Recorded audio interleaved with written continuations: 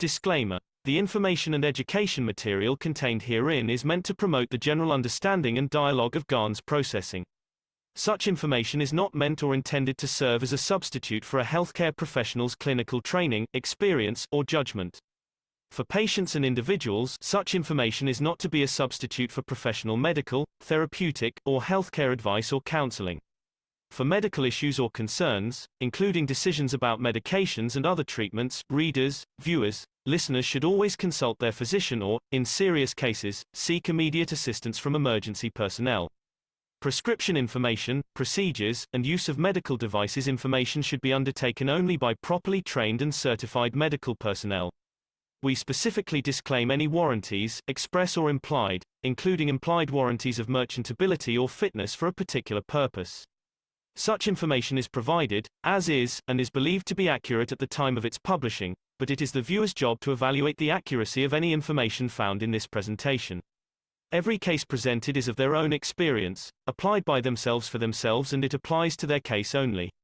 Every person experiencing health problems should seek professional medical advice and consult their course of treatment with a doctor. The processes of plasma balancing described herein are a natural process which supports the body but does not replace medical advice or therapies one is already subject to.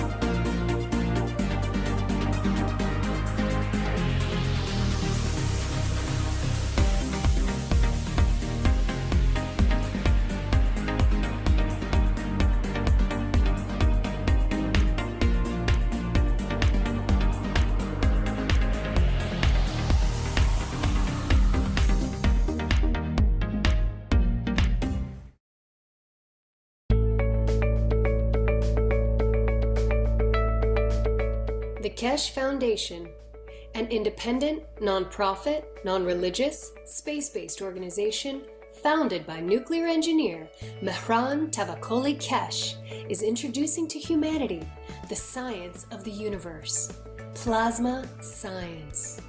Keshe Foundation develops universal knowledge and space technologies that provide solutions to major global problems, revolutionizing agriculture, health, energy, transportation, materials, and more.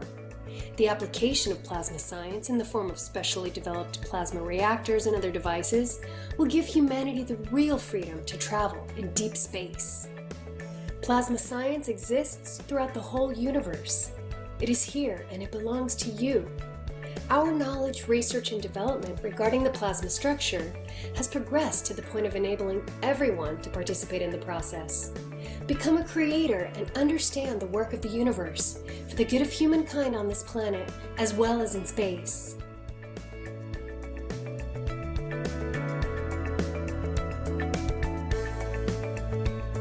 The use of megravs, nanomaterials, GANs, liquid plasma, field plasma, and other plasma technologies have come as a new dawn for humanity to progress and work in harmony with the universe. Conventional technology applications are wasteful, damaging, and cause pollution to the planet and all living beings. Plasma science provides solutions and improves existing methods and use of resources in all aspects that touch the lives of all beings. Plasma is defined by the Foundation as an entire content of fields which accumulate and create matter, and is not defined by its physical characteristics like ionization or temperature. Also, with plasma science, we understand how we can convert matter back to the fields. Quoting from Mr. Keshe, MEGRAV stands for magnetic gravitational, which means plasma absorbs or gives. And every plasma has the both. It has give and it has take. And when they can't find the balance, they distance themselves until they find the balance they can give to the others. That they can receive what they want to receive and give further. Certain atoms and molecules release and absorb magnetic or gravitational fields. Released fields are available to be absorbed by other objects. The Keshe Foundation has developed a way to gather these free-flowing fields from the environment within a resourceful and beneficial new state of transitional matter, which MT Keshe named GANs. The first step of the process of the formation of various basic types of GANs is nanocoating metals. This is carried out either chemically by etching, steam coating with sodium hydroxide, or thermally by heating, fire coating by gas burner.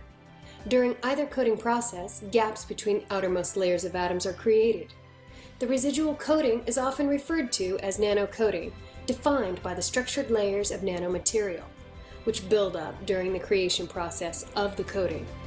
Nanocoated metal in interaction with other various metal plates in a saltwater solution creates MeGrav fields. These fields then attract available elements to form a specific GANs, which collects and settles at the bottom of the container. This GANs is formed from independent energized molecules like little suns that can be used in various applications.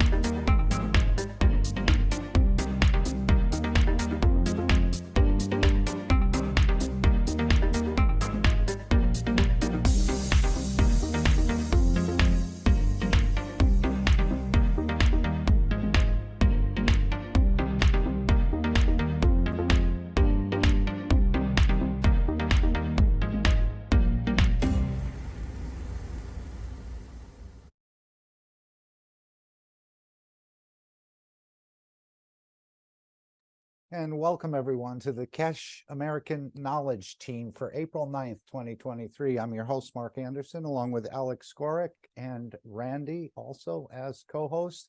But again, I think we're all hosts and co-hosts here at the Keshe Foundation. They have very big doors and they welcome everyone to come in. And of course, in this last video, hopefully it brought you some memories. If you've been around the foundation, we've seen many things. I saw Vernie's car unit and Stefania at an earlier age and so on. 2017's when I came to the foundation, actually. So I'm sort of a junior in this knowledge in a way. But interestingly enough, the video started and ended with Mr. Keshe signing the World Peace Treaty. And of course, that's what all this work is about, advanced technology in exchange for peace. And it looks like China has picked up the flower and is starting to run with it. So I think we're going to see in the next period, or it's actually happening now in the background, the collaboration of the Keshe Foundation with a leading government in the world, and perhaps many leading governments, as we know about the BRICS and the number of nations they represent and the needs they have. We saw many little GANs boxes, nano coding, and all the rest of this. And as Mr. Keshe said in one of the earlier workshops, this is all about the movement of energies, which we were trying to understand. We didn't understand it fully. And just coincidentally, Mr. Keshe opened up, he said, the CO2 box for the first time. He's kept it hidden, but he opened it up for the first time in 20 years about how this is really the life of the man. I certainly missed it. I don't know if others got it or not, but he opened this up in the last workshop, which we're going to hear a little later. We have a number of selected clips today, probably too many, but hearing Mr. Keshe's words and trying to understand what he's saying, there's also some other work that's going on in the background on a soul-to-soul level, let's say, when you hear the words of Mr. Keshe. So there's something here for everyone as he speaks at multi-different levels and even to the universal community simultaneously as he's teaching the man. So we're going to open up a number of things. Of course, today is Easter, and we celebrate the elevation of the soul of Christ and all that means. But most of this has been quite a big confusion for most of us. We've been told that the reason for his sacrifice is that we could be saved. Mr. Keshe, as you'll hear in the clips today, explains it in a little different way. He actually saved himself. And this is what we're being taught, that you are the last man standing. You are the Mekti for yourself, and that you can gain an aspect of eternal life or the fountain of youth through this transmutation process, which the foundation knows exactly what Christ did and how he did it. But we do celebrate the work of Christ and all that he brought for our understanding. But the final one, the transmutation, was sort of hidden from us, that we couldn't really understand it. It's sort of again, a transfiguration or a transmutation. We call it resurrection and so on, but it's a mystery in many of the religions. And of course, once it is taught and people understand it and they start to lose their flocks and things, I think many of them will have to close shop because they just won't have the attention, and the mystery will not be there anymore as we're unraveling the knowledge of the universe for all of us to participate in, and not only man, the animals, the plants, and the universal community as well. Many understandings here. We're going to skip around a little bit, but normally we start with the World Peace Treaty, and let's, if we can, we'll just bring that up. And this is the basic World Peace Treaty. I think, again, it seems almost in a way it's from the universal community. We know there's no war in the universe, even though we've been, again, taught so many things that the civilizations are fighting each other. They want to take over this planet. However, there are apparently prophets and magicians in space that you may meet in your travels, and they could co-opt you into a different understanding. So Mr. Keshe wants us to go into space with a full understanding so that we don't get misled by any prophets or any magicians you may happen to meet along the way. This is the World Peace Treaty. You can download it at the Keshe Foundation, a PDF. You can sign it for yourself. You can give it to your neighbors. But it's all about peace between you and your soul in so many ways. And of course, in the larger development across this planet and then across the universe. But we've been told that the universe is basically a peaceful place, like a solar system. You do have stars and other things that have violent eruptions in space, so there is some movement, or again, things aren't all peaceful. As he said, we have major eruptions on the surface of the sun. It moves millions of miles in each direction to keep the balance. So, but we do see the solar system and most of the universe, and all of it, as I understand it, as a very peaceful place, or some sort of balance between the fields. But I don't know it all, and I don't know much. So there's a lot more to discover. And part of the ethos of the Keshe Foundation, we're here to serve, not to be served, but it's also coming to peace with ourselves, coming to peace with our neighbors, and coming to peace with all the other inhabitants of this planet. And this is a starting point for many of you. I know most of us have probably wished for peace. I think most human beings want peace. This is just a formalized way, and this is the treaty the industrialists will sign, the world leaders, the world religious leaders will sign. And we've learned so much from the Keshe Foundation about so many things that we had a misunderstanding about, but now it's becoming clearer and clearer.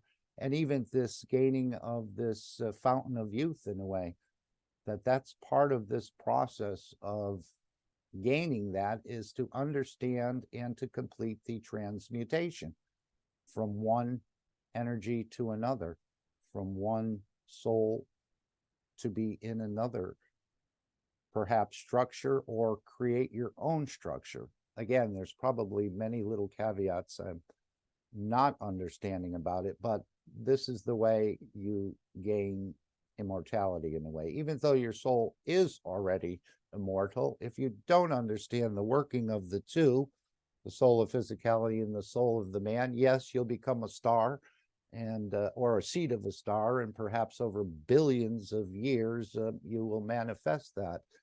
And almost, to me, it seems like that is being part of a dust of another universe, in a way, where you could have been the soul of the man if you understand this transmutation process. And as Mr. Keshe has done here, is bringing it here, but he's done this for millions of years across the universe, and bringing civilizations off their planet if they were in danger, or bringing them into a peaceful condition so they could join with the universal community. Would anyone like to read the World Peace Treaty? It's a rather simple document.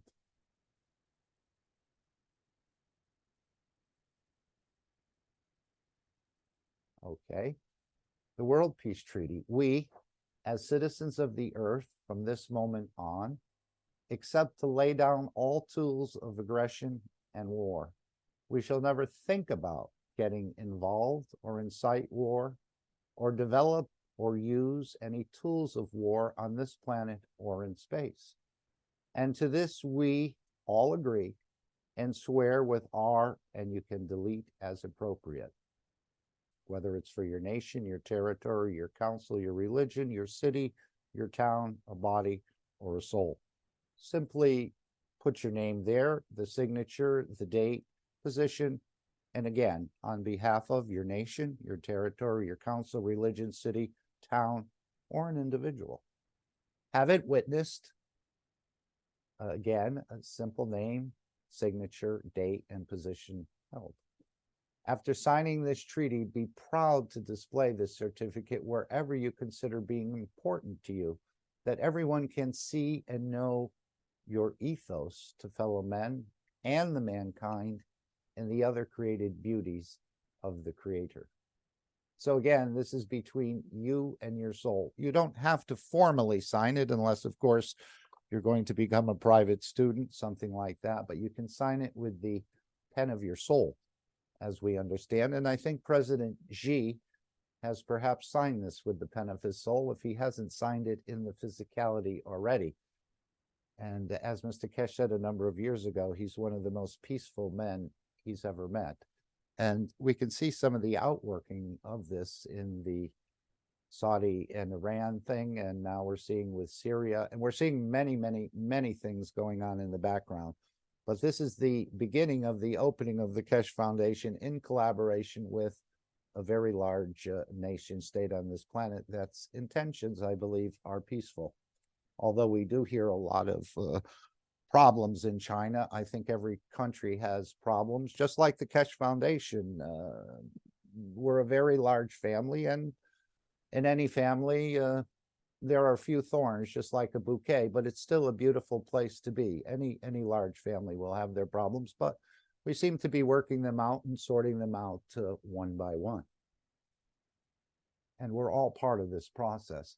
So what I thought we would do, since we saw so many pictures of GANs and nano coatings and other things, that we would go to where Mr. Keshe says he opens this mystery up about the nano-coated, the CO2 box and so on, which really reflects the life of the man. Anytime you want to interrupt or add a comment, feel free, because there's it's not a one-way communication. The feedback is important, and the interactions are important. This is what we're learning about when we go into space, about giving and taking. And we're all part of it. But again, we're still sort of in the nursery, but Mr. Keshe is moving the whole structure forward in a very, it appears, a very rapid pace. And you'll hear more about it. And especially about the transmutation, which, again, we were not fully informed of exactly what Christ did, but the foundation understands it, is sharing it, and is actually teaching it. So we know there's no heaven and hell, but there are different positions or different understandings you'll need to enjoy this immortality that you have. I guess if you just die without understanding this and you separate the soul of physicality and the physicality from the soul of the man, then yes, you continue on as a star. But if you understand the interaction and the soul of physicality and the soul of the man while you're still alive, you can then enjoy the beauty of manifesting in many different positions in many different places, as long as you'd like to continue that process until the final separation, which again could be 1 million, 1 billion, 10 billion years down the road. I think your soul and you will decide that. Maybe there's other factors that I'm not even aware of. So we'll go to the first part about where he opened up this understanding of the CO2 box, and really how it just, what we sort of need to trust, that we can open up, as we do with the nano coating, we open up the atomic structure. This is where we're opening up really the soul of physicality, as I understand it, to a new dimension. And once we start and lose the fear and gain trust, that this process can continue as long as you like it. And again, you say, how can I get over the fear of this, not knowing where I may go or how I'll return? I think the foundation is going to be releasing some technology that will reduce the fear. You'll hear Mr. Keshe allude to this in part of this. I believe we've captured a little bit of that. But anyway, let's go to this box that we've all talked about for years and years and years. But as he's said to us many times, I put it right in front of your nose and you can't see it. And now he's opened this up after 20 years of teaching. Feel free to come in anytime. We're all equal here, and no one is above anyone and no one is below anyone. So anytime you'd like the video stopped to make a comment, to add your knowledge, please feel free. We're trying to have a round table meeting.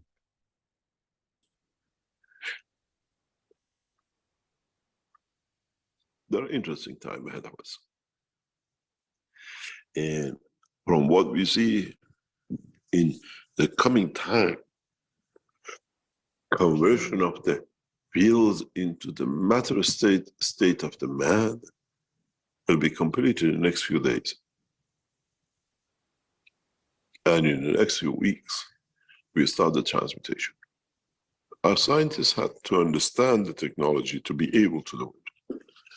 We had to develop the technologies to be able to do it. And we are on the bridge of that point.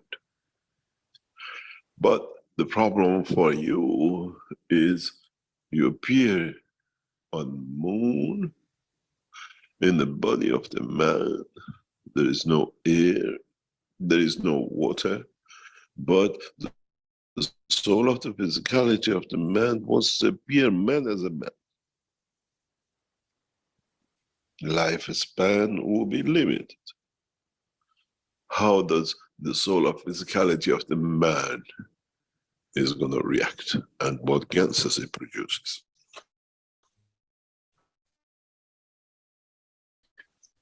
You have to remember something very simple. Many of you would understand something very strange today. I described this in teaching for some 20 years. Today, we unravel it.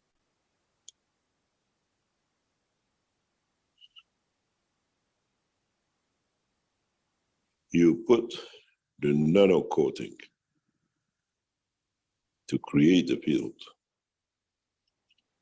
and you put the copper as copper.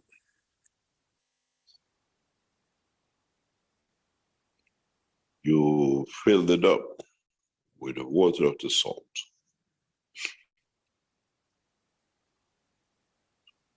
The containment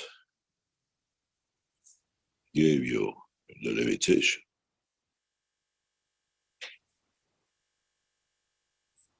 The interaction of the fields gave you the ganses, which took the shape of the container.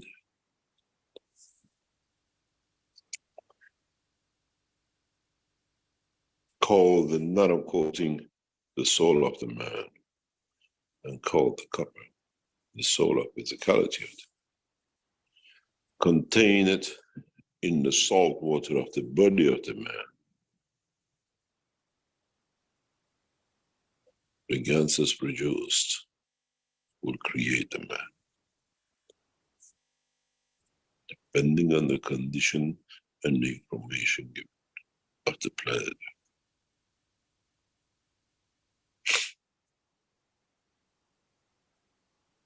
When you travel the span of the universe, the soul of the man will carry the soul of physicality of the man.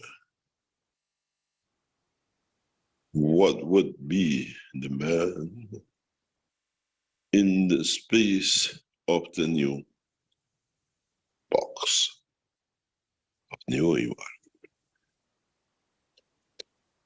where the salt or condition of the interaction of the fields creates the condition of the fields of life in a given time and space and position. In a way, the teaching of creation of the CO2 or any other gas box was to teach you about the creation of man and life in space.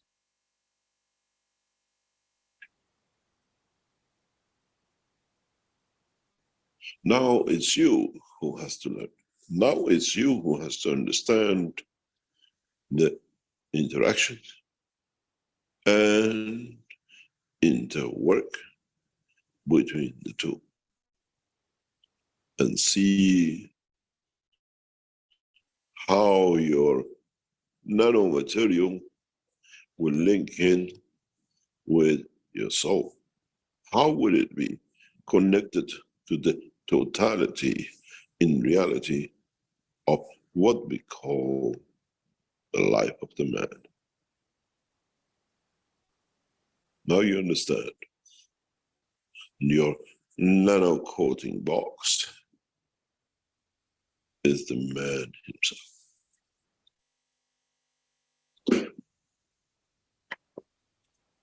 We thought it this way for you to gain trust, to understand that the fields you can use as a field, as gases, and then use as energy to transmute, to become.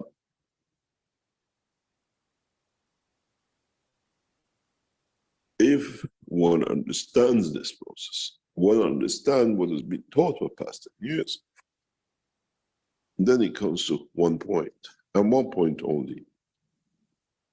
Would I allow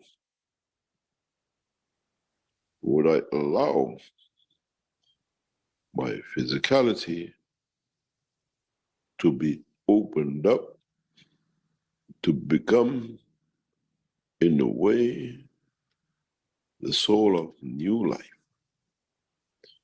And would I accept the condition? And would I be there to accept the condition unconditionally? Where I only interact in respect to the environmental condition. And at this point of manifestation, time is a zero time, because it did not exist. You could be the first man in a given position. It's your soul just traveled with the soul of physicality in it to create that condition. So, now you understand. After years and years of teaching and gas making and showing you how you put them in this and that and they give energy, and then you use them to make matter state, this has been all about you and your life, your existence, your physicality, understanding of the totality. And when man understands this, man will have no fear of transmutation. You should have the fear of transportation. Aircrafts crash, cars kill each other in transportation, ships get sunk, and everything else. When you travel with the soul, there is no sheep. There is no cars to crash. There is no tankers to sink under the water, oceans of the universe. Then that should give you confidence to learn to become part of the universal community in a way of becoming the structure of its creation. Okay, so we all worked with the GANS boxes and we did transmutation. We transmuted the carbon dioxide into the container in a way. So that what is being shown with all these GANS boxes and all this energy and all this nano coating and so on was to show us this gravitation process or this transmutation process. And this is what Newton was trying to do for so long, to show. I guess he had a box as well, but he didn't quite understand it, and I don't think he's achieved it. But Mr. Keshe has shown us a very simple way to gravitate or to transmute energies into the matter state. And now, I don't know if anyone has done it, but if you add enough energy to that GANS, it will then transmute back into the fields. I don't know how to do that, but maybe some people here do. And of course, this whole process of, well, we're talking about transmutation, but the idea of when you dream, in a way, your soul is going out and interacting and then coming back into yourself in a way. And this is what happened to Christ. And I think we'll hear this in the German. This is from a year ago. And Mr. Keshe is explaining a little bit of what actually Christ did and how they understand the work that he's done. So in a simple way, Mr. Keshe was putting in front of us this idea of transmutation. But we just thought it was CO2, or we thought it was CH3 or zinc or other things from the fields into the matter state. And now we're learning more. But let's hear what Mr. Keshe said about what Christ did. And feel free to stop it, as I said, and ask a question or make a comment. And I know this is, again, an unveiling of something that, as far as that CO2 box, I didn't see it at all. I didn't have the knowledge to reach that point. But now Mr. Keshe has unraveled it after 20 years of teaching. This is okay, there's another question. This is a question from Mr. Kern, I think, and Mario is doing the translating. You can find this. Maybe we'll put the link up there. But again, it's a beautiful teaching. And this is something where Mr. Keshe came in and answered questions about some of the people who went through the system at Linz.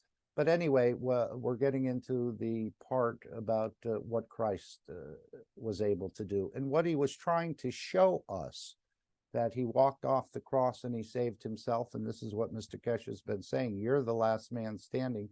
You're the Mekti for yourself. As he said, I'm the Mekti for myself and no one else. From Dr. Kern. And this time I read the English one. In Christianity, there is the last judgment and the resurrection, when we will be able, via plasma fields, to expand the human soul in such a way that the soul of physicality, and thus physicality, is absorbed by the essence of existence. There will be no more physical death. On the other hand, the deceased must not return to physicality, at least not via the unit. What is the overall context here? Long question. I understand what Dr. Kern is trying to explain. If you understand how plasma works and how it interacts, then it's easy to understand resurrection is impossibility. When we call resurrection is when the soul of physicality and the physicality of the man and the soul of the man have separated, and the physicality disintegrated. There is a difference between death, when the physicality is disintegrated and gone, than a transportation or transmutation of physicality with the soul of the man. Because when you travel with the soul of the man and you embrace the soul of physicality, the physicality becomes part of it, the physicality is not destroyed. So never needs to be resurrected. But if you speak about resurrection as doing Christianity or other religions, they try to elaborate on it. The physical part has been eaten, has been disintegrated into other animals or the ground or whatever. You can resurrect the soul, but you cannot resurrect the physicality, because but at the same time, when you extend the soul to cover the physicality, then you don't die. It's part of the same. It's a very clear cut, and that's why we say you cannot bring the Father back to live with you, because the dimension of physicality which created him is not there.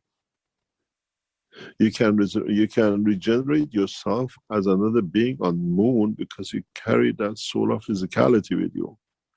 The soul of physicality is separated from the soul of the man at the point of death,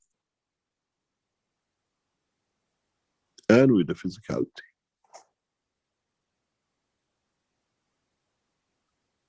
You can create a vision of the Father the way you do in your dream, but you cannot physically bring the Father back, because the soul of physicality, what we call the spirit, is disconnected from the physicality which was connected to it. It's a very clear understanding. The resurrection is impossibility, but transportation, and embodiment of the physicality in the soul of the man and vice versa, because it's still the same, it's never been separated, is possible. So Christ did not die in physicality? Did he? And if he was resurrected, then he didn't die. Did he? Apparently He not. didn't die. He did not die on the cross. He walked away with his soul, and then he took another dimension in physicality and walked off. I've explained this in very detail before. It's what you will do if. Let me explain to you the near. Do you want to translate, and then I explain to you something else?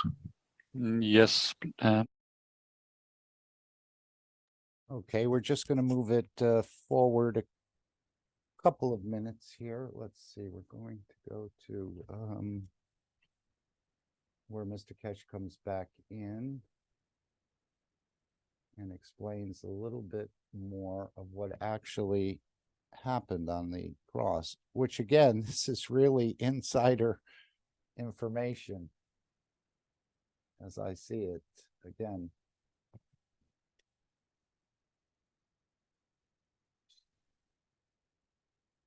Let's try here.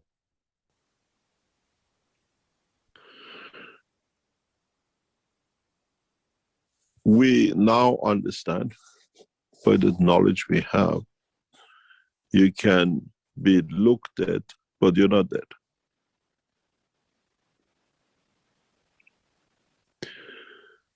In Europe, you had a tradition, part of Europe, that you leave the dead, but they used to leave the dead body on a table for a day or two, because sometimes people used to wake up, come back. Do they resurrect?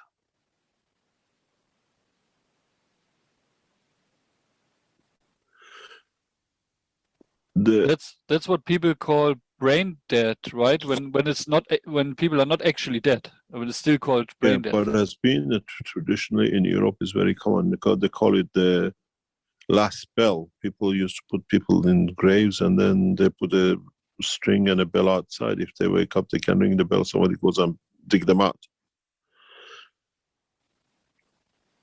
In respect to crucifixion of Christ, is the same. But the soul of Christ left the body, but never separated from the body. When you brought the body down and you placed it, he came back to the body. Is what we teach you now, what the system you come to Linz will do for you. And then understanding the way we tell you that when you go to Mars, you look different. You can go from manifest yourself in New York as a white blue, and then manifest yourself in Africa as a black brown tall guy. Now it's possible. We know how it's done, and we clearly saw it in the crisis with Corona in China, with the doctors who changed. So what Christ did, he did not separate his soul from the soul of his head, because he was still physically, he was still alive. He was still body work in function. But the soul became separated. And when the soul came back to the body, to the union, or to be it again together, whatever you call it, coming back from a dream, he was aware of his embodiment. They knew who he is. He changed himself.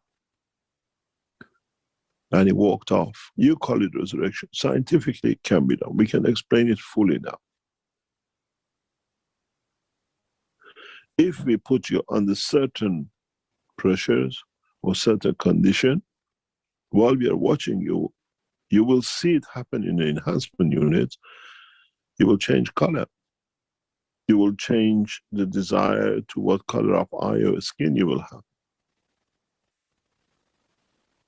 Christ never died on the cross. But when he came back, the soul came back to the body, he was aware that they won't let him stay alive. Within knowledge or with what he had as a power, he changed and he walked off all the way to the, what we call the Maltese, and back onto the Spain and France border. We've seen it, we have the knowledge, and many of you can repeat it. This is why we explain it scientifically. The strength of the soul of the man and the strength of the soul of physicality, any changes in them will change manifestation of physicality. You can do it in one generation, you can do it instantaneously. Now we know that the knowledge is very, very clear. And soon, many of you in the enhancement units, learning it, you go to Jamaica, you enjoy the way they speak, they dance, they eat, you change yourself to Jamaican. It's now, we know it can be done, and there is a system for it to do it if you want it.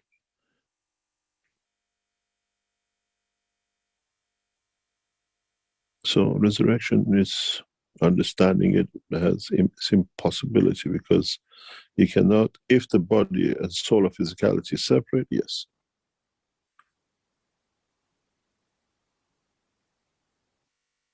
Okay. Okay, so I think that reveals something that everyone, if you'd ask if Christ died on the cross, I think 99 out of 100 would say, of course he did. This is our understanding. This is what we've been taught. People were there. They realized it. But to me, it's just like the dream. When the soul goes out of the body, travels across the universe, and then comes back, it's never separated from that soul of physicality. And in the death process, as I understand it, when you do die, the soul and the physicality gives up its energies to the soul, and then the soul departs, leaving the physicality and the soul of physicality behind it, as I understand it. Mark, Yes. in the Bible, it says he appeared to some of his apostles Yes. that didn't recognize him, and he Correct. showed them the wound he had, and told them that he was himself. Right. It's in the Bible. Yeah, this is the story of, I guess, when he appeared in the cave to Mary, in a way, which I think he was married to. But she didn't recognize him because, of course, when you transmute, and as we just heard, if they would have found his physicality as they understood it, they wouldn't allow him to continue. So he had to change the physicality. So when he appeared to Mary, he didn't look like the Christ. But, and of course, as Mr. Keshe said, he was the most beautiful creature of all. He was just an irresistible energy and physicality. So what he did was he said, remember 5 years ago, you were with me, and here she is talking to someone she's never seen before in a way, but the same soul. He said, remember when we went here and this happened, and then we went there and that happened, and we went to a third place and we met this certain person that you had an issue. And that's when she realized that you are the Christ. And it came to she had an epiphany that because he could tell her everything that they had done together. So this is when she realized that this was the Christ, even though he looked different. And he had to. He said they would not allow his structure, what they recognized, to continue to live. Now, Mr. Keshe says you can't create the body of the man. In other places, he said, give me the skull of the man and I'll create the man. So again, we know no limitations. And if you know how to play, there's probably many more things. But in general understanding, once you've died and the soul of physicality has given its energy to the soul of the man, and that departure takes place, then you can't put it back together. You can't bring that physicality back together. It's not connected anymore. The physicality is not connected and the soul of physicality is not connected. It's given its energy to the soul of the man. This is my understanding of this process. So by Christ not dying, he could come back, reconnect, and then change the physical appearance of his. And he said, Mr. Keshe said, we all have this capability. And we saw that in the pictures that were shared of the COVID with the two of the Chinese doctors, where they apparently went to an earlier time in their existence and appeared as African type of look. The structure, I think, changes. The color certainly changed, but apparently over time, I think they went back to their original. I don't know if Mr. Keshe intervened in that situation or not. But this is what everyone in all of the religious circles has been yearning for, to understand, how do you do this? How do you get to heaven or hell in the Christian traditions, or in other places, how do you elevate and become the Buddha, and so on and so forth. But now we know it's a simple process. All of us have the capabilities to do it. It's just the lack of understanding. And I think this is what Mr. Keshe will be, and we'll hear that momentarily in the 480, what he's going to be teaching to a group of knowledge seekers. This is another one, since we're on crucifixion, transmutation, and so on. This is one from the 253 Knowledge Seekers Workshop. I titled it, We Teach You the Resurrection in Linz. And I think it was a question that was posed by one of the directors of the Keshe Foundation from China, Wan Lin.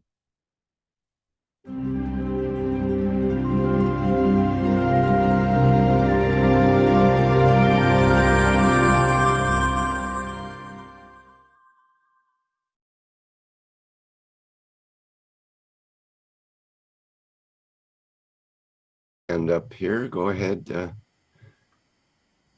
Okay, I have a question from a Chinese group. He said, hello, Mr. Keshe. I remember you said before that we don't need a flight system to fly, and I believe we can do, because it has been done in the East, like in Buddhism, and also recorded in Bible, such as Elijah ascended to heaven, became a fire. But most of this knowledge has been lost or distorted. Do you know anything about this? Can you share something with us, how to achieve the body transformation through personal cultivation?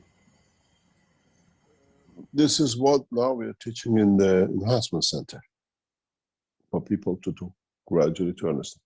People who came in the first sessions of the Keshe Foundation first cycle as that we're testing the systems, now they've learned it. They don't need to be. They can tap in, they can connect.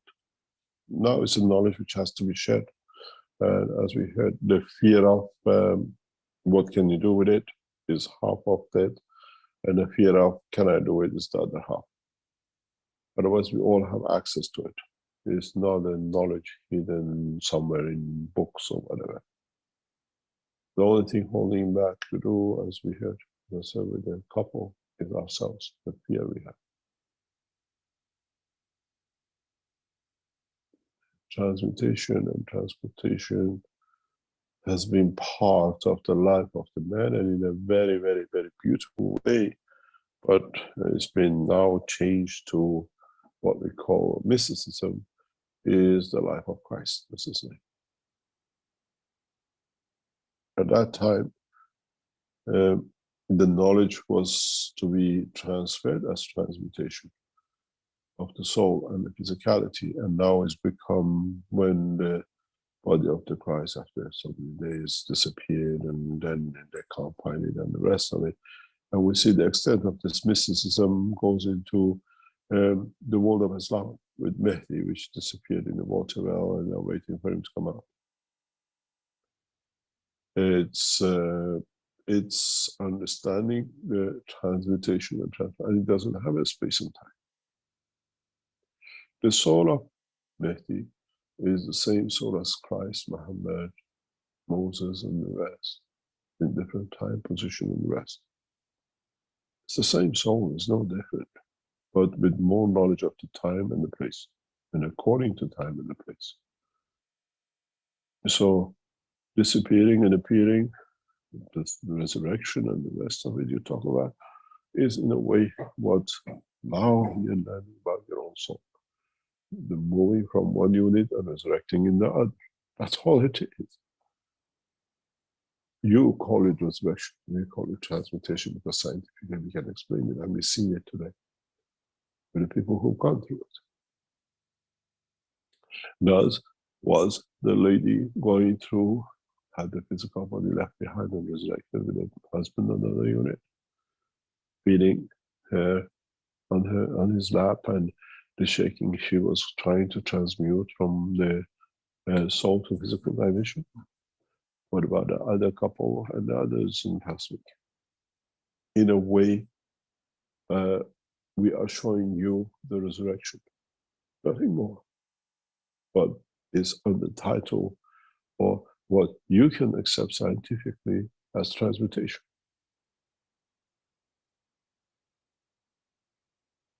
How long would it take you to go from the left unit to the right unit? Milliseconds or weeks. On the way going from unit 1 to unit 2, you had other desires to go and see Niagara Falls, to go and see the grandma from last century. You just had a remembrance of her. And then by the time you had your friend, oh, it arrived 3 weeks. Are we going to pull our hair up? Oh, she disappeared, we lost the body and the rest of it. Or we wait patiently till you do your travels and come back and join in. Are you resurrected, or have you gone missing? The knowledge which you've just been taught, or it's been explained, and other people are explaining to you in the teaching, is resurrection. In a very plain way.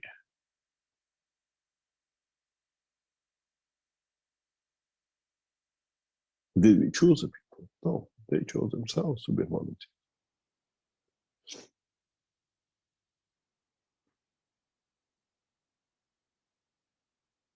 Are we going to do something with it? Yes, we're going to expand it, that then it cannot become mysticism. Do you resurrect when you disappear, move into an airplane in London, the doors lock, and you appear in New York? Have you resurrected in New York, or have you arrived in New York? Just because you brought the physicality and already imprisoned the soul. Now is the reverse. At that time, you could not talk about the technology and the knowledge which is shared today, and so openly millions of you listen to it, and oh, you're talking about the pure resurrection. Nothing more.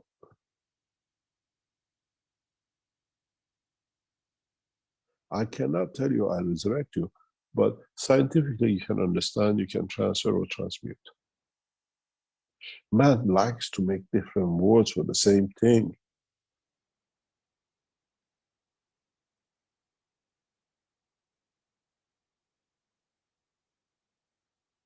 So every man now has a capability of resurrection.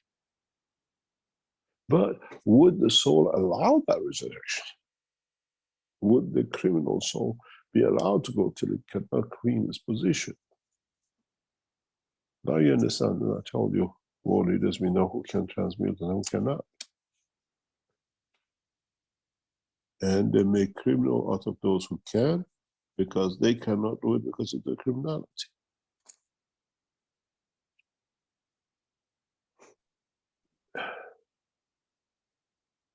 This is as simple as I can put it. What you heard today is a resurrection. We call it transmutation because we can explain it scientifically.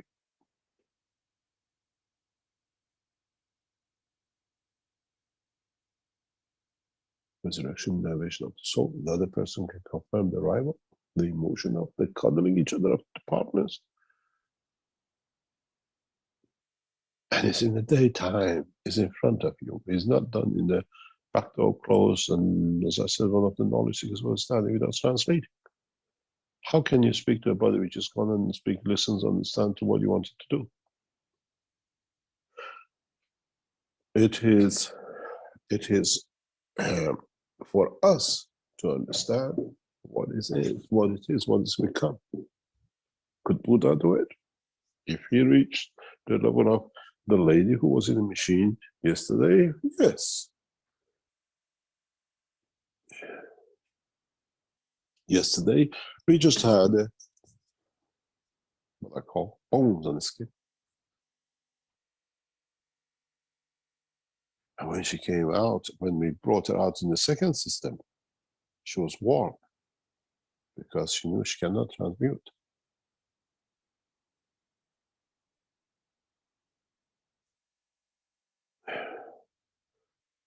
Come to Linz with your partner and really to know your partner, how much you are devoted and how much is reality of the essence of the emotion.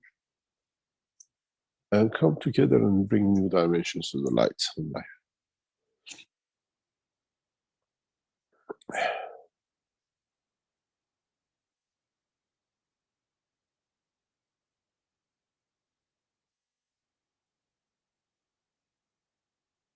We need to understand, we need to know that we cannot be abused in the space by another bunch who might call themselves the prophet, the magicians, or whatever you want to call it.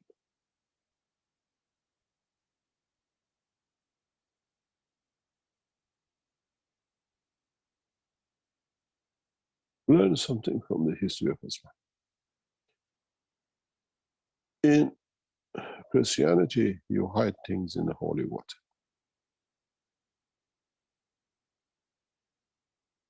They asked Muhammad, what's his name, what is the black seed? What can we do? Give us a medicine, a way that we in the deserts, we don't have many options. Give us something that has the power to cure most of our diseases. Muhammad said, let me think about it. They come back and he tells them, use the black seed. If you work and live around the dimension of Arab nations, you know what it is. And different ways of using it gives different results, different outcome. It's actually medicine, different way. Israelis have done so much research on this black seed, and they've seen so many different applications for it. It's actually a pharmacy on itself. If you use it, the root of it, the percentage of it, and whatever for different reasons. They didn't bring a magic. He understood the knowledge. Time of Christ, people were in what they call it magic games. So the holy water came into play and the rest of it, according to understanding of the people. Now you understand what it is, what it does, and how it is, and you're responsible for it. It cannot be hidden between the books anymore. There's millions of you listening. So call it Buddha, call it Christ. These people understood the work of the transfer and transmutation, and they hid it on the name of religion, and they could give them power. Or people who understood after they left, They use it as a mysticism to give themselves notoriety. Now we understand. Did we resurrect the lady yesterday? Or did she manage to reach that point of it herself? In the next step, when we can confirm condition of physicality, came that way. This is what I explained in a very, very simple way today, but now you ask a question, I open it for you to understand what was the purpose of it this morning. I said that if when the lady went from that system to the other, left the physicality behind, and the other partner felt that arrival, and now she turns up to be different color and shape, would he still honor her and love her the way he liked the other physicality? Many of you, when you transmute in one system to another, don't expect to see yourself the way you are in the other machine. You are you as environment of this machine allows you to be.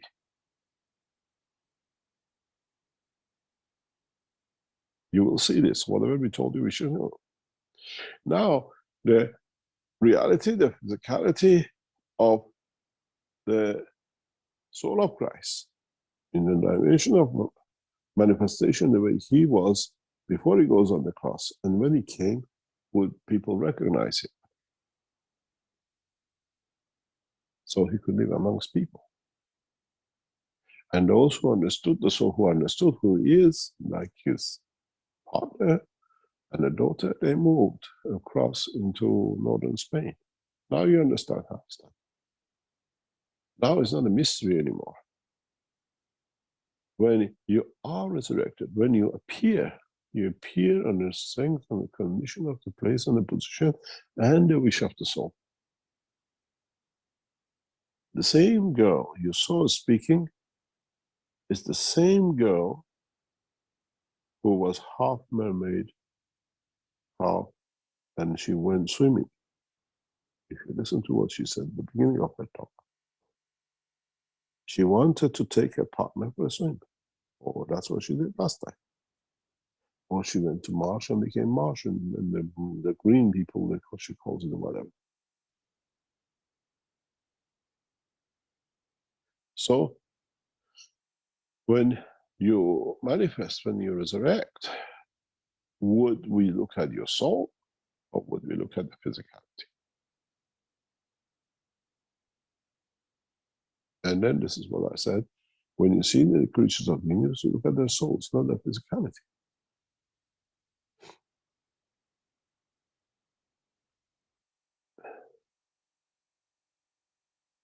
This is the process of the creation, and we cannot do anything with it.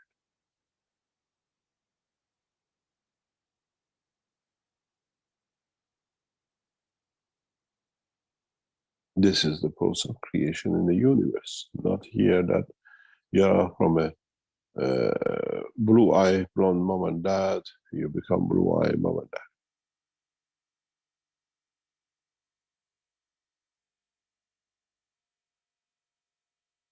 The condition of the environment you're in allows you, plus the environment of the womb of the mother. When you have an interaction between a white and a black, or a Chinese and a black and whatever, the environment of the womb of the mother and what was brought as energy by the father dictates what condition will have, what kind of life will support. A black child, a half caste, which is the half of energy of the both. We look at the DNA, we don't look at the RNA. And RNA is the transmutation system. And it has to come balance how you appear in that position. And the system's getting developed by Keshe Foundation. In the coming months, we can move you from, as I said before, from condition of the earth and set the other system to be condition of Mars, and you'll see how we look when you arrive in Mars. Do we accept you still as a human? Do we still accept as you? Or we say, oh, something else is resurrected as a cow or 6 legs and 20 heads. Now you understand. As people could not understand, you created the Buddha and Christ's resurrection and everything else of it. Now people understand. We can all resist it. We've seen it in the lab yesterday, this week. When you hear in the background when I speak, I kept myself going 2 days with a lot of what they call cancers and everything else, but we could not miss that yesterday and the day before. We set these things up. The couple especially was set up to come in for this specific test. We didn't have time any other time. And my sickness and my illness was irrelevant to what had to be taking place.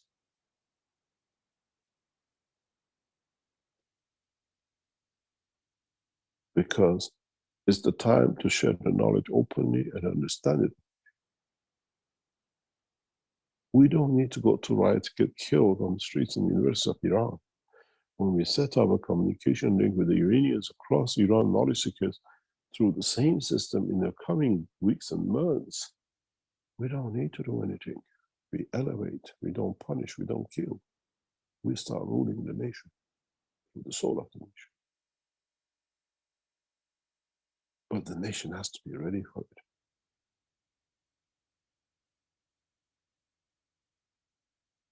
We govern from the soul and not in the dimension of physicality. And you're all the same.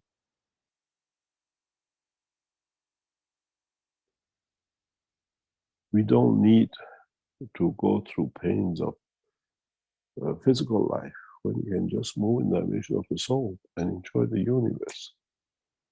No Russian gas boycotts and no food crisis will bring you any problem. You come to taste new things, as the lady did in the machine yesterday. Mix garlic with orange juice and a banana and see how it comes. That's why the taste is so strange. Now you understand the science, and nobody can deceive. There will be no resurrection unless you decide. And there is no, this is my body and this is my blood. The gamemanship is over. And it's for you to understand. It's you who decide by the strength of your soul. Like the girls decided to free their mom or became independent, the mothers felt. Because it was done with a pure intention. And the girls knew the mother suffered. And it was received with open arm, and one went for the first time walking on their own. Because they had to wait upstairs while these four were going through the test.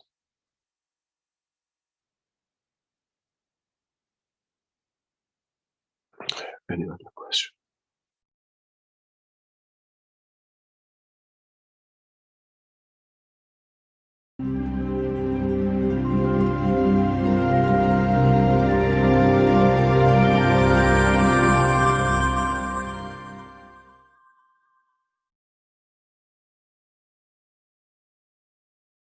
So again, this was, I think it was maybe 2 years ago. I think I had the wrong workshop on there, but I'm not sure. I'll have to double check that. But now let's go up to the current time where he was explaining it before, as he did in Germany last year, explaining it more to Wan Lin as she asked the question if the Buddha can do it. And he said, we all have this capability. And now if we go to the latest of what Mr. Keshe is proposing here, we'll hear that it's actually going to be taught in depth to a select number of people that they will in turn start to teach the others. And it's an offer. You won't find it in the store, but you can find it by contacting, I think it's info@keshe.foundation.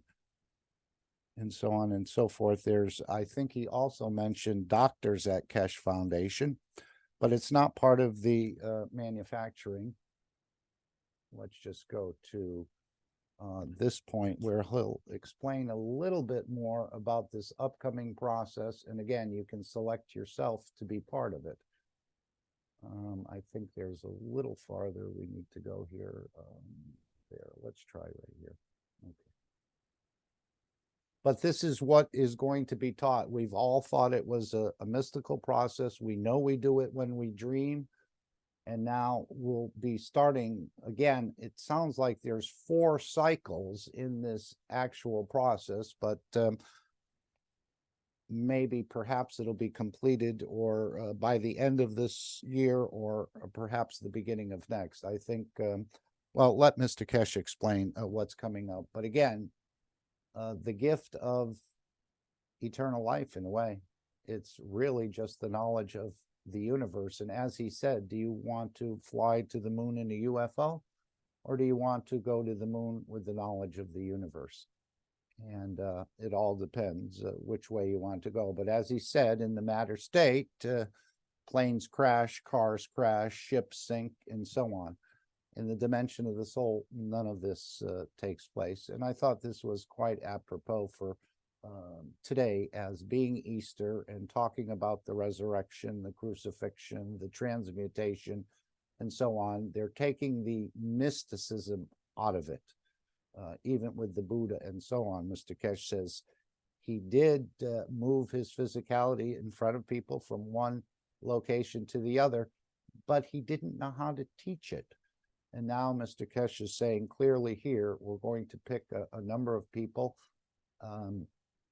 out of the ones that apply, and they'll be taught this process to again in turn teach the others how to do it.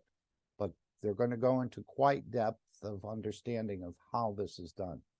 But I'll let Mr. Keshe explain, and perhaps you would like to become part of this.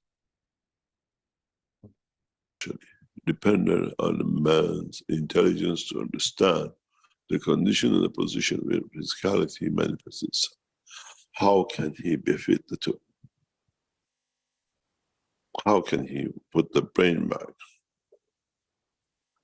And how fast can we educate the rest of the humanity to become part of the knowledge of understanding? And then, how much of the carbon-14 you want to have the mixture with your carbon-12 to get to the point of destination fast. But don't go through it, because then you have to have more energy to get yourself back to where it started. Mankind has to learn to separate the 2 lines of communication of physicality and the soul, the condition of the carbon-14 and carbon-12. The existence of within that, in combination of owning and possessing one place with the dimension of the plasma and one other place with the dimension of the matter state of the same plasma. You call it the body of the man. You call it the control of, which is soul of physicality itself.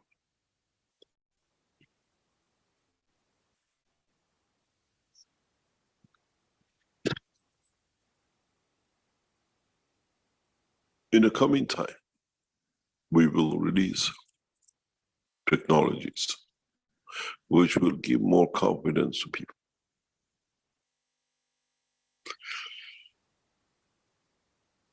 In the coming weeks, Keshe Foundation will run a 1 week, 10 days seminar. Selected 200 people will be invited to this seminar for a week, 10 days. For them to start the first process of understanding, transmutation, and transportation. In this process, not many of you will be left out. They'll be taught in a proper way that in the future you teach the proper way. The 200 people we choose from those applied will be limited to another session of 1 week with 65 of the 200 to be taught the second stage of transmutation and transportation. All this will happen in the next few months.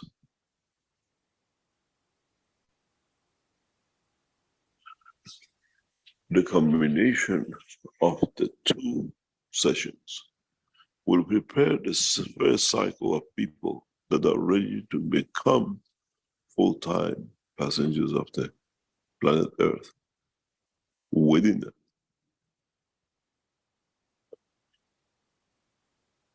We teach you in depth this process. You're not coming for a holiday. There will be a lot of sweating and a lot of work. In a way, we teach excellence. And in a way, those 65 will become the point of reference for teaching the others the dimension and, in a way, losing the fear of transmutation.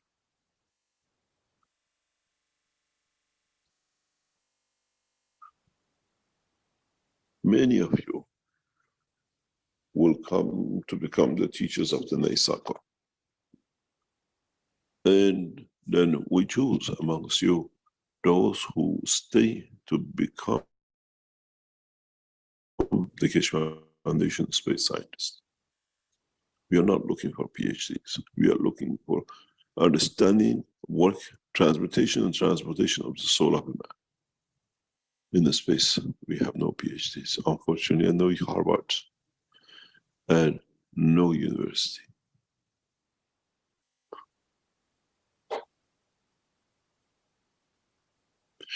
Those of you who want to join, this is an invitation by the Keshe Foundation and not by the manufacturing or the sales side.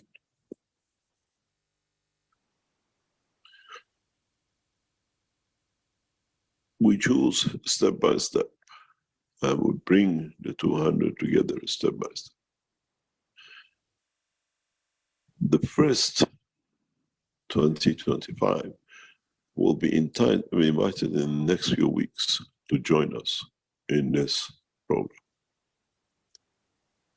Those will be taught to teach the next cycle for the what we call the 200. And amongst those, we choose 65. If we can achieve this rapidly, we complete. So in a way, we are looking for the first 25. And as usual with the Keshe Foundation, we decide very rapidly. We close the request, the name, the address, and whatever by this Sunday. We did this some years ago. We taught motions. We did this the years before that. We did the knowledge seekers who joined me, 7 of them, 8 of them, for a few months. It's time for man to learn. It's time for man to do the next step. And it has to be done. It has to be sorted in a way that now that the systems are getting ready to go, we don't wait. We are ready as the systems are ready.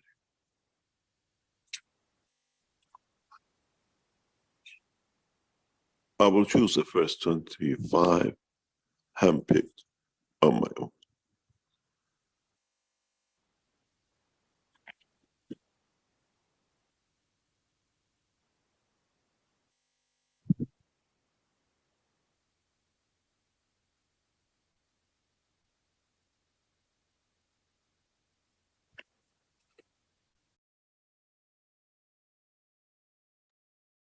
Okay, so that was the end of the first clip. Let me just push it forward a bit, and not much. I think we just need to go there.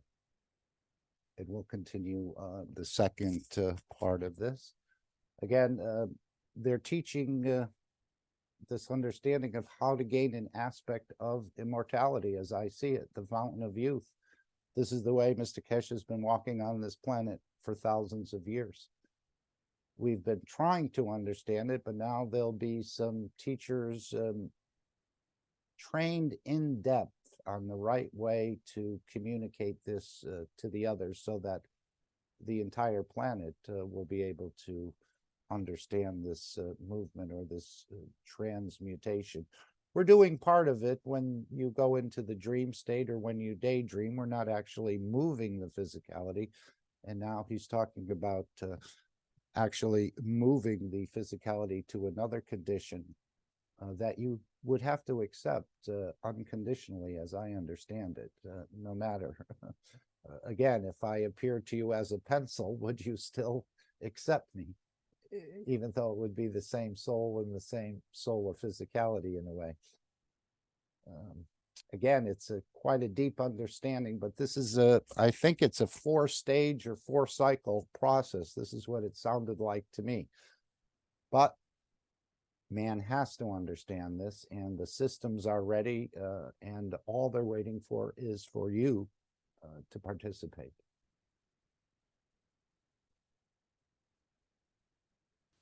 For those of you who will join in the first 25, if you join the Knowledge Seekers teaching in training, will be a hard, solid week. It's not a holiday camp. It's, as you've been when I teach, it's 9 to 5, 9 to 5. By then, you will understand the next step of understanding. Then, when we choose the second cycle of 200, will be split, that is understood thoroughly. And then the 65 out of the 200 we teach will be chosen in a specific way that represent the totality of mankind. Race, religion, creed, color, and everything else which goes with the separation of mentality.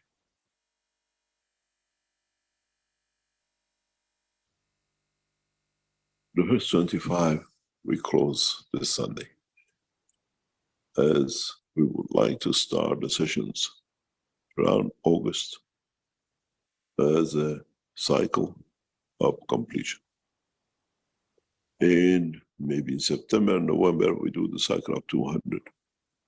And then we do, before Christmas, the 65. By that time, many of you should have gone through the transmutation and transportation. And then we go to the process of mass teaching in the coming year.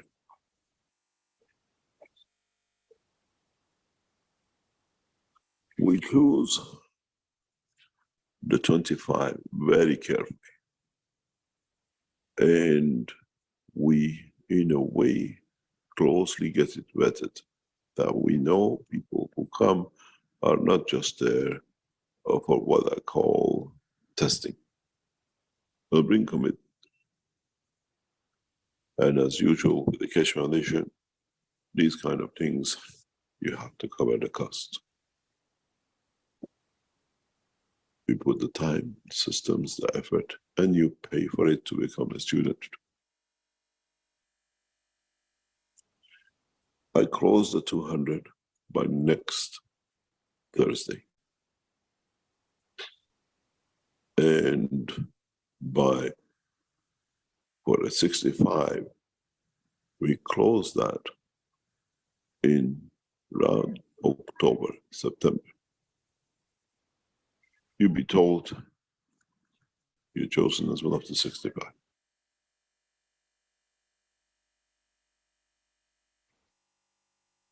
Your life will change, your understanding will change, and in a way, the process of what I call the next cycle will start. You'll be taught the works, the life in the space. What you've been taught in past few weeks about transmutation was fundamentally taught to the what we call motions 5 or 6 years ago, and gradually has phased into. This time we don't have that time, and it has to be done very rapid because part of the technology completion has become very rapid, and we got to complete. Those of you who want to be part of the first 25, you have to complete everything by Sunday. We have a reason to put such a short notice on it.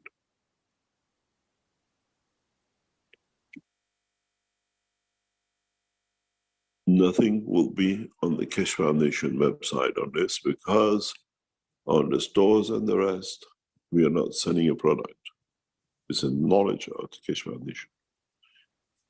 You have to get it through the foundation, and it's not something which the sales, what we call, as a part of the structure. We have valued these teachings as a totality at 10,000 euro. You can pay for it. There is nobody not to go with it. There is no credit to store and the rest of it. Once you're invited, you don't take your place. What you have paid for goes to another person. In a way, I know one of you 25 will fail to turn up.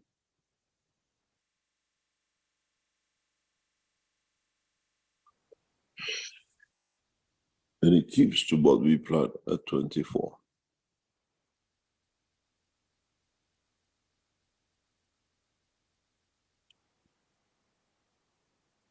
You got to understand, your life will change beyond recognition for you and the way you live.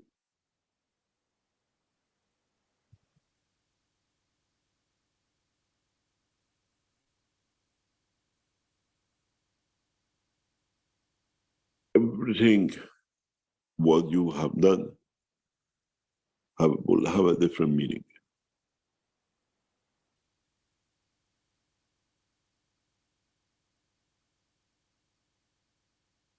Everything you could imagine man will achieve in a space will start a cycle. Most of you will become the first transportation people, which the Keshe Foundation will take over.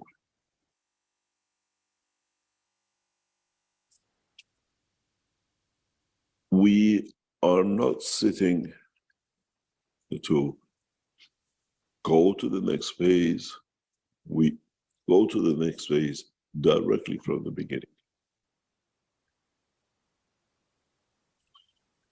Our systems will be ready for the first cycle and the second cycle, and completed for the third and the fourth.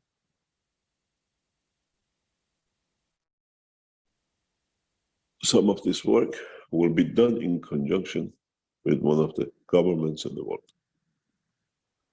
which means a collaboration between the Keshe Foundation and nation.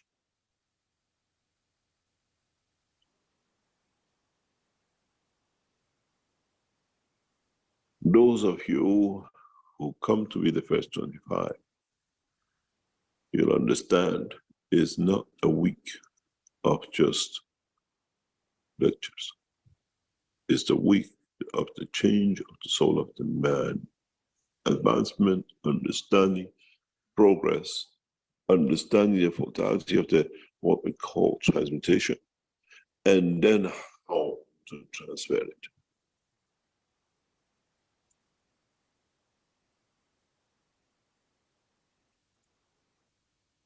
The first 25 people then become the teachers, in conjunction in the way to understand for the other 200, in a way to become the bigger cycle. The beauty of it is that the 65 will be chosen by you amongst you, not by us.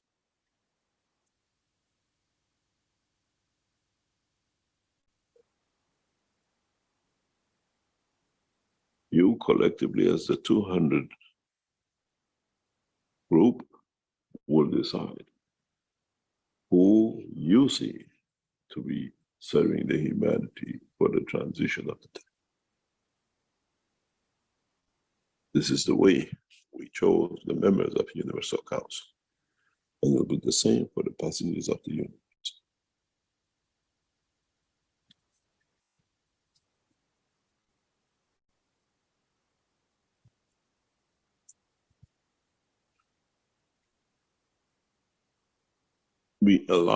We have reached to that point of moving on and completing the process and start getting, as we say, your toes in the water.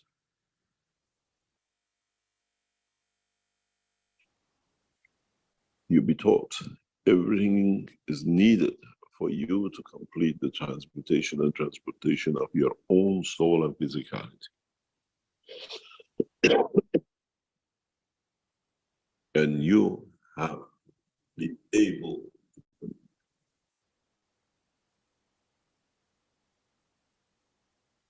The reason for it we do it in the numbers and the bigger numbers is that to take the taboo out of what we call celebrities, that certain people can do. And those who get chosen by 65, you become a lifelong life teachers of the man to become man of his peace.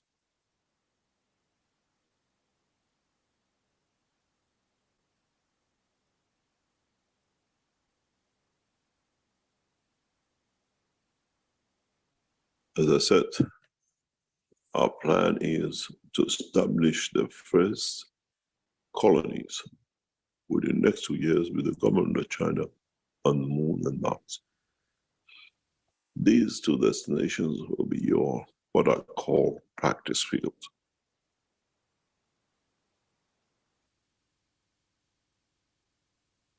In a way, we are training the new cycle of man to learn, to test, and to move. And instead of putting you on the run, on the wrong way to test your flight, we give you planetary gap, because it's even the Earth and the Moon will be so short. But at least it gives you a dimension of knowing what to do. We will establish bases that you can still manifest as a man till you learn how in a new dimension, when you move out of the colonies, that you can live alive on planet Moon. And the same to others.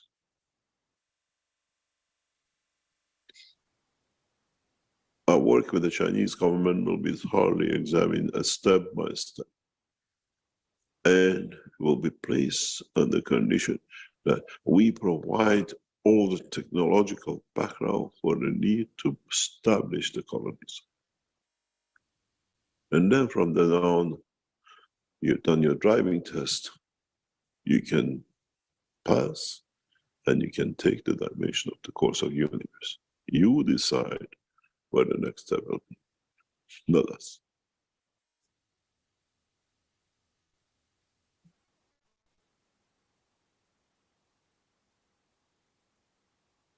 It'll be interesting during the time of these sessions, how many of you will choose to be at home at night and come to the sessions during the day. Does not matter where the home is. California, Tokyo, Beijing, Tehran, or whatever.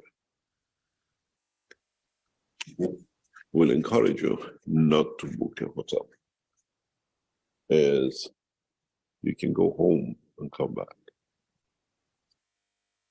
There are no accommodation supplied for the cycle of the 200, and especially 65.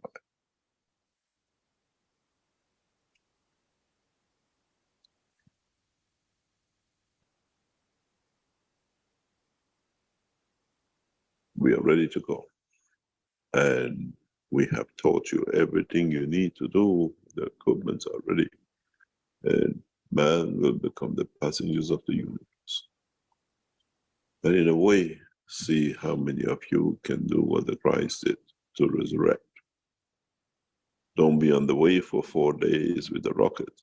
Be there in 4 seconds by the knowledge of your soul.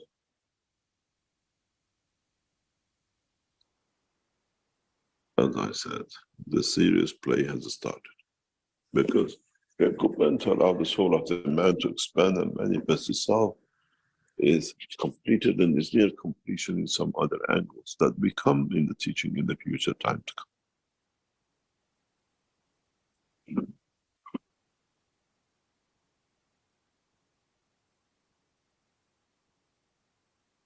Understand, those of you who come, be invited to come to these sessions,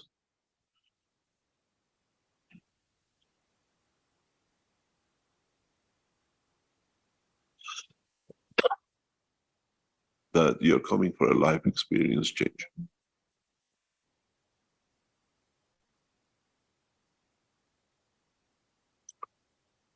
And I hope, as we said in 2023, we take man into a space, the true space, without the monkey claws and spacesuit, but through the space of the soul of the man. Then we start teaching you other dimensions and other, what we call knowledge, that you need to know what to touch, what not to touch, what take from and what not to take from. And these are all fields and not animals for you to meet. Remember,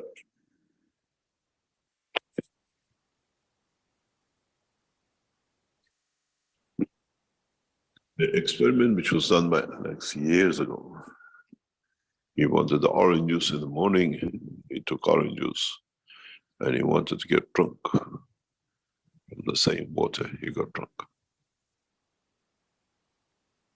It's the field energy that makes you drunk with the knowledge, and not alcohol. Understand that we have entered the true time of space. We commit ourselves into a new space development, a new understanding, and new systems.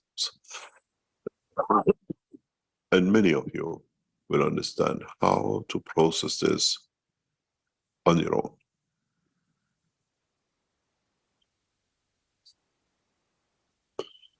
I wonder how many of you still want to go to the moon on a UFO? And how many of you will go to the moon by the knowledge of the universe?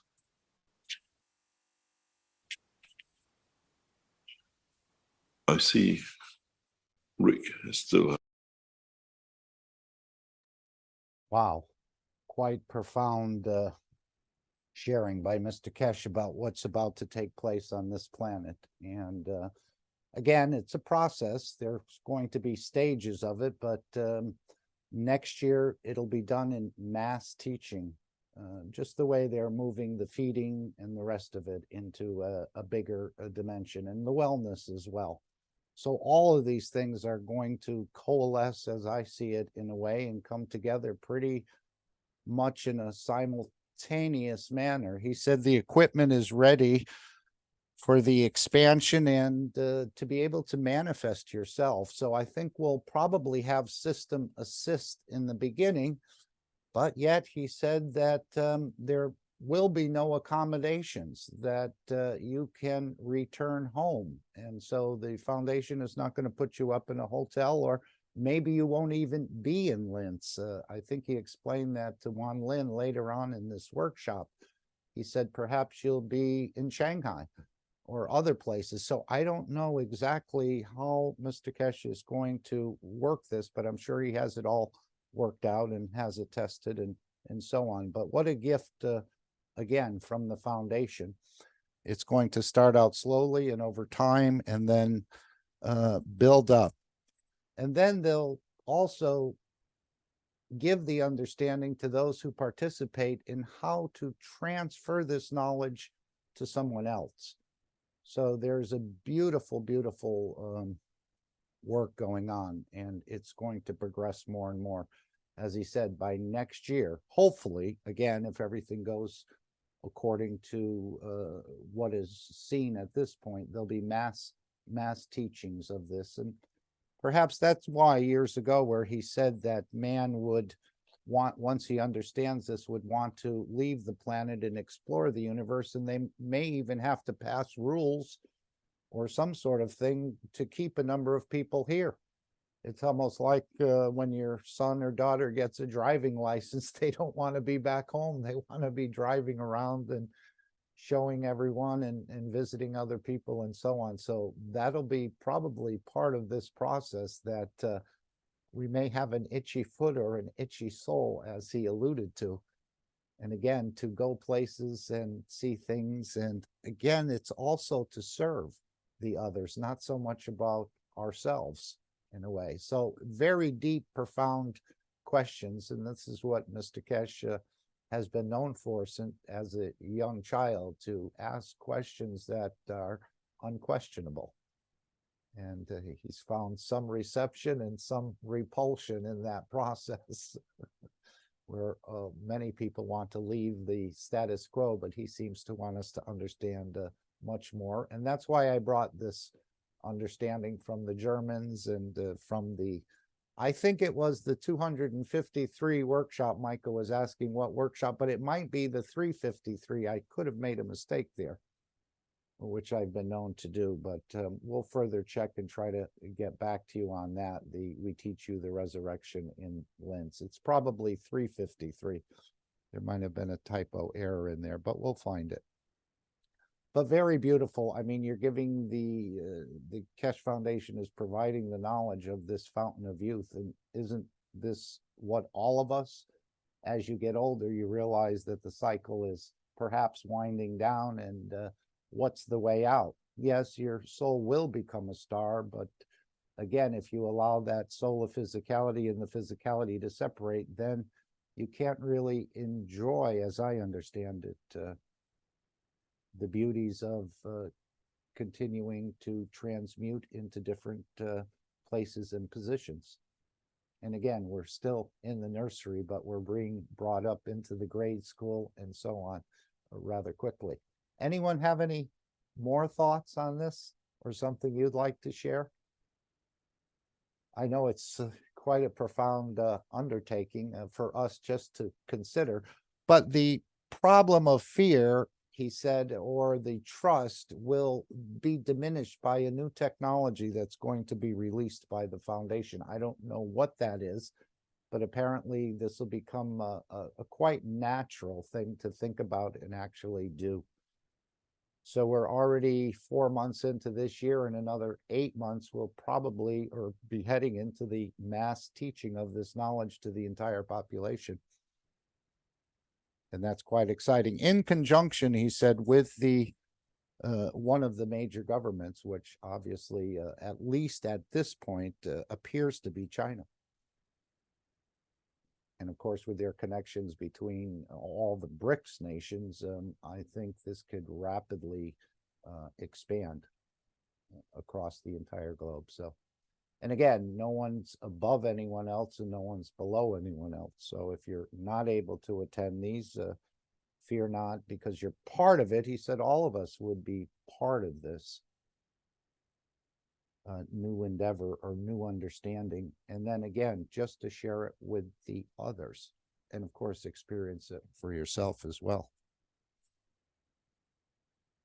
If there are no questions, I guess we'll go into the Dome of Peace.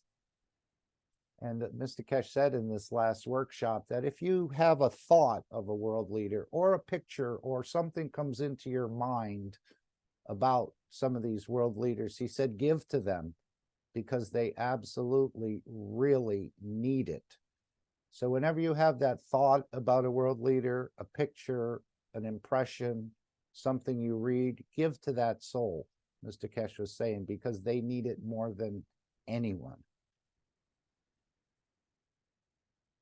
And of course, this is our Dome of Peace, and today is Sunday, and this is Easter Sunday, but we're releasing Gans waters and so on to elevate the soul of this planet. I was wondering why he didn't have a special session for the soul of this planet, but maybe there's probably a reason for it, or it's us who has to do that work in the physicality and giving from our soul to elevate the soul of this planet into a correct position to join the universal community.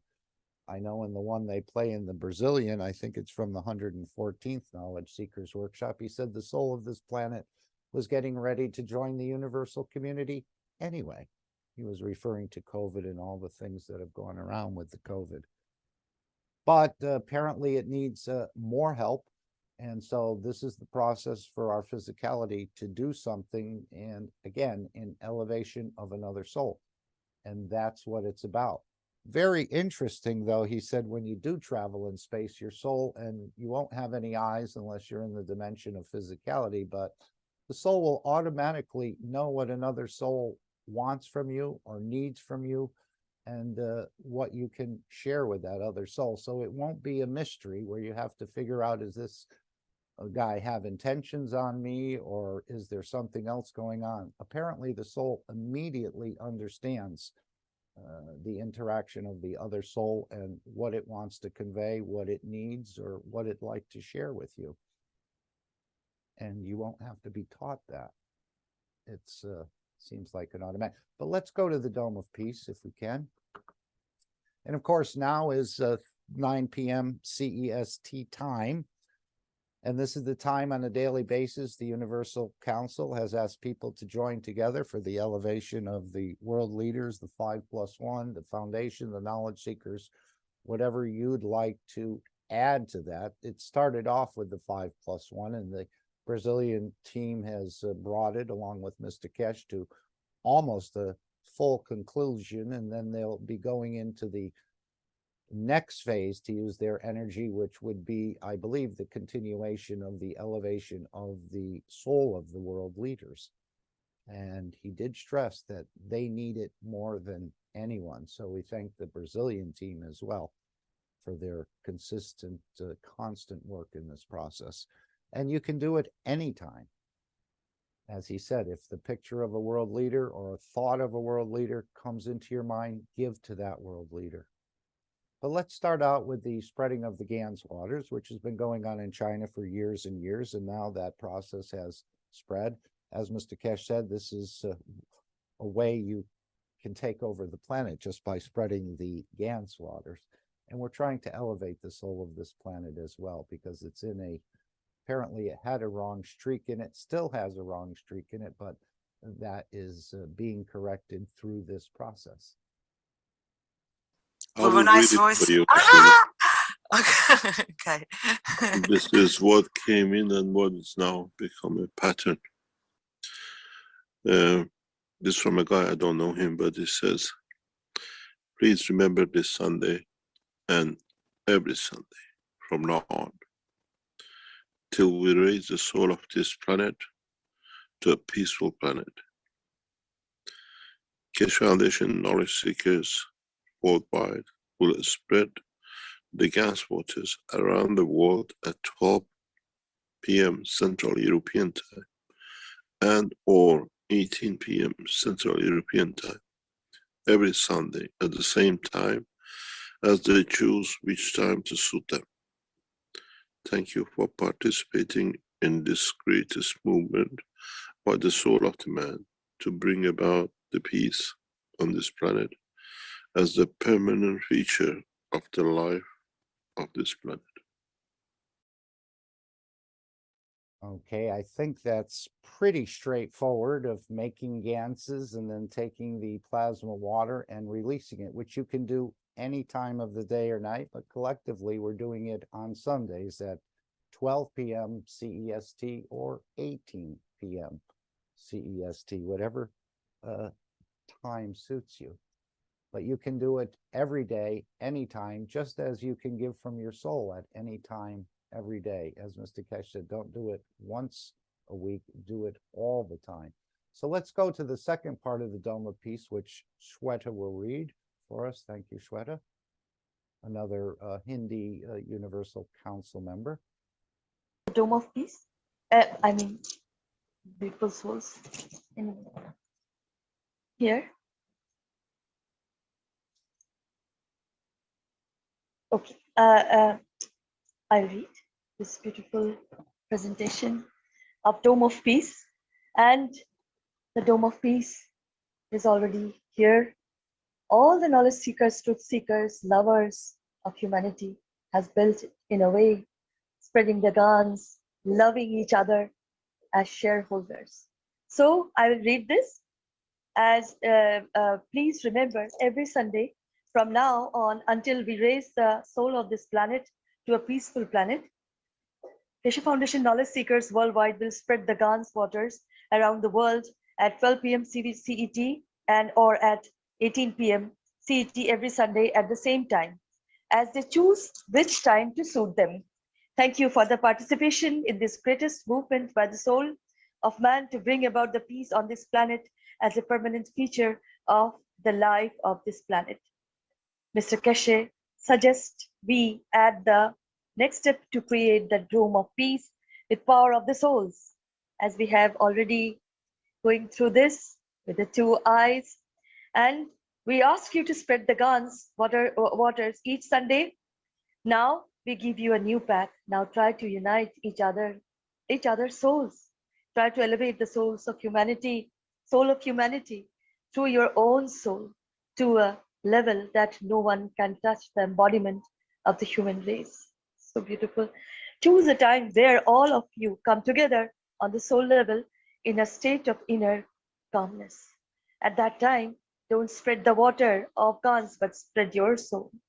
Unite, and in time, we will make a new race out of the soul of man. And then, instead of doing it once a week, do it all the time. M.T. Keshe. Thank you. And of course, one is for the physicality and one is for the soul. And we're learning, as he said, you need to operate in both dimensions with the same plasma, where you can be in one place in the dimension of the plasma or energy, and you can still be in the other place in the dimension of the physicality. Or you can take that physicality with you if you want to have a different experience with the same soul and the same soul of physicality. Again, I think once people start experiencing this, and the technology being released by the foundation to reduce the fear and anxiety of the transmutation, it's going to be quite a very interesting coming period. So let's practice. This is what Mr. Keshe said we would do. He will handle the physicality of the matter, and we would then start to practice using our souls as field generators to reach others in a way and touch them and provide them the certain fields that they need. Again, we're not forcing anyone to do anything or take any fields, but we are presenting the fields. It's for their soul to decide whether they want to accept or not. So let's would anyone like to add anything here, please? Or share any part of this? Okay, let's expand our souls and generate fields to bring about the change. As Mr. Keshe said, working in the plasma dimension is very easy, doesn't take a lot of work to do it. Working in the matter state takes a lot of energy and takes, again, it's a much harder process to get things done through the physicality, where through the fields we can reach and touch and put our intentions into that process and bring about a much more rapid change. Again, the souls will have to agree, but they're all working together anyway. So it doesn't always, things don't always change instantaneously, but over time and the continued pulsing, I think, and the continue adding, and we all carry different energies. So you have a unique field strength and field potential that I may not have, and vice versa. So by offering away, in a way, a bouquet of fields, certainly something will touch someone, whether it's today or over time. But again, it's just giving us this ability to practice some of the capabilities that we've been carrying, and we've been not really aware of it. So let's take 5 minutes and expand your soul and give to all of those in need for their elevation. And again, this is probably more of the type of work you'll be doing in space. It's not what you can take from the others, it's what they need to elevate that you could provide. Okay, we'll start now.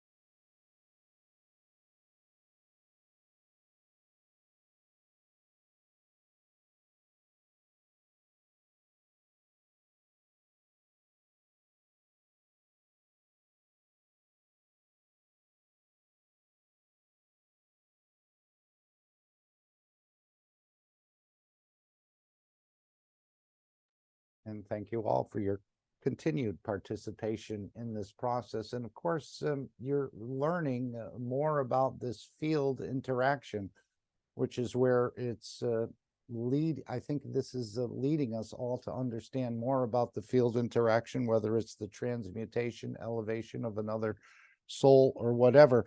Now, Mr. Keshe said that what we just heard about this process with the 200, the 25, and so on is not found on the Keshe Foundation store.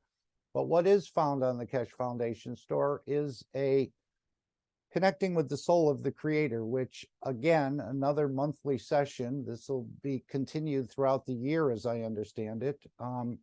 Again, for you to participate in this addiction awareness. And as I alluded to earlier, or as Mr. Keshe said, that we could become addicted to this moving and going to different places, but he doesn't want us to get addicted to it. He wants us to be connected to it. So I thought it was for addiction of gambling and sex, drugs, and the rest of it. But he's saying, no, it's not actually for that. It's more of understanding not to get addicted to this travel, as I understand it, and to, again, there's more to understand about this than I have at this point.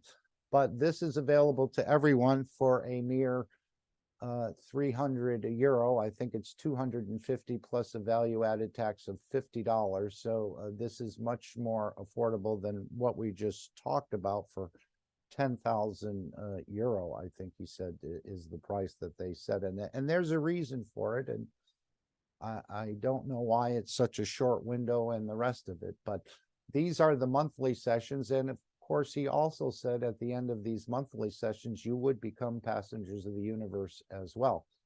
Again, much understanding and hidden knowledge is revealed in these sessions. It seems like everyone has a slightly different experience, and I know the system is being tested and perfected with your help, and we have to pay for that. But again, it was more about getting addicted to moving place to place. Apparently, if you don't manifest any physicality, the soul is like a loose bullet, just wanting to go here and there and everywhere.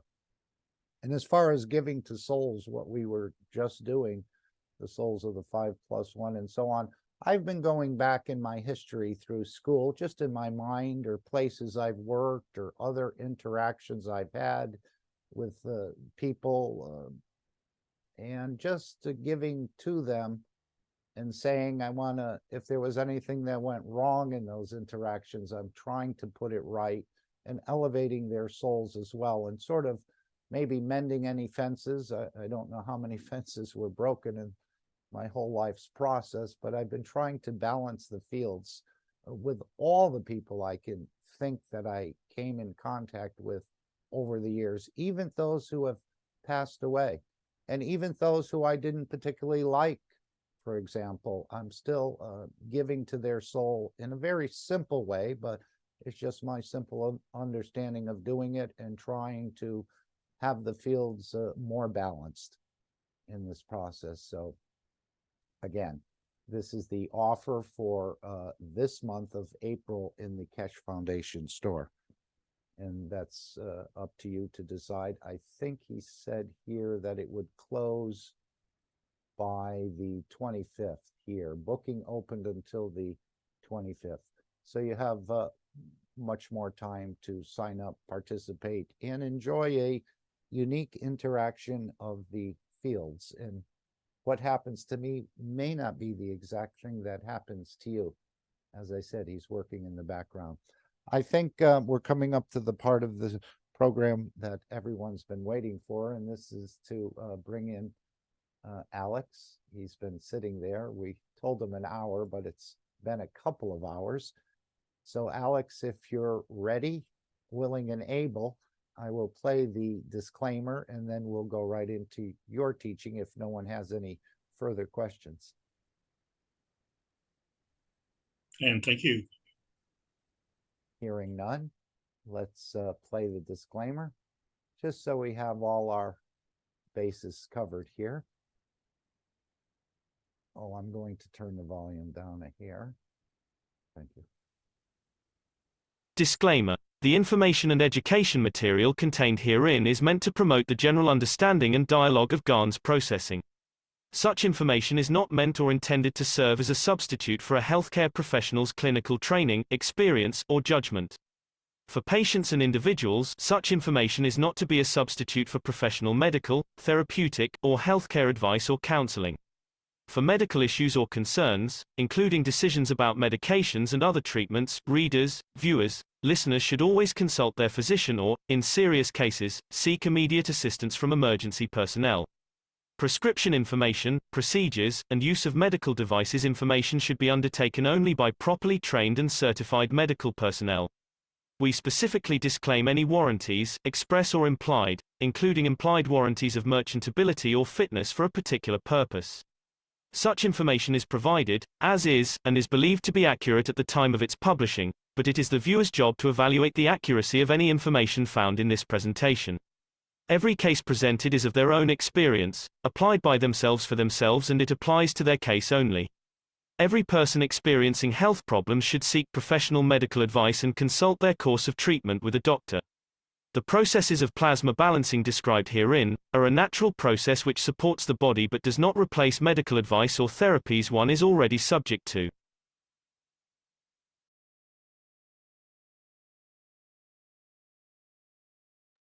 And now let's welcome in Alex from Canada, who's been faithfully teaching this knowledge for years and years and applying it as well. So we want to thank you, Alex, for joining us. And let's see what you've cooked up in the dimension of plasma for us to understand today, or what you'd like to convey to all of us. I see your screen has appeared, and we welcome you. And we thank you for participation in this entire process and bringing the change.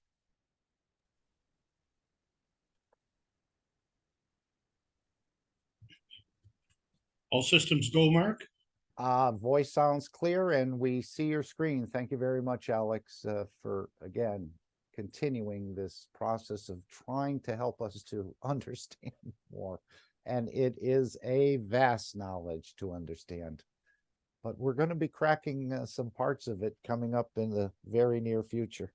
But there's much more, as Mr. Keshe said, after these sessions that are coming up. He says, we're going to teach you about other dimensions and what you need to take and what you need not to touch. So there's much more knowledge to be revealed and shared. But we kindly thank you, Alex, for your presence today, and all the knowledge seekers. As I said, no one's above and no one's below. This is a round table, and we're all equal, as I understand it. Please carry on.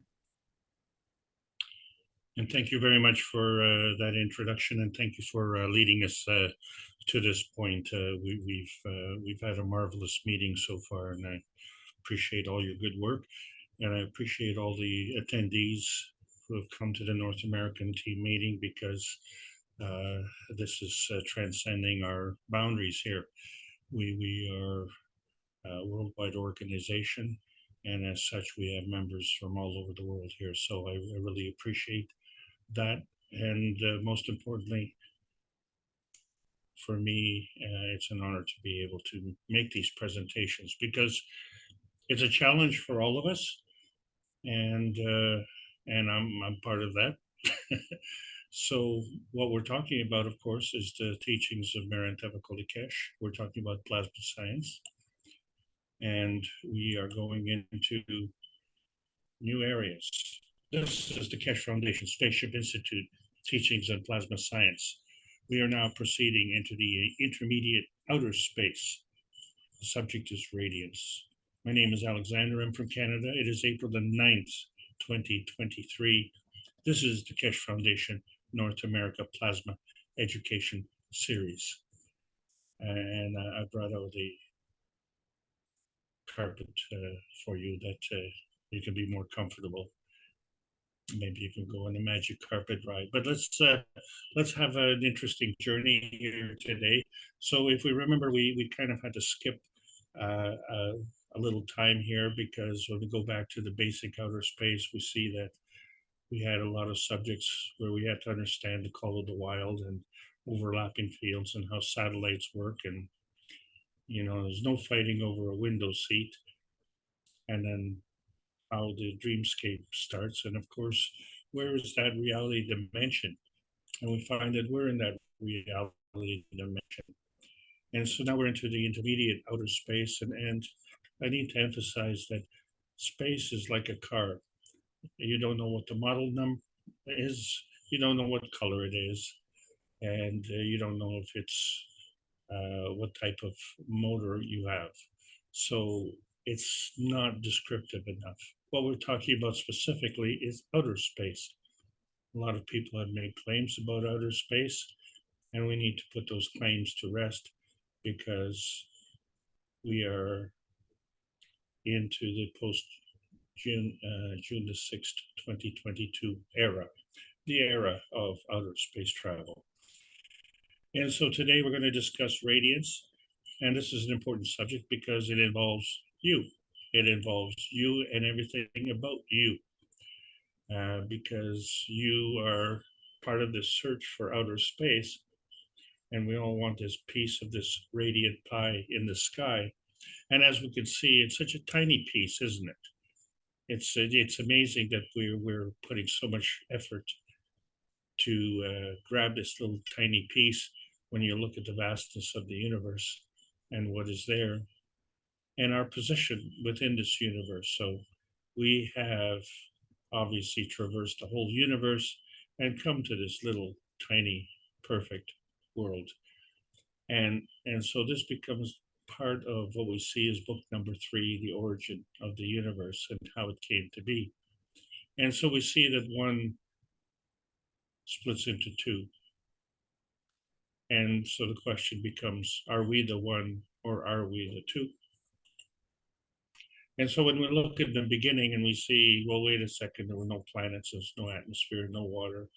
There was just a lot of PM ticks floating all over the place. And so we see the vastness of the universe is like it's like a giant egg, isn't it? And so these PM ticks are forces in motion, and they come together. And so when they come together, this is a form of universal harvesting, which is self-enhancement. But somehow we've gotten into loose harvesting, which is self-consumption on this planet. And you say, well, we saw this planet and we chose this planet. And how did we make that choice?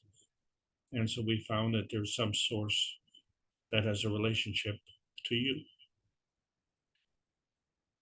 that has changed on this planet, because most of us have a relationship of some individual to the individual you. And so it said, this is all about you. And you see, it's not really just you, because you're just one of these travelers that comes together, one of these forces that comes together. And it's just like a dream. You have your physicality, you have your spirit, and you have your soul. And so all these other energies are coming in, and they come in from all over. And so when they come together, this is the inertia of manifestation. And it's regardless of time and distance, because it encapsulates the entire universe. And so this is part of the new knowledge, and this is where the challenge comes in, because we have to change our understanding of how things come together. The coming together is what we call inertia manifestation. So inertia manifestation, though, again, is generic. So it's an inertia manifestation of a kind. So one manifestation, of course, is the PM ticks, and we call this the magnetical feeding. These are just energy packs that float all over through the universe. And you could be one of these energy packs. And then when we come together into this conversion of force fields, or what we call a dilution of these force fields, they come together, bringing the principal matter, the transition matter, and the convergence matter. And this becomes a plasmagen state. And we say plasmagen state because it's an inertia manifestation state of a kind, but it's not physical. And so that physicality is not present yet because there has to be an environment. And that environment is the feedback to this plasmagen state. So the plasmagen state is a maggrav because it's balanced between the magnetical gravitational field forces. The feedback field is a plasmagen state, and it too is a maggrav because it's a balance between magnetical gravitational field forces. And so the inertia manifestation of a kind is a maggrav, which is a balance of magnetical gravitational field forces.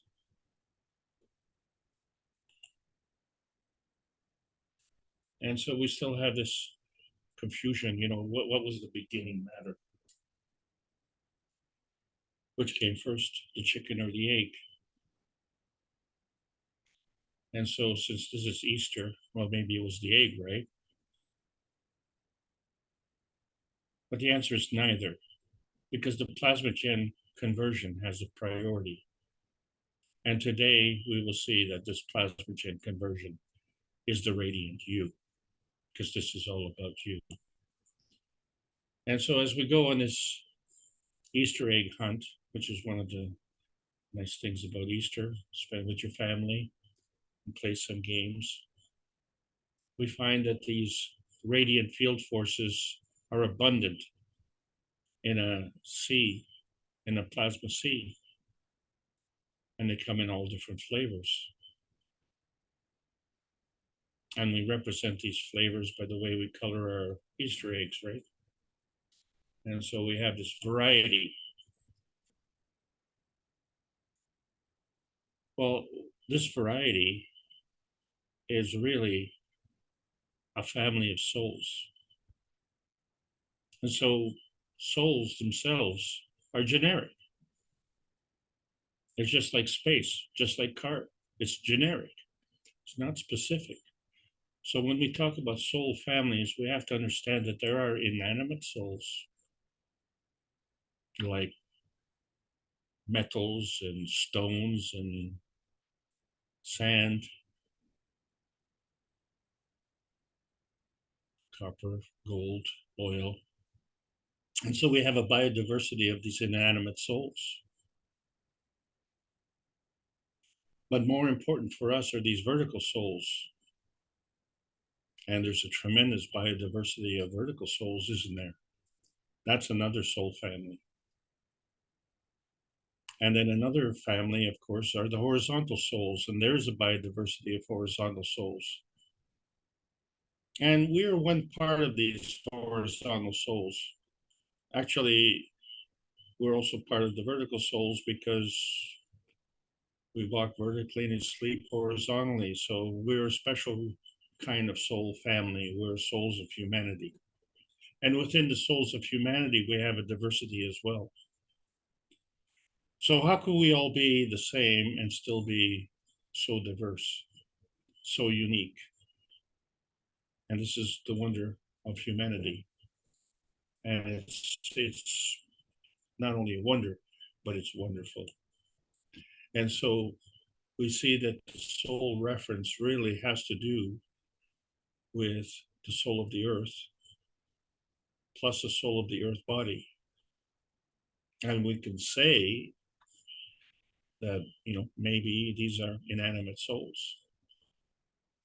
And so this attracts the souls of the family of man.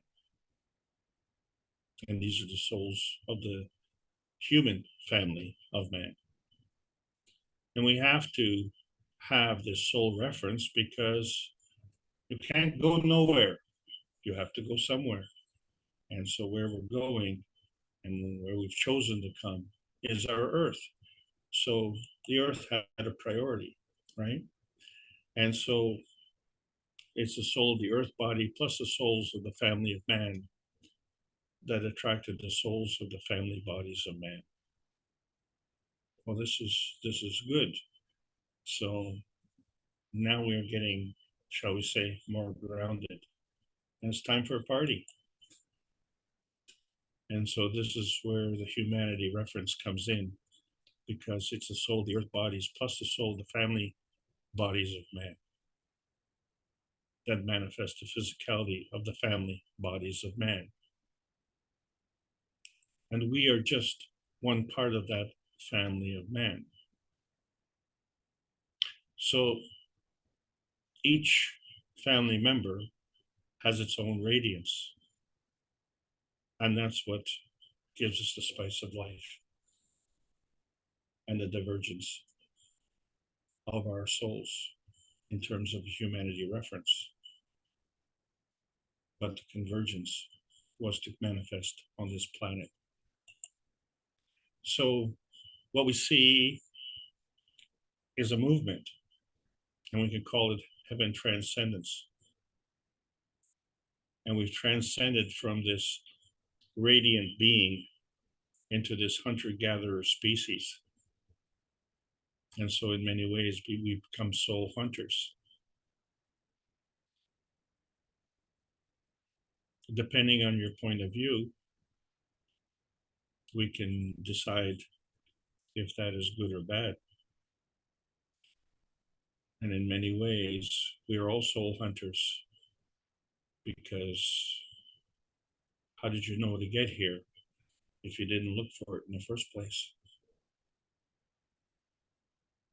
And then when we're here, some of us forgot.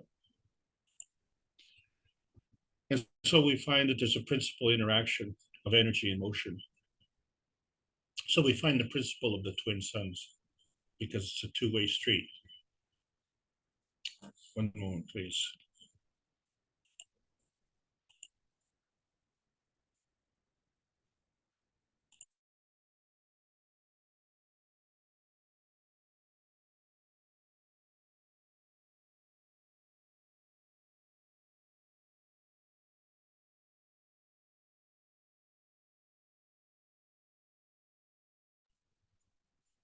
Oh, thank you for that.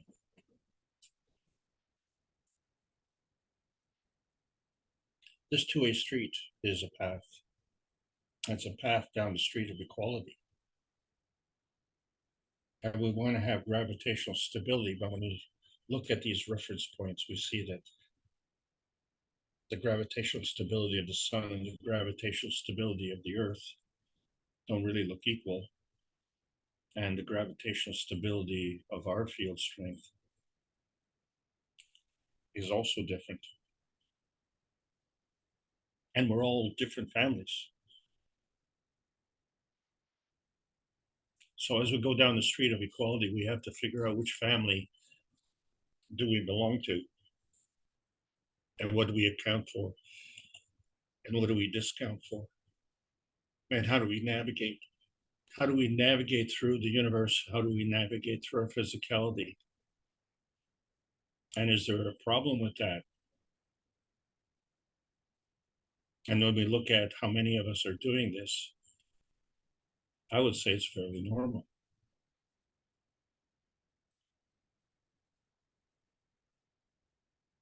But normal isn't defined by the number of people who are doing something. Normal is defined and embodied within your radiance. Because that radiant space is you. And that's the point. That's that vanishing confirmation point between the transmission and the transition of energy. And when it comes together in that transmutation, that point of existence, we find that that is actually a magnetical coming together to this gravitational point. But it has to cross this reality dimension.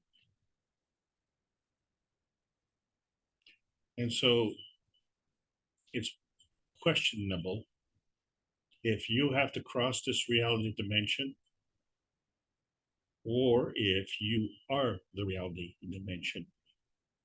isn't it? Because there's a launch point, there's a landing point, and you're the one who goes between.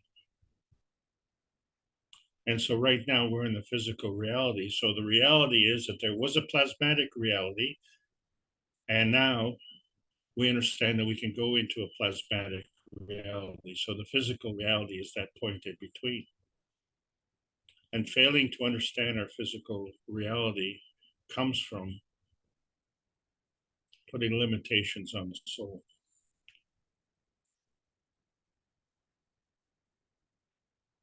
We don't need those limitations anymore. And we've seen that. And as I said, today's session and today's trip is about you and our man space. And we see that we have skills to learn, because up until now, pretty well all of us were just bound in our physicality, and understanding that we have a physical matter state, which is bound to our environment, which is in a physical matter state. But we see how important our emotional connection is. And our emotional connection is really to our soul. Well, it should be. That's the way it was designed. So something's wrong, isn't there? There's something wrong with that connection. And so what is wrong could be within the radiance because of the plasma rules. And so when we define plasma, it too is generic. So plasma itself is a kind of energy state. And it can go from ganses to matter state to physicality. And so it all depends on your point of view. And so when we talk about space, we had to specify and understand our earth space. And then we had to specify and understand our inner space. And now we found our inner space. So now we're looking for outer space. And this is pretty important. In fact, it's the most important thing to talk about, because it all has to do with the creation of the universe. So not only is there a universe, but we're part of the universe. And so when we look at the cover of book number 1, we see how things came together and how they were created, and it all exists from energy. And so energy is always in motion. But if it's in motion, then it has to have some things in combination.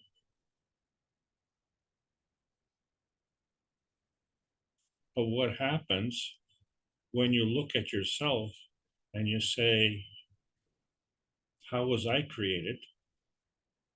And what am I in combination with?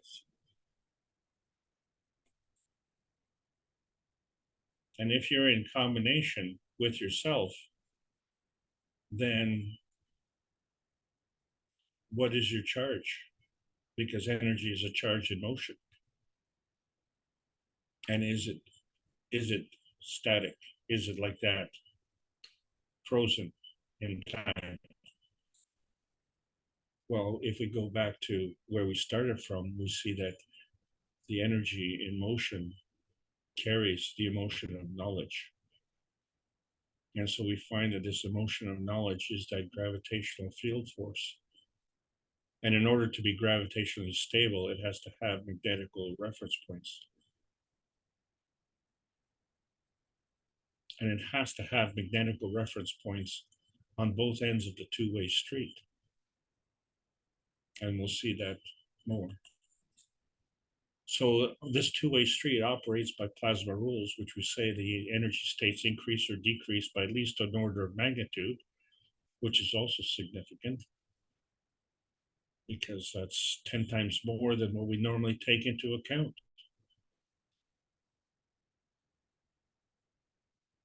And the higher energy states feed the lower energy states. And so we can go into a higher energy state. We call that creation. And we can go into a lower energy state. We call that decay. Or we could just exchange energy, and that becomes catalytic or non-consuming. And depending on which energy state we play in, then the transfer rates in these energy states also change by many orders of magnitude. So there's ways and means of changing states more efficiently. In other words, affecting the rate of change. But all the rules basically have to do with plasma absorbing a field and plasma being a barrier of a field, because plasma is a field and is bound to the ethos of the universe. And since we are the space travelers, we are bound to the fields of the universe as well. But if the plasma feeding rule says the higher strength feeds the weaker strength,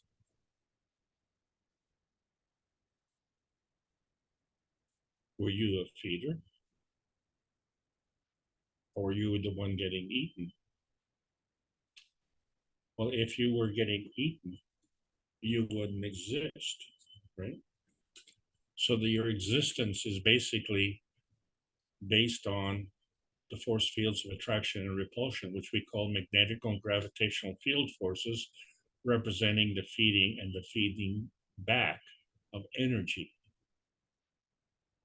And you have to make those choices. That's not something that you can delegate. You know, when you delegate your life choices to someone else, then they won't be asking your opinion anymore, because you're the one who can turn it on and turn it off with respect to the feeding. And you're the one who can increase and decrease the strength. And you're the one that can enhance and diminish your positioning. It's all you. And so you are the core component. But there's this core component anomaly where we have an electron, which is magnetical, like a PM tick. But then an electron becomes part of this atomic marriage with a proton. And so this becomes kind of like a gravitational ray. And then somehow it manifests itself into the physicality. And so we see that these core components could be plasmatic or they could be physical. And we need to understand this better. So if we look at the principle of the twinity, and we see that the magnetical fields of the electron are fed by the large twin plasma of the proton. And so that constitutes this marriage we call an atom. Doesn't seem to be very balanced, and yet they're equal. So therefore, we have to look for this equality reference. And we can't just say, well, it's by the mass. We have to look at the magnetical gravitational relationship. And so we see that, well, you know, when we look at the model of nuclear decay of the neutron then decays into this atom of electron and a proton. But an atom could also have a neutron. But in this case, we're just looking at this little ray dance, and we find that in this process alone, this part of the atom where the neutron splits up into the electron-proton marriage of the atom is the release of the PM ticks. And that becomes a ray. And in many ways, that becomes you. And so from you, you can radiate and emit, and you can absorb, and you have a rotating field. And so you are the radiant you between that launch field and that landing field, aren't you? And so part of you is the emission of these PM ticks. And from that point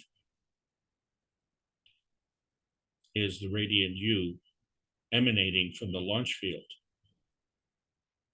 But it radiates back to you in the landing field. So you are the launch field, and you are the landing field, and you are the radiating you. And so you are in combination with yourself, aren't you? And so we understand then when we look at the cups of life and we see how they're at a lower field strength, and we look at that core space in that nebulon point somewhere within the inner space of the cups of life.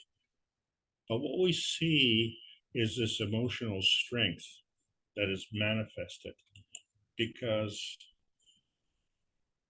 this is part of the plasma inertia family. And so we have trouble when we're looking at this GANS production and we see the GANS in the bottle. And if we say seeing is believing, well, can you see the GANS? Can you see the hole in the GANS? Can you see the hole, how it's disappeared, or can you see right through the hole? And so now the believing is the knowing.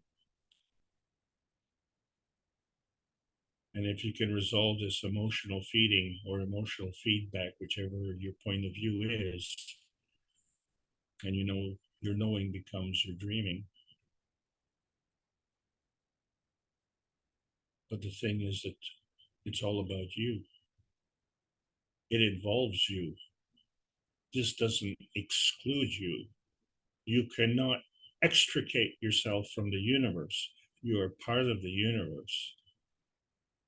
So the inertia of what you're seeing is manifest, including you. It involves you because that's the radiant you. And so when we look at the GANs and the cups of life and we see the CO2 GANs and the calcium GANs, the zinc GANs, copper GANs, amino acid GANs, and water GANs, this is the radiance manifestation within that cup of life. And that cup of life has an inanimate soul. And as such, that inanimate soul has an emotion. And it interacts with the different field strengths that we've applied. So that includes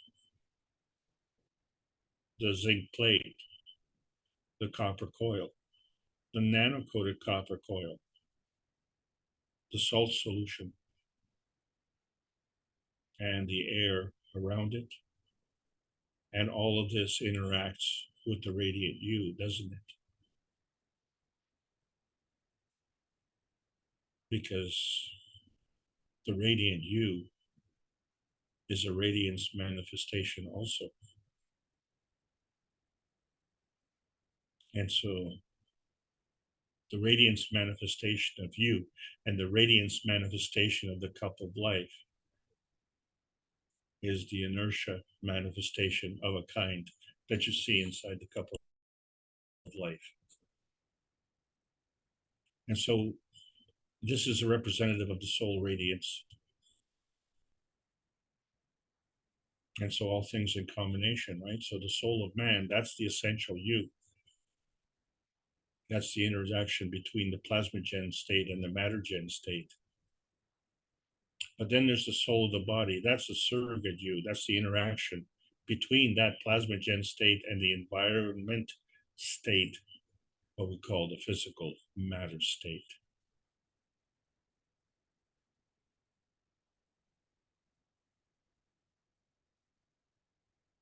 So this is the radiant you, and it stems from your soul. And so when we look at this manifestation, we find that this manifestation, anytime that these two fields or even more fields come together and they form in another field, that's a manifestation, and which may be non-tangible or tangible, non-visible or visible. But there's always a plasmatic reality, and sometimes there's a physical reality. And so this manifestation, we seem to say, well, that's just a touchy-feely thing, but you know, the truth of the matter is that emotion is kind of touchy and feeling type of thing, isn't it? And so we find the emotion of presence is a form artifact of energy and motion at that manifestation point. And so where is that manifestation point? Well, it's somewhere between that launch field and the target field. And there's a gateway that we need to go through, because we see that there's a physical matter state, there's a plasmatic matter state. And one is the feeder, one is the feedback. And so we ask, if you are a feeder of a kind, which is the dominant matter state that you are? And if the higher strength feeds the weaker strength, then you are the feeding strength. And so what do we get as a feedback? Well, there's a selection of what you feed back. And that selection is based on a common denominator. So in other words, you need to provide a plasma barrier to that which is not common to you.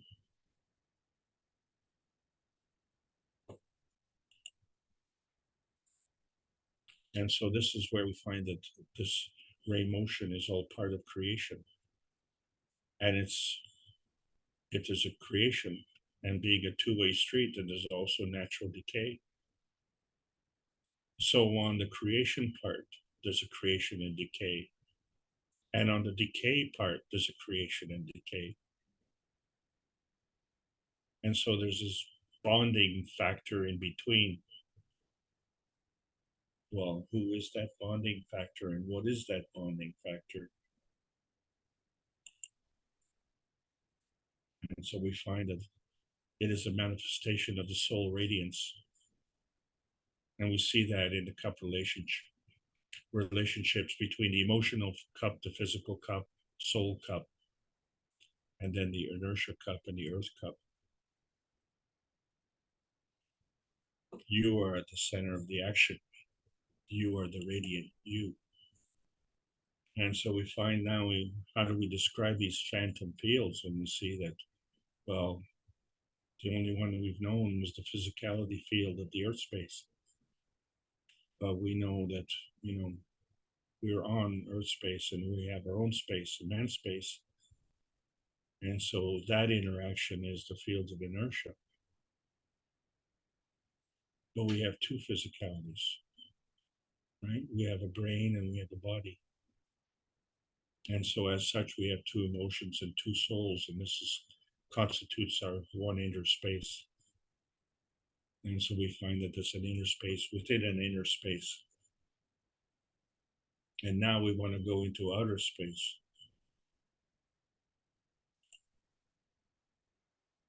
And so we have to somehow figure out how to separate ourselves from this field of inertia that we've created with our environment. Because we are part of natural creation. And we are working in combination with two force fields. Now we call that the soul of the man and the soul of the body. And we can move around. Well, we can move around in this field of earth space. And now we know that we can move around in another field. Whatever kind of field space, some other space. The only way to get there is going to be through outer space. Because you see, when you put all the cups together and you find this feeding dimension comes from the universe. And if we only focus on our physicality, we're missing the key essence of our existence. We're only looking at the physicality. We're missing the radiant you. It's the radiant you that needs to be fed, and it's the radiant you that does the feeding. The radiant you is part of the plasma feeding dimension. That's the point.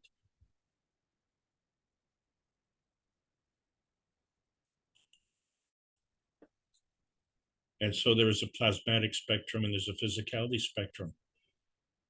And so there's this covalent bond that is invisible between these two fields that are created. And so this connection is the reality dimension. But because we don't know which soul is radiant within this connection, we're just going to call this the vanilla radiance, right? Because it could be any soul. It could be the soul of the inanimate family. It could be soul of the vertical family. It could be the soul of the horizontal family. And of course, it could be the soul of the human family. And the connection, of course, for us, and we're talking about us, is the emotion.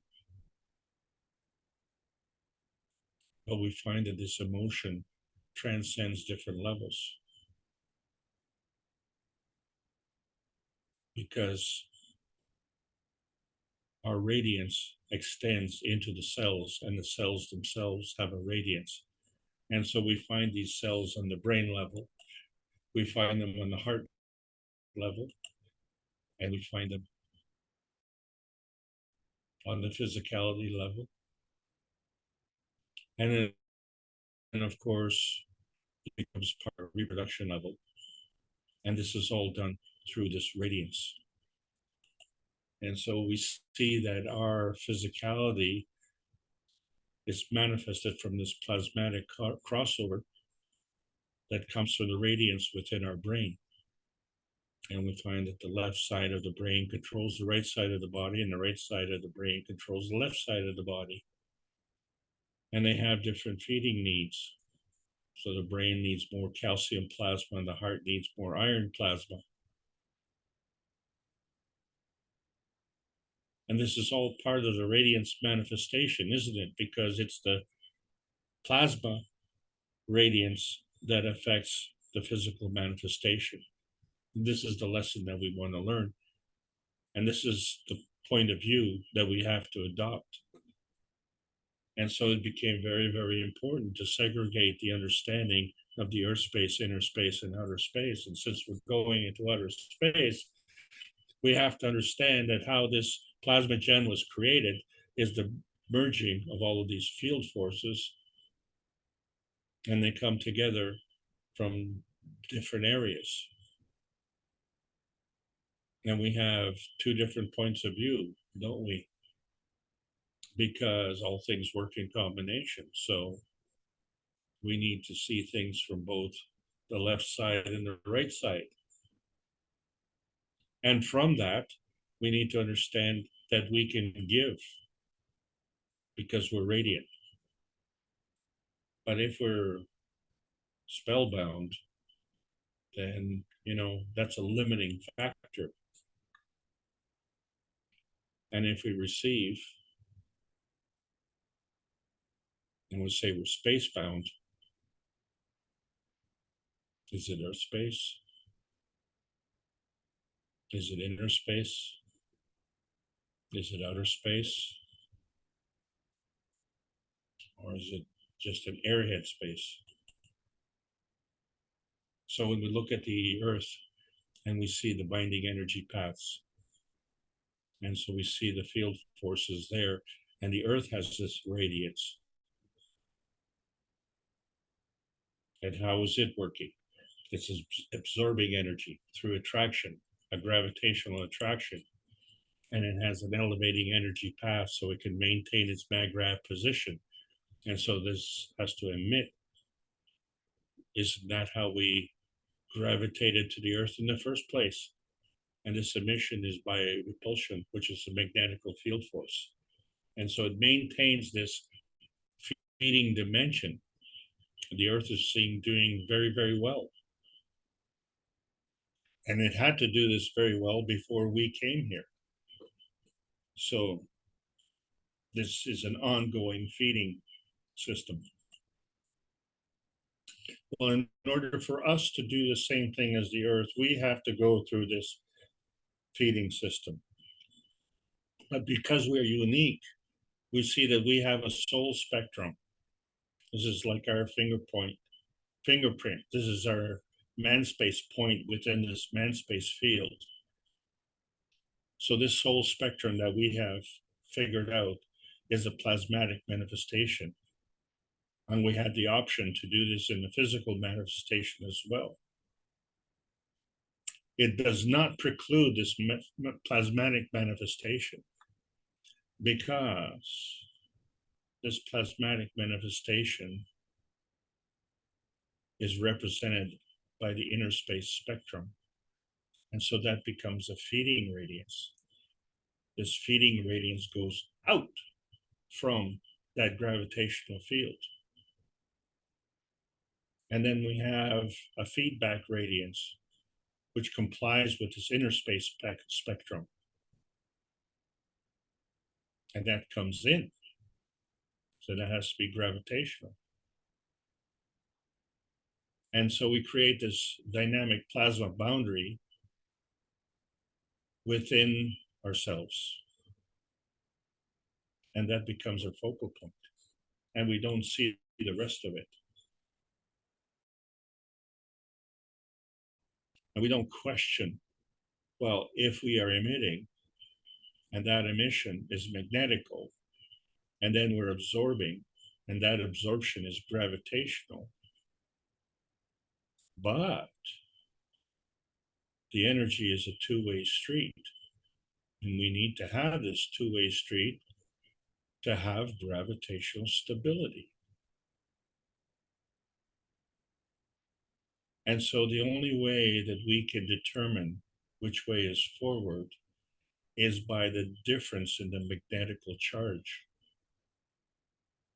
And so we have a preference of one magnetical charge versus the other magnetical charge, because this is a two-way street of equality. And so the energy goes both ways. But there's a difference. It's not that it's not equal. It's a different in speed and strength and direction. And so how can we emit a magnetical force field and absorb a magnetical force field?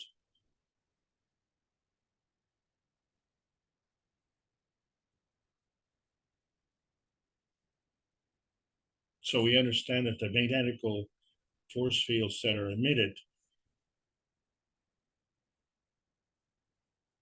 are of the same polarity, so they will repel. If they come together, aren't they still going to repel? How can they attract? So there has to be a polar shift. And so, in other words, the radiance that comes from within ourselves, this feeding radiance, is a magnetical plasma, isn't it? Because you are gravitationally stable. So this plasma that is within you is gravitational. And so that what is being fed out, what is radiant, is the magnetical plasma. And the charge on this magnetical plasma is magnetical.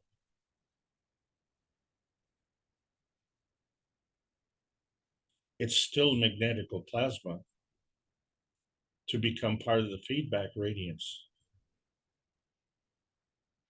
But it has to change into a gravitational nature. And so how does it do that? Where is the contribution to change that? Because the gravitational is of the higher energy strength than the magnetical. And yet it's still the same magnetical plasma. How is that possible? How does the feeding radiance become the feedback radiance? It's all about you, isn't it?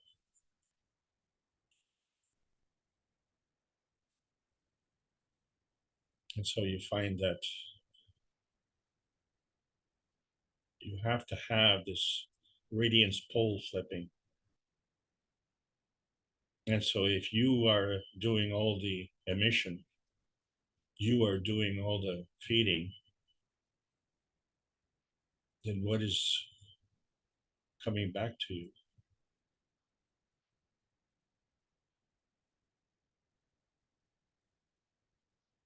It must be the product of your efforts. And so you are the creator, aren't you? You are creating this feedback. You're creating this feedback by your feeding. And so this feedback is a representation of that radiance contributing to your gravitational plasma, which contributes to your gravitational stability, which allows you to have a feeding radiance, which becomes a part of your vertical emission, which becomes part of your radiance. And you need to keep this going because energy is always in motion, and you need to maintain this maggrav condition, which is a balance between the magnetic and gravitational field forces. Well, it doesn't seem to be very stable because it seems like all this radiance pole flipping is going on, and it isn't just going on in one case, because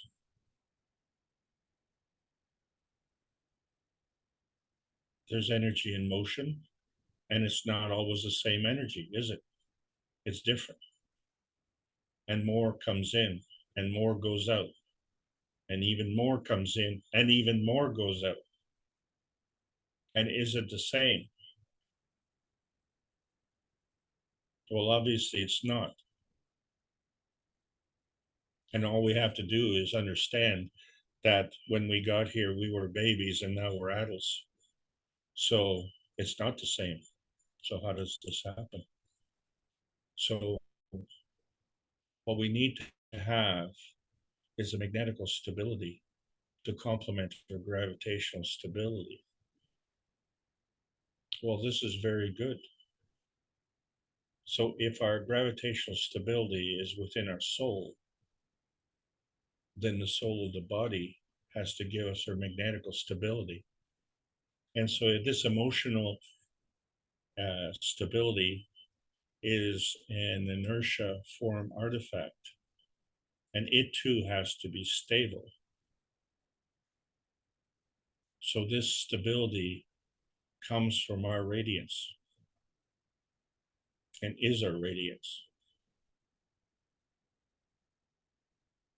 And so that becomes the dominant factor.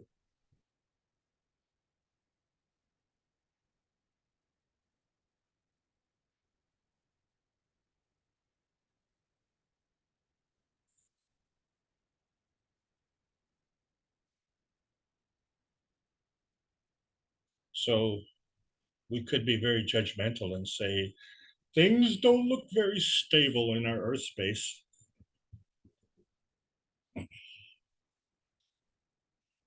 And we, as man space, don't look very stable either.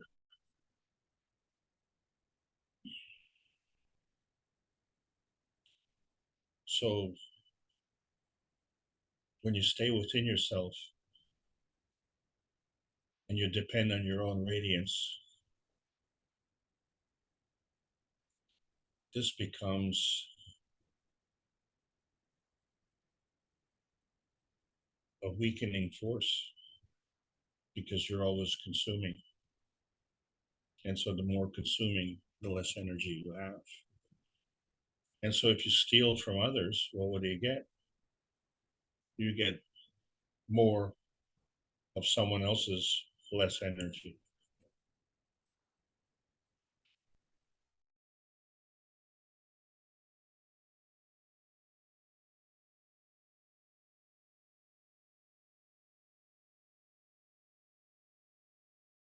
So we ignore the fact that we're in the plasma that gives us our radiant state. We have to understand that. And we can't see it. We can only see the results of it. We can see it with our thoughts. We can see it with our emotions. and we can see it with our physicality. And as we expand our knowledge, we can see how we can play this game. And then we see how we can have dynamic plasma relationships, and how our inner space point within our inner space field can have this radiance relationship. Radiance with ourselves and radiance with this plasma seed.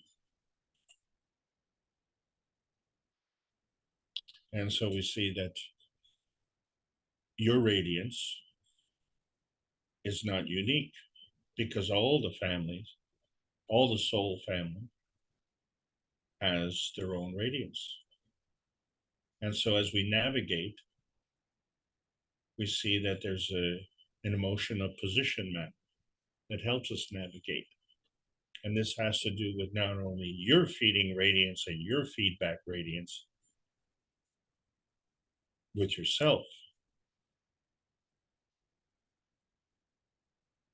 but the feeding radiance and feedback radiance of every other soul, all the souls, the inanimate family, the vertical family, the horizontal family, and the soul, the family of man, the soul of the humanity family. And so when we look at our existence and we see these visions, it isn't just the eye vision, there are other visions. And so this feedback is an inertia feedback to your radiance, isn't it? Because you're the one who has to interpret your vision, and you're the one that has to apply the emotions of this vision. It's all about you, remember? And so there you navigate and you can position yourself, but not just of your vision, but this inertia feeding vision that also comes to you and creates this plasmatic symbiosis. This plasmatic symbiosis of your soul position is your radiance symbiosis. It's the radiance symbiosis between the family reference, where you take what you need and you give what you don't need, and that becomes your radiance reference. And from that radiance reference, you can absorb to enhance your soul and emit to enhance other souls within your family reference. It's the same family reference, isn't it? And if your family reference is earthbound, that's fine. But understand that the knowledge is in motion also. And that's what brought you here in the first place. And if it can bring you here, it can bring you anywhere. And if it can bring you, then you have to be stable in your radiance reference. You have to be gravitationally stable.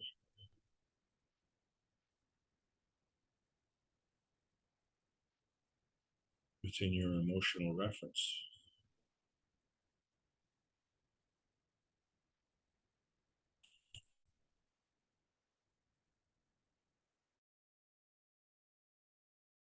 That becomes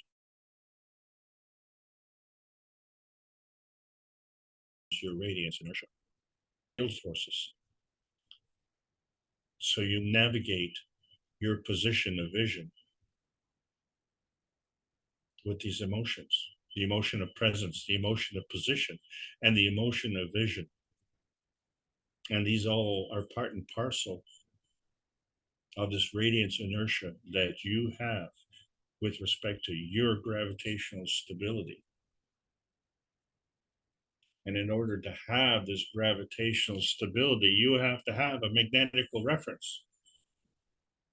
And if this reference between the gravitational stability of the soul of man and the magnetical stability of the soul of the body of man is damaged,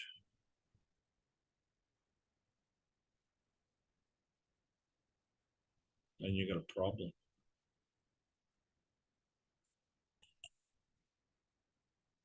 Right? That puts boundaries on our thought. You know, how do we go from this physical launch point to this physical landing point? And so we decide what is me and what is not me.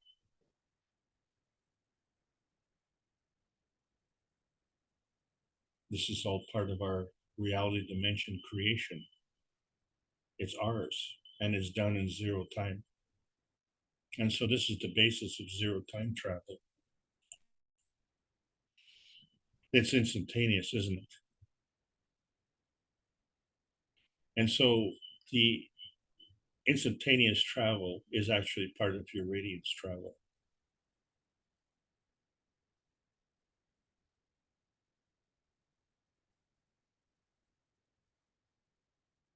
And because it's a zero time travel, you're not going to fight over window seats. There are no window seats.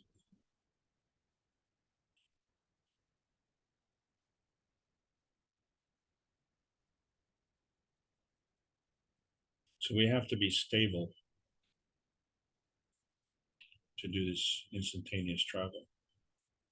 We have to be confident. We have to be confident with our relationships the same way we have our confidence with the soul of earth relations. And so we see that our physicality of the body corresponds to the physicality of the earth body. And the soul of our body corresponds to the inner space of the soul of the earth body. So it only stands to reason that our outer space relationship is connected to the soul of the sun, as is connected to the soul of the earth. And so not only what's important is the soul of you, but as a representation of the soul of man and the family of humanity. And so we could say, well, that's a soul of the earth relationship.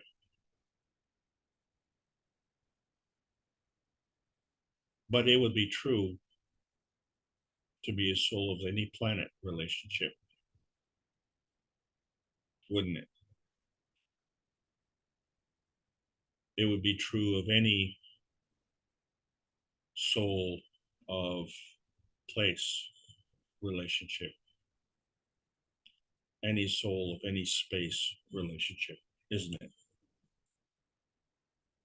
And so now we have to understand what are the limitations of nuclear science, and we see that it has to do with our understanding of the difference between physicality and plasma science. And so the plasma science has an overriding rule, and that's the ethos of the universe, which involves morality, compassion, and courage. And the ethos of the universe is embedded in the ethos of the radiance of man. And so we see that this radiance of man is a creation. It's a radiance creation. And you are part of that radiance creation. Are you able to carry that load? Are you able to be the radiant you?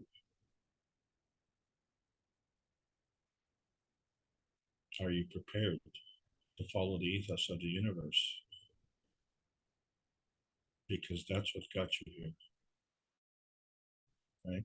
That's what got you here. It was the soul of the sun plus the soul of the earth that attracted you, right? But the welcome mat is missing, isn't it? And so the difference, of course, is that when we're talking about physicality, we're talking about materialization. And if we're talking about changing our space, that would involve dematerialization. And then that would involve a rematerialization into another space. So the reality dimension becomes you and the radiant you as you travel through outer space. That's why the pursuit of happiness has always been a launch field failure, because man has never launched a rocket into outer space. Doesn't even know what outer space is. And so we ask, do the Earth space rules apply to inner space or outer space? So with respect to inner space, the Earth space rules apply. But not only, because the Earth space rules seem to have this accessory, we call it rule of man, man-made rules, man-made laws. These man-made laws are actually foreign to Earth space. And so if our inner space abides by the rules of Earth space, then these man-made rules are also foreign to us.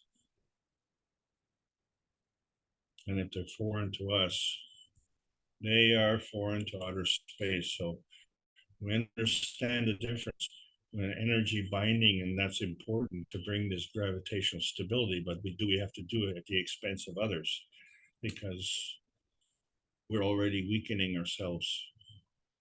And by lying, cheating, stealing, double crossing, we are weakening others as well. That's our family.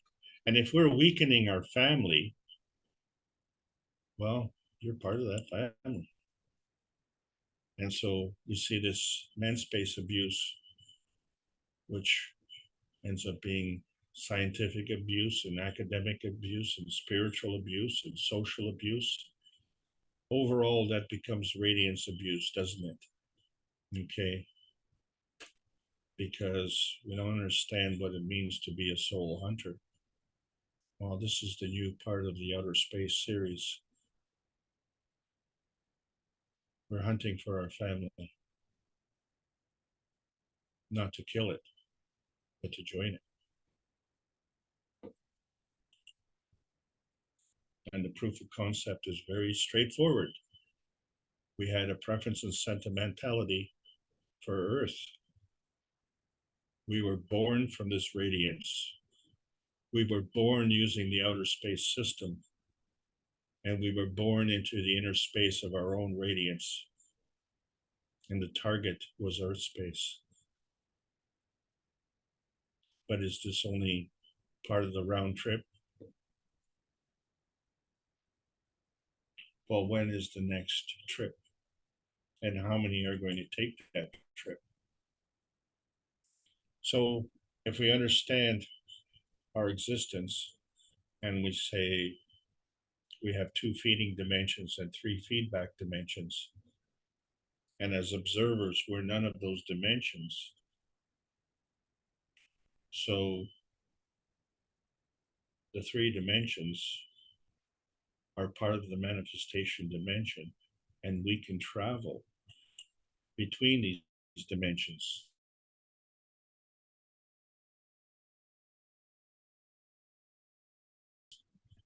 Right?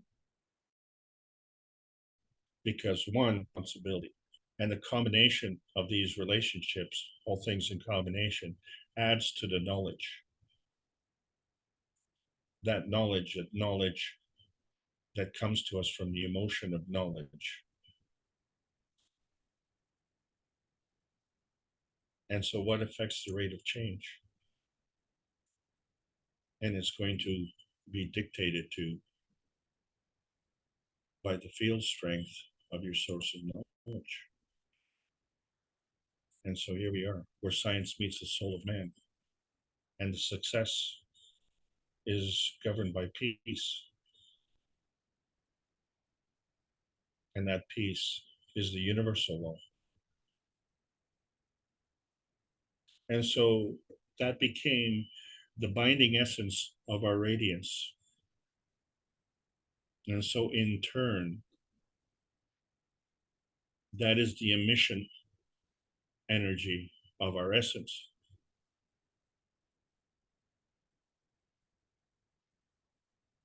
And each and every member of the soul family of humanity has this radiance.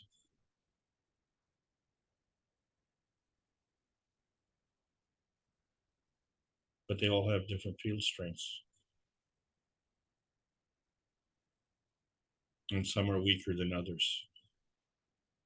And some are so weak you'd swear they're part of the inanimate family. And some are so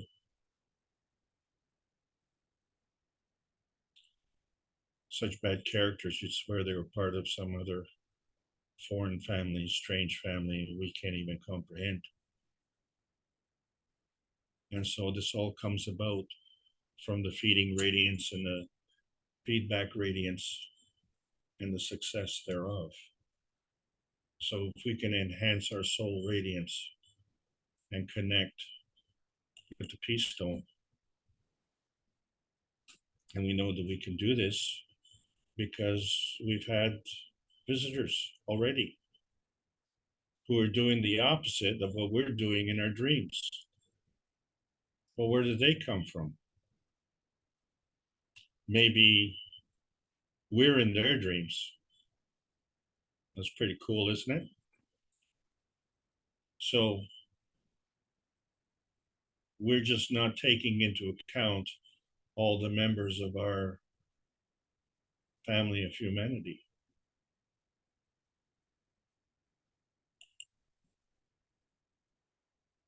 And so what we find is that outer space is not a place. It's a radiance dimension. It's a relationship between you and your radiance. And so that is determined by your field strength. And the manifestation of that is energy transfer, energy in motion. And so outer space is this method of energy transfer. And in order to be able to do that, you have to have magnetical stability. Because you have to be able to cross this bridge from here to there. And the only way that you can do that is this bridge is a peace bridge. And this cannot be a peace bridge if you don't have this peace in your inner space where you can have this gravitational stability between the soul of the man and the soul of the body. And if you're disconnected. So it's time to reconnect. This peace dome is the inner space dome. And it connects us not only with the soul of the earth, not only with the soul of the sun, and not only with the soul of the family of humanity.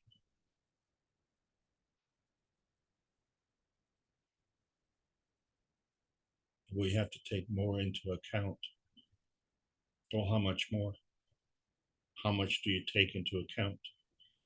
How do you decide when enough is enough? How big is large? How much strength do you have? What is the source?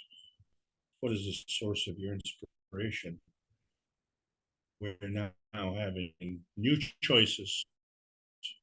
We're in the post-June the 6th, 2022 era of outer space and its manifestation point, which is our Earth space. And the space in between we see as our inner space. And our success in navigating is based on our radiance, isn't it? And so on April 28th, it's time for the world leaders to give up their addictions and to reconnect their inner space. And they need to reconnect it to the true power of the emotion of knowledge, which is universal and everywhere. This is the Keshe Foundation Spaceship Institute, teachings on plasma science, calling all Earth space sweethearts. Make the conscious choice that you have already made in the dreamscape. There's a World Peace Treaty. Sign it. Sign it with your heart. Sign it with a pen. And sign it sincerely. with the radiant emotion of your vision that allows the fields of life choices free from boundaries of or abuse,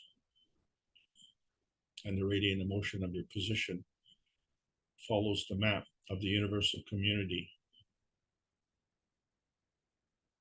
That's your travel guide.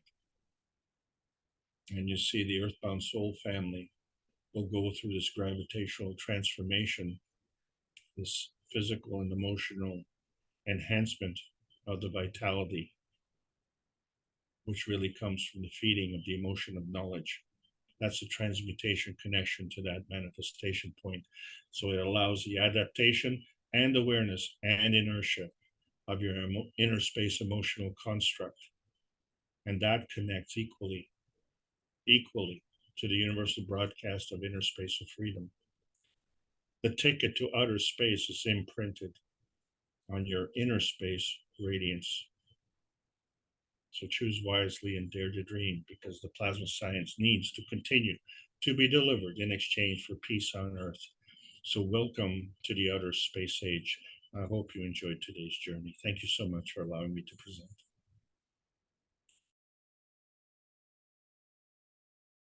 Well, thank you, Alex, for presenting and sharing knowledge. I'm just trying to figure out which did come first, this age-old question, the chicken or the egg. I remember in one of the private teachings, Mr. Keshe said the chicken came first, and the son was the rooster. So that may answer that age-old question.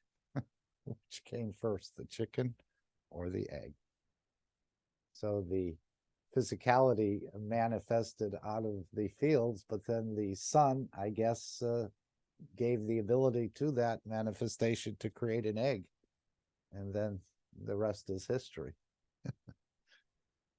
Just thought I'd share that. When you talk about preemptics, we're talking about plasmatic gravitational fields. And isn't this what we have to give and take when we're building a structure like a sun or like a star, where you start out as a seed and then you continue?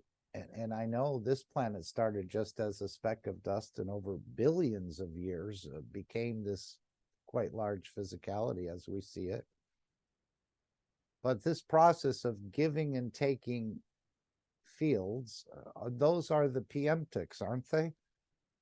Or the plasmatic magnetic gravitational fields that we need to exchange to build something. That would be correct. So when we go and we manifest in another place, would that process also take thousands or millions of years to do that? Or would this be an instantaneous manifestation? I was thinking about that. Is it a slow process where you have to build something speck by speck, or does this manifestation based on the conditions there happen instantaneously? So that's an excellent question. It all depends on your skill level, doesn't it? So, your experience, yes. Well, experience, yes, but that doesn't always translate into skill, does it? So we have limiting factors. So for instance, let's say you work on the car assembly line and you worked there for 30 years. I'd say you're pretty good at building cars. How's your skill at building a house? Well, put some wheels on it, and maybe if it's a motorhome, but if it's out of metal, maybe we can do it. Yeah, maybe. So, you have to transfer that knowledge into a different field of interest. And so the field of interest is also a field. And so can you travel from one field of interest to another field of interest? And, I found it kind of strange when I was in banking. Actually, I was in banking. I'm embarrassed to say. But anyway, the thing is that in order to work in a bank, you had to have a university degree. And one would always think that it would be some kind of degree in, say, business and finance. But you find that the bank was hiring people who were having degrees in basket weaving. And so it wasn't the field of interest of the degree, it was just that piece of paper.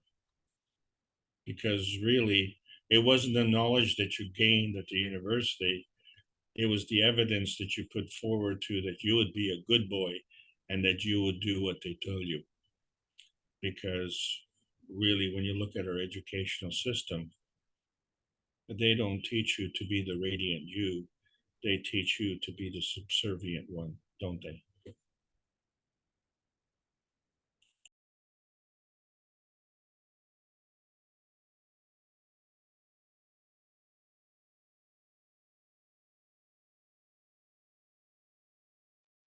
Yes, and I've often thought about these magicians or prophets who we're going to run into in space. And Mr. Keshe wants us to have more knowledge so that we don't get fooled by any of these magicians and prophets. But yet he said when you're operating in the dimension of the soul, that you have access to the universal knowledge, maybe much more than we have here, or can tap into it. So why are these entities lurking there or trying to co-opt us or become a prophet to us? Wouldn't we already understand? I'm just trying to figure out why we're thinking it's a peaceful place, but who are these prophets or magicians that we might perhaps run into? And we have to be careful, or we could get co-opted into I guess their structure. Have you ever thought about that point? If we have the knowledge, how are we going to get co-opted into something else? Or why would they even try to do this? Yes, so yes, I have thought about it, and I'm prepared to answer that. And so one of the things about the radiance is that that radiance is around you. So you actually end up feeding yourself. But since you're diminishing, you're always getting less and less, aren't you? And so in order for you to maintain that position, you have to supplement that somehow. And if that radiance supplementation is only coming from you, then you're short, you're lacking.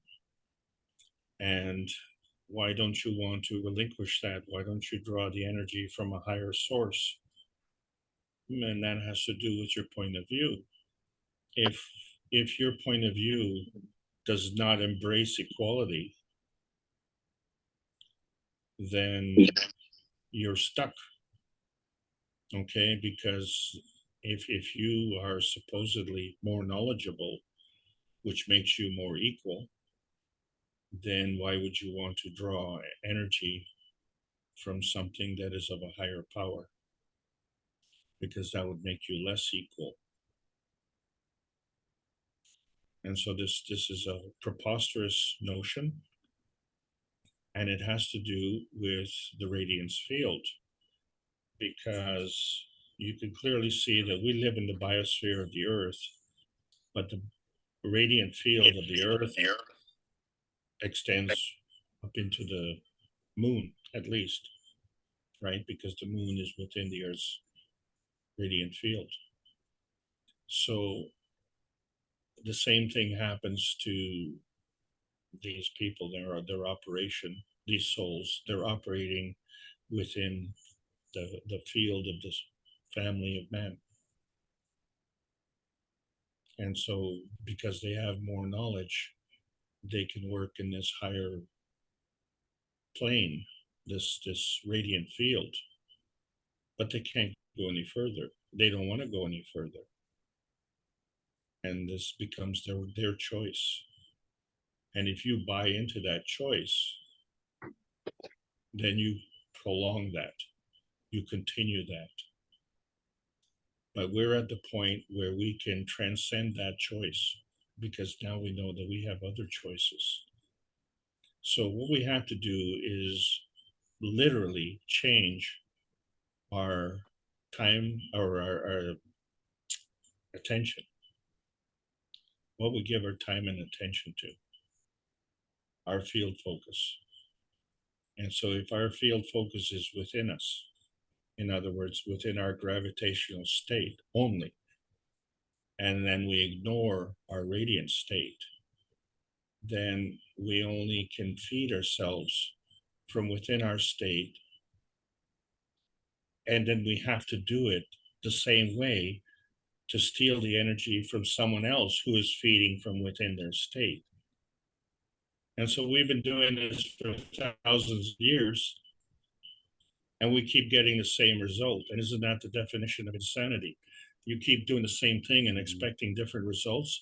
Well, the truth of the matter is they don't want different results, okay? Because they're in their comfort zone. So as long as they have the ability to suck more energy from those radiant fields than you do, then their existence will be assured. And as long as they don't entertain the radiant fields of the rest of the universal community, then they become more equal in that respect. And they don't want to allow that. So what we have to understand is that there are man-made laws and that there are universal laws. And so if we can patch into the universal laws and understand them and live by them, automatically what happens is then we don't become physical bound. We become soul bound.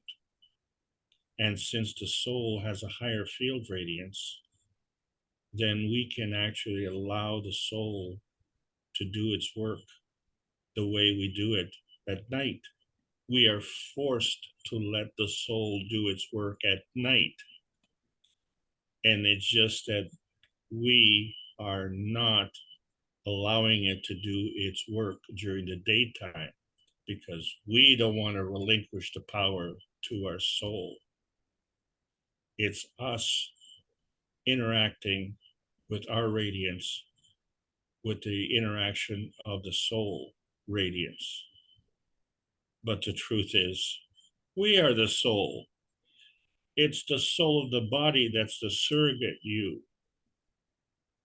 So we need to understand who actually has the power.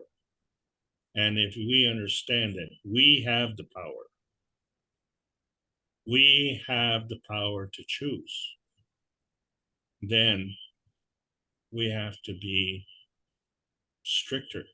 We have to be more discriminatory.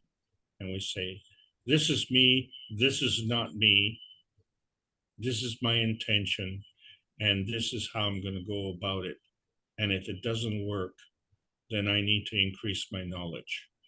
And if my only means of doing it is through my physicality, then we're in trouble. And we are in trouble. So that has to change. And what rate of change can it do? And if we say the physicality is 1, and if we say the soul of physicality is an order of magnitude 10, and if we just say the soul of the man is another order of magnitude 10 times 10, 100, well, do you want to go 100 miles an hour, or you want to go 1 mile an hour? You have a choice. We never knew that we had this before because the knowledge wasn't acknowledged. The knowledge wasn't acknowledged, and we weren't allowed to acknowledge this. We have now transcended that limitation. And if we have the confidence and trust in our soul, we can bring about this change. And that's where we're at. We're at the crossroads. We are in the outer space age. That was an excellent question. Thank you so much. And but the answer was a little difficult for me to understand. That'll have to be reviewed. Ed has, thank you, Alex. Ed has his mic open. Did you want to make a comment, or is it open? Yes. Oh, go. Yes. I've thought about that as well, Mark, because you brought it up, and Mr. Keshe has brought it up several times. And I think Alex is completely right in that many of these entities, they operate the way they operate. They just do what they do. If their knowledge happens to be greater than ours, they may not be wanting to act as a guru or a charlatan, but Okay. it's how we look at them. If we don't have the knowledge and they do something that we don't understand, how are we going to respond? Oh, wow, they are great. You know, We'll follow them. So that's why our education is so important. Somebody does something we don't understand, at least we need to know that the whole universe operates on the same principles, and we need to understand that. So then we look for how to do it. We don't exalt somebody who does something that may seem great to us into being higher than us. So I think it all depends upon our maturity, whether or not they act as a guru. Does that make sense?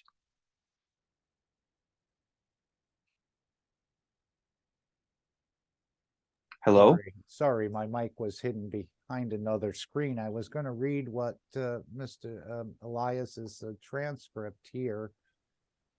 And man doesn't have eyes for sure. He's saying man travels in the dimension of physicality. As long as he keeps himself in a field, gravitational magnetical field of the earth condition, we'll see the same as he always does. Once man moves in the dimension of the soul, once man moves in the dimension of the magnetic field of the universe, in the universe, how do we recognize another? How do we know it from that planet or from the planet or galaxy? Oh, maybe I went a little bit too far. But he's saying we'd be able to tap into a knowledge system in the universe. How do we recognize one another and so on? How do we know it is from that planet or this planet or from a galaxy, has no physical home, but lives like a nomad between the space gaps of the two planet or stars or whatever? In that process, the way we recognize the black, white, Chinese, and the rest, how we categorize these people, these souls, how do we interact with them? Now, it sounds like, or would by the experience of the connection to the universal, what we call pool of knowledge, we instantaneously know who they are.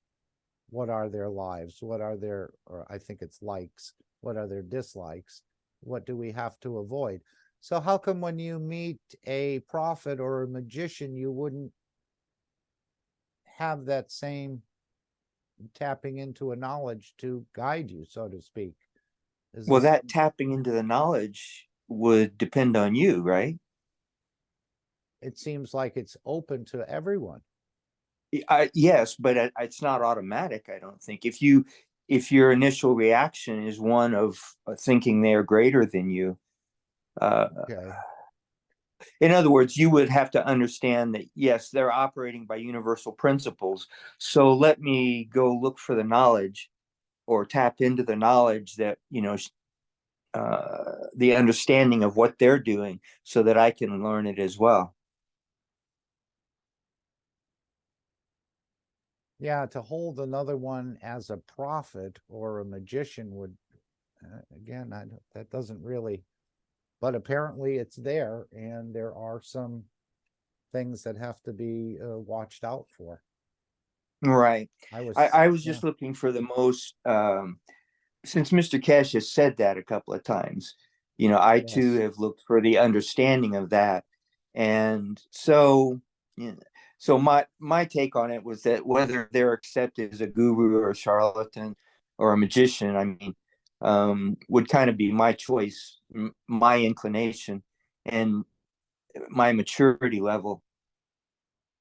Kind of like when you meet somebody here on the earth that may be of a higher more experienced than you, and they conduct themselves very confidently and stuff, what's your reaction? Are they, am I less than or equal to? And it just depends on your reaction and how you take things. Your confidence in yourself, I guess. Yeah, because he's said in a number of different locations that the ethos of the universe, a superior being, which you say maybe they had more knowledge than me, never abuses an inferior being. So I'm not getting the real connection there. If that's the ethos of the universe, where a superior being would never abuse an inferior being, why would they? Well, yeah, again, superior may be ethos wise and not knowledge wise. Okay. Mr.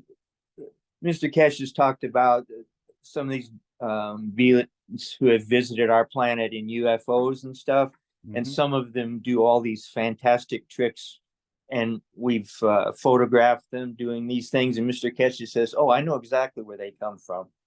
These people are known for doing this and stuff." Right. So are they more mature than us, or do they just know something we don't know? Maybe. Yeah. Okay. I don't know. All right. Would someone else like to come? Thank you, Ed, and thank you, Alex, for sharing. Would someone else like to bring up a topic? I was thinking when he talked about resurrecting or transmuting, he said, "Do I put others in danger or myself in danger?" And why would that phrase come up? Do I put others in danger? I know he said when you manifest, there was only a small, I think he was talking about Lintz and manifesting on the shoulder as a fly of someone. There's only a very small space gap that gives you that room, apparently, to manifest. But why would you put yourself or others in danger by transmuting or resurrecting? Any thoughts from anyone on that?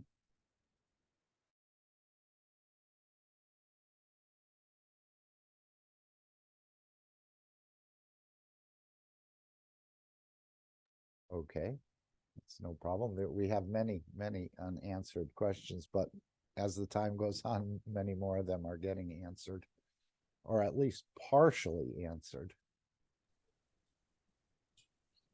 I'd like to try and answer that question. Sure. And it wouldn't be me, Alex, to tell you whether you're right or wrong. I'm just going to take what you say and incorporate it into my understanding. Don't you dare. Yes. So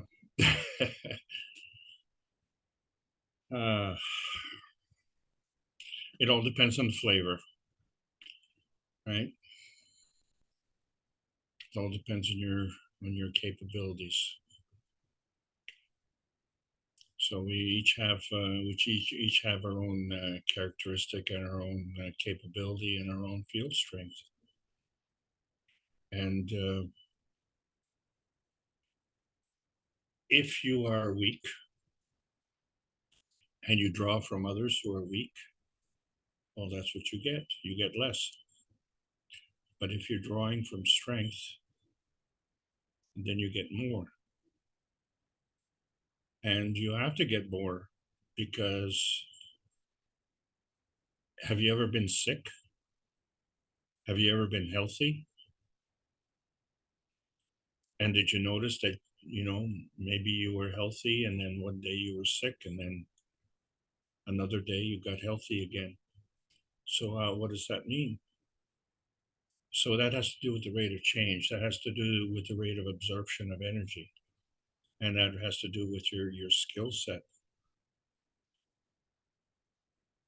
So it teaches us. It teaches us how to navigate. And it teaches which skill to use. And so if we focus our attention on the easiest things, then we can't progress. So we have to challenge ourselves. And now we're challenging ourselves to go into outer space, and we find that there's a welcoming. You know, it's like going into a stadium and you're the only one in the stadium. And then you hear a roar of the crowd, and then you say, well, wait a second. There's nobody here.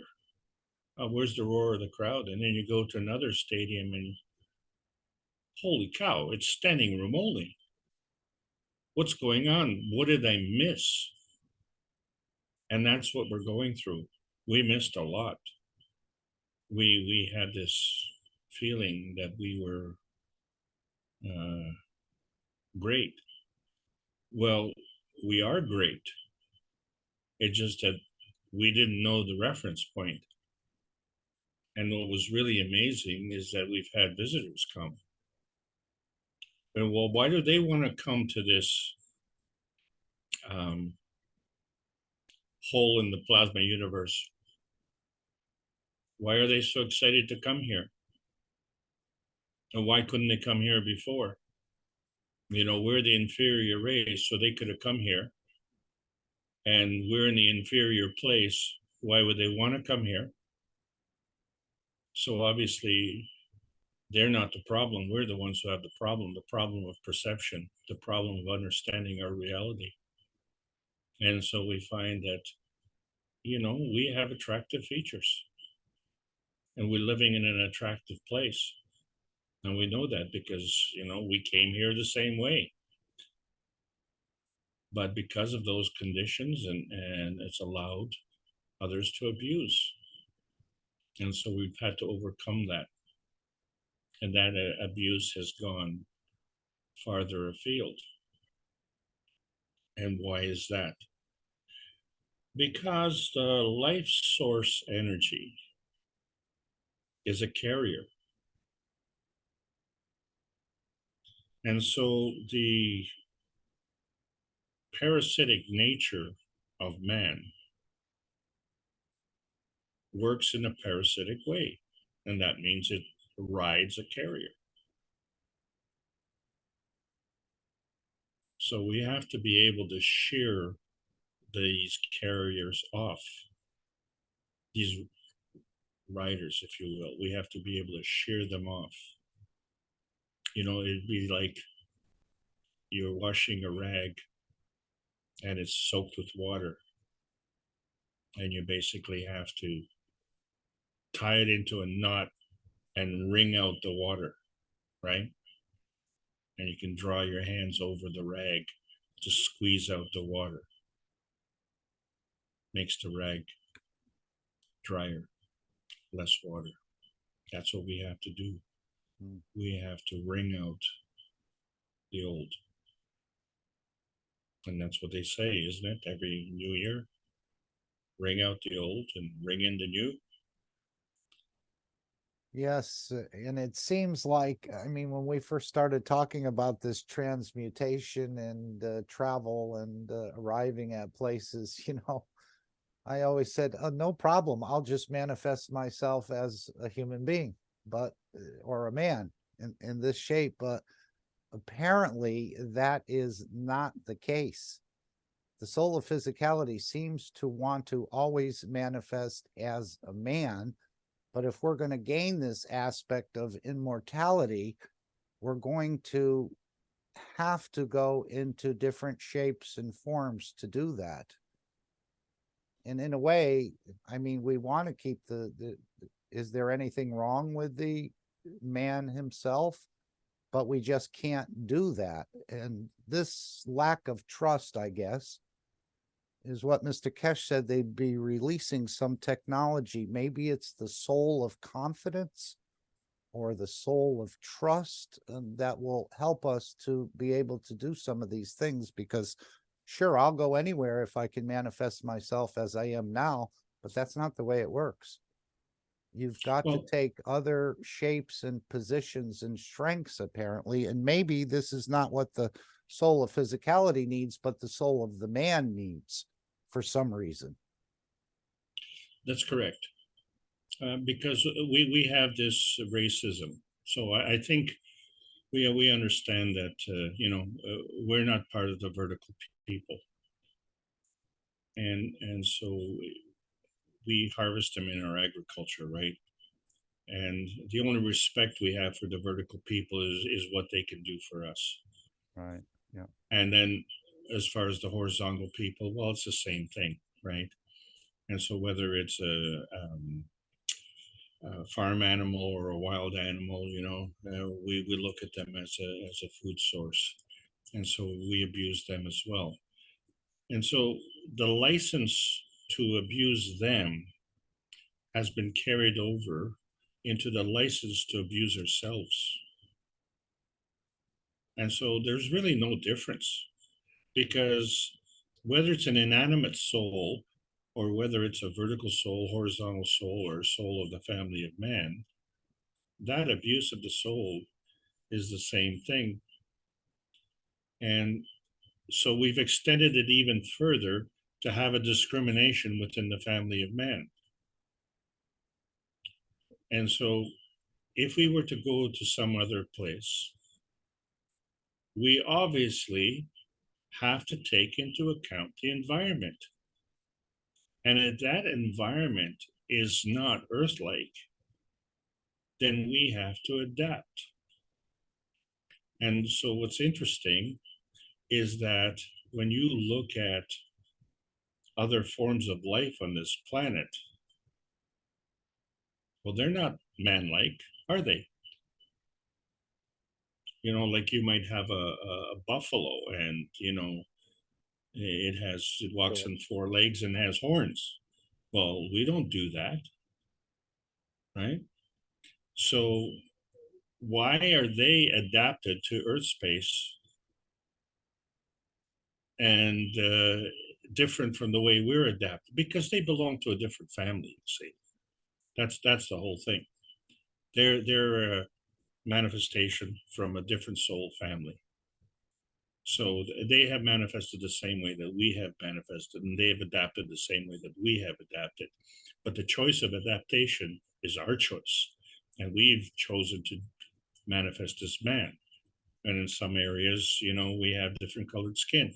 Well, that is not the basis of the discrimination, because there's an equality there, and we're just using the wrong reference point. We're saying, well, our equality is based on the color of our skin. Our equality is not based on the soul of the family of humanity. But if we go to another space, another place, and that environment, we have to adapt. You may be surprised. We're not going to manifest as a man the way we know it. We may do the buffalo thing or the chicken thing. I don't know. Or the moon thing. It remains to be seen, right? As he said, we're going to have this colony on the moon. They'll create 1G, not by spinning, but by another method. But he said it would give us a chance to then venture out from that dome or that colony and to see how it feels to actually manifest as an entity on the moon. And then again, the universe starts to open up to us, I guess. So, yeah, but what happens then, Mark? Are we going to suddenly drop our discrimination? Or are we going to say, well, wait a second, you look yourself in the mirror and you say, hey, that's not me. Well, yeah, it is. Well, I'm a racist, and, I don't like you. Well, yeah, but that's you. So now you don't like yourself. Now you become your own racist. Well, this is a conundrum, isn't it? So it becomes a real problem. So this inherent racism that we have on this earth has to be dropped, and I'm all for that, because I'm as racist as the next guy. And I live in a redneck community, and so, nothing would make the people in my community happier than all the, non-local people to leave. And that includes me. So, but if I go somewhere else, well, then I'm going to run into the same problem. I'm going to be non-local. And so here we have the conundrum, so we all become then soul hunters. We're looking for, our family. And if we go at it from that point of view, not to hunt them down, but to join them. And if you go to Mars and that soul manifests in a different form, and we accept that, well, boom, then we're gone. Then we go. Right. Then- And maybe just the appreciation for life and realizing what the other alternative is. There you go. There you Yeah, go. Exactly. that even though you look like a bug with 20 legs or something, you're still representing life in a way. You're still able to move to different positions than just to go to one place and create a star or something. But you're not going to come back to Earth space as a bug. No, you carry that physicality with you. This planet's inertia and the fields, magnetical gravitational fields, is what the soul is just passing through. So it's an automatic. I think there's a lot of automatics that will happen. Hey, Mark, you're up to 45 cents. You started using some 10-cent words. Oh, wow. And again, when you talk about the soul being created, aren't there two ways? First, the soul of physicality and the physicality create the conditions for the soul to manifest itself. But Mr. Keshe said there's many souls waiting to come into the dimension of physicality. So the soul could be created on this planet, or if permission was given, a soul waiting to come in could then take that structure if it was granted to it, as my understanding is. He Yeah, said well, the these are souls these they're lined up waiting to come in to have an experience in the matter state, but apparently there's not enough seats. No, these are the excitable visitors that want to come here. No, there are enough seats. They have to manifest a seat.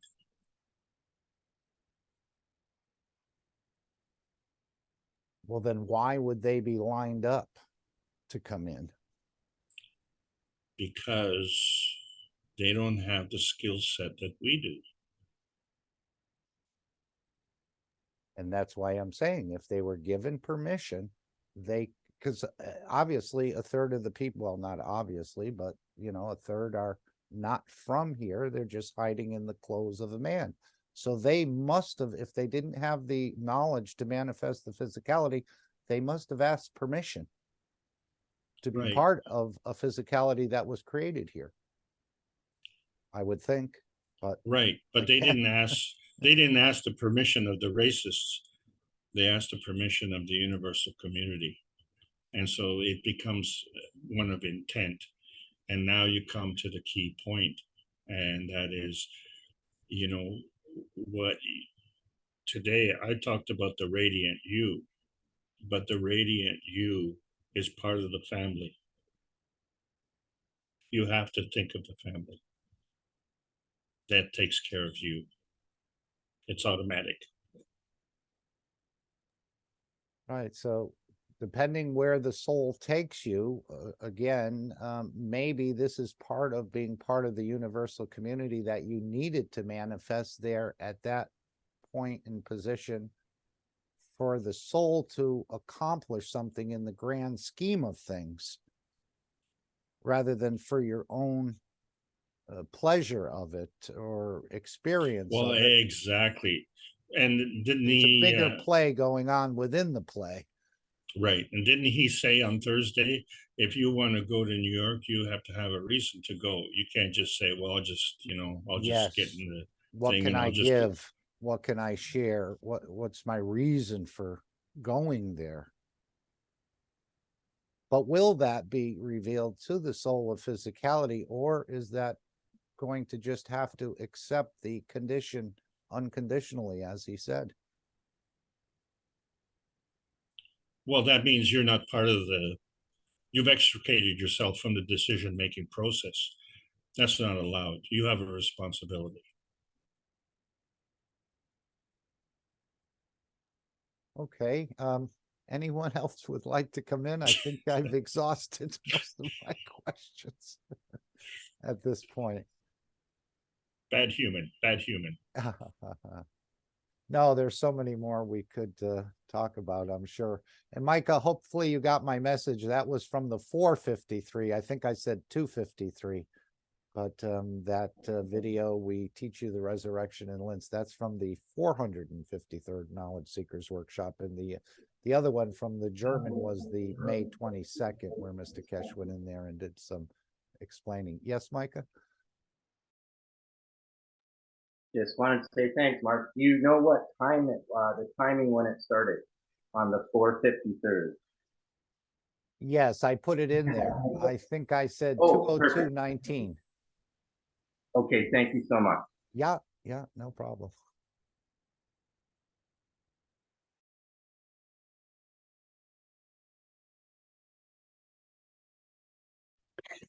Hello, Mark. Hello, everybody. Hello, Claudia. Hello. I was listening what like Alex was saying, and my doubt is, I think it's not only the intention. I think I was thinking and correlate with the cup of number one, that the nano copper that has several souls interacts with the other metals beside. So we have many souls inside of our body. Each cells have souls in our bone that have energy of the calcium energy. Yes. So I was thinking that we have to the blood that we have water and sodium, potassium, and in the cup number one we have either two, water and salt. So we have you must have the intention, but have something more, that we have to interact our body, the physical body, to transmute, I think. But I was thinking that which kind of blood do we have to have? Because we are different. I have different sodium than you. Sure. So I don't know. We must have the. That's why he said not to eat so much. We have to. We have 8% of energy of the environment. So we need to be clean. Our physical must be clean, and with the intention, but have something more. I can't describe it, because we go to the so planets, different galaxies. Why these places push you? Push is not the word, is you interact with this place. Why? We must have. It's not only the intention, I think, is my You're thinking the soul needs to go there for a certain reason? Yeah, but I think we have must similar things in your body and the place that you are going. The environment is important. Is that your body is important. What you eat is important. If you don't eat anything, your body will be clean. So it will be more easier to go to transmute. Your body will be more weaker, and your soul will be more stronger. So I think for you transmute, you have to stop eating. And obviously you have to be a good intention and the ethos. But I don't know the word I put here. Didn't Christ transmute after the Last Supper? I don't know what the in-between time was, but he did have a meal there in, let's say, days or weeks before that. And if he was being held anywhere, I'm sure they offered him something. And wasn't the Buddha still eating? Maybe like a bird, but I believe he was still eating. but I'm not sure about that. But I know Christ was at the Last Supper before the But in the crucifixion. yeah, but in the workshop, the kids workshop, Mr. Cash said that the planet and the stars and everything that you want to go, that planet pull you. It's not the opposite. It's not you. It's the place that you want to go pull you. Yes. And I just have a little thought coming to me. I'm always after the C-14 and the transportation of the universe and our direction towards the creator. So, Alex, maybe you can help me on this one. Do all of the planets and galaxies and everything else in the unicos, and of course that means going to the creator, everything has carbon and hydrogen, is that correct? And then, for example, maybe another galaxy will have, instead of oxygen and nitrogen, they will have something else. So we have to be able to, like Claudia is pointing out, we have to be able to work with that combination of amino acid. Am I? Yes, you're very, very correct. You're very correct in everything that you say. So I want to answer this question first, and then I want to answer Claudia's question because that's another important question. Okay. And so that you understand, and that is that the elements that are available to us on a particular planet have to do with the soul of that particular planet.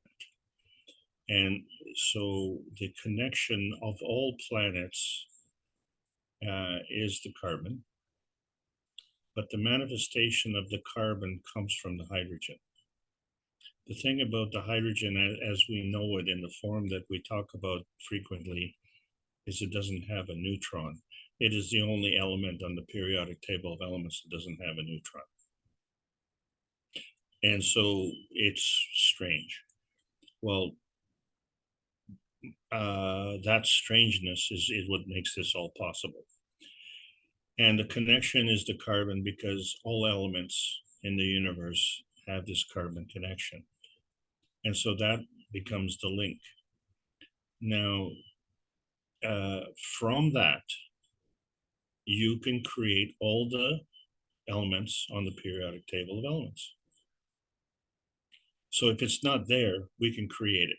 We have the skills to do that now.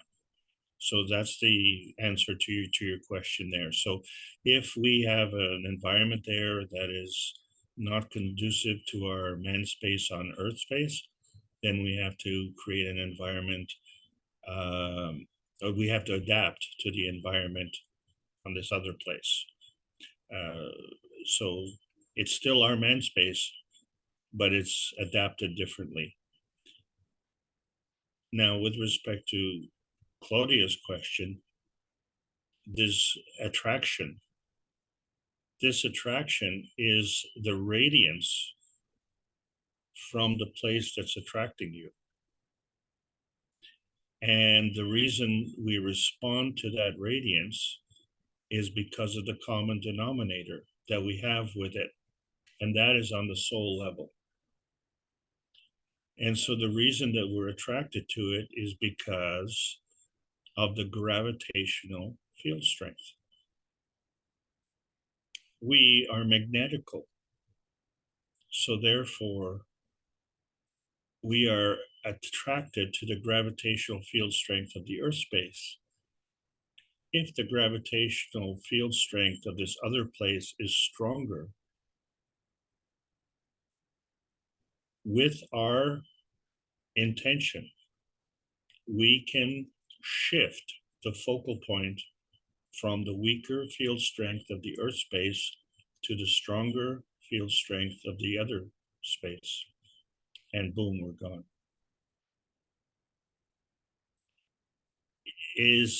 It has to be in agreement with our soul. And so it is. You wouldn't go there if it wasn't. Do we acknowledge that? Do we say, well, wait a second, when did I make that decision?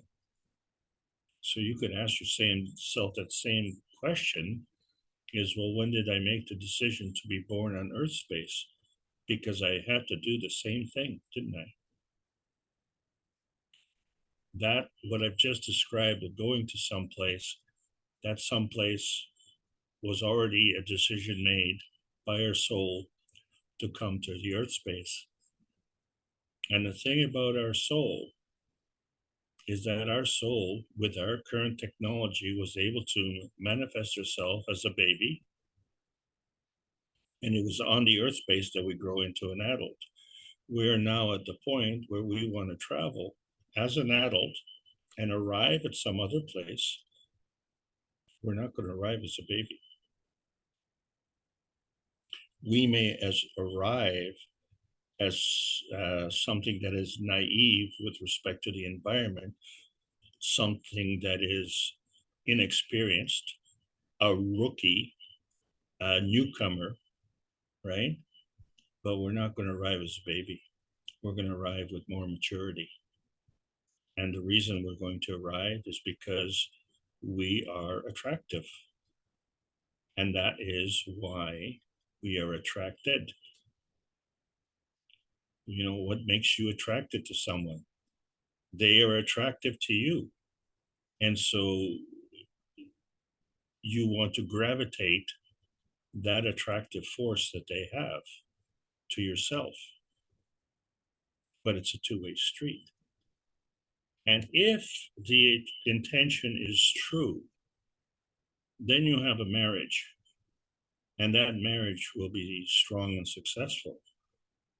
But if that intention is false, insofar as we just want personal gratification, or if we want maybe a personal comfort zone where we can, you know, fake a marriage and for the sake of our comfort, and fool our marriage partner.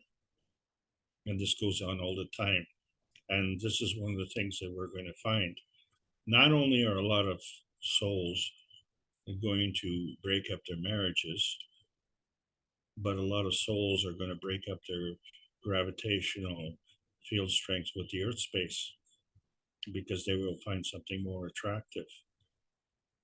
But if that's the case for us, then it's also the case for the universal community, because this new technology is connected, like Gail said, on the hydrogen and carbon basis. So the carbon would be gravitational and the hydrogen would be magnetical. And so that's all we have to understand, is they're all one and the same energy, but it's from your point of view. And you have to understand which one is going and where is it going. And you don't have to go because you're part of the process. All right. But you have to know that that's what you want to do. So, you know, I think we may have, you know, kind of been hoodwinked a little bit, because if our Earth space is Hooliganville, you know, if we'd have known that coming here, we wouldn't have come here. But I think the truth of it is that we did know he was here. Right. Because we came here with a responsibility. And many came with that responsibility and they got sucked in to the gravitational nature of the bush harvesting. It's a very strong force. And so we need to have this gravitational stability within us and this maturity to understand the difference. And so I will just finish this off with just one other example. And I have had connection with a guru. And the thing is, a guru remains a guru until they're challenged. And when they're challenged, they actually run away. It's amazing to watch. So if you have the gravitational stability within your knowledge, you can't be fooled. Over to you. Thank you, guys. Great questions. Thank you so much, Alex. I understood everything that you said. Thank you so much. And when you talk about the hydrogen and the carbon, Alex, are you just talking this universe, or are you talking across the unicose? The whole Ansha and the Lada. Okay. Thank you, Alex. Yep. Go ahead. I just said thank you, same as Claudia was saying thanks. Thank you, guys.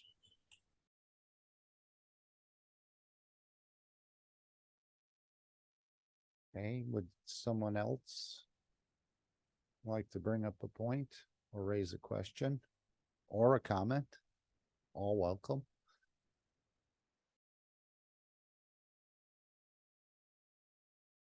I see Dean has rejoined us. He was here for a moment and then went out and came back in. But he may not be close to his mic.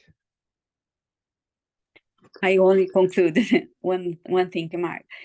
That's why we are so individual. So because our intentions is so different and our soul. So you want to go a place and I want to go another place. So that's the beauty. Thank you. Yeah.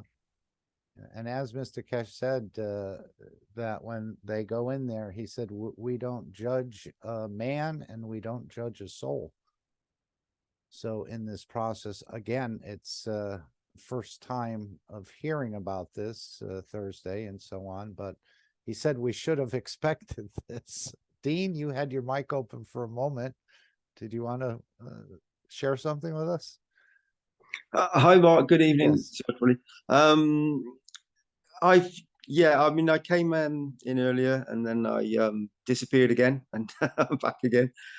So yeah, many things going on in my in my sphere of you know, what my reality, different things.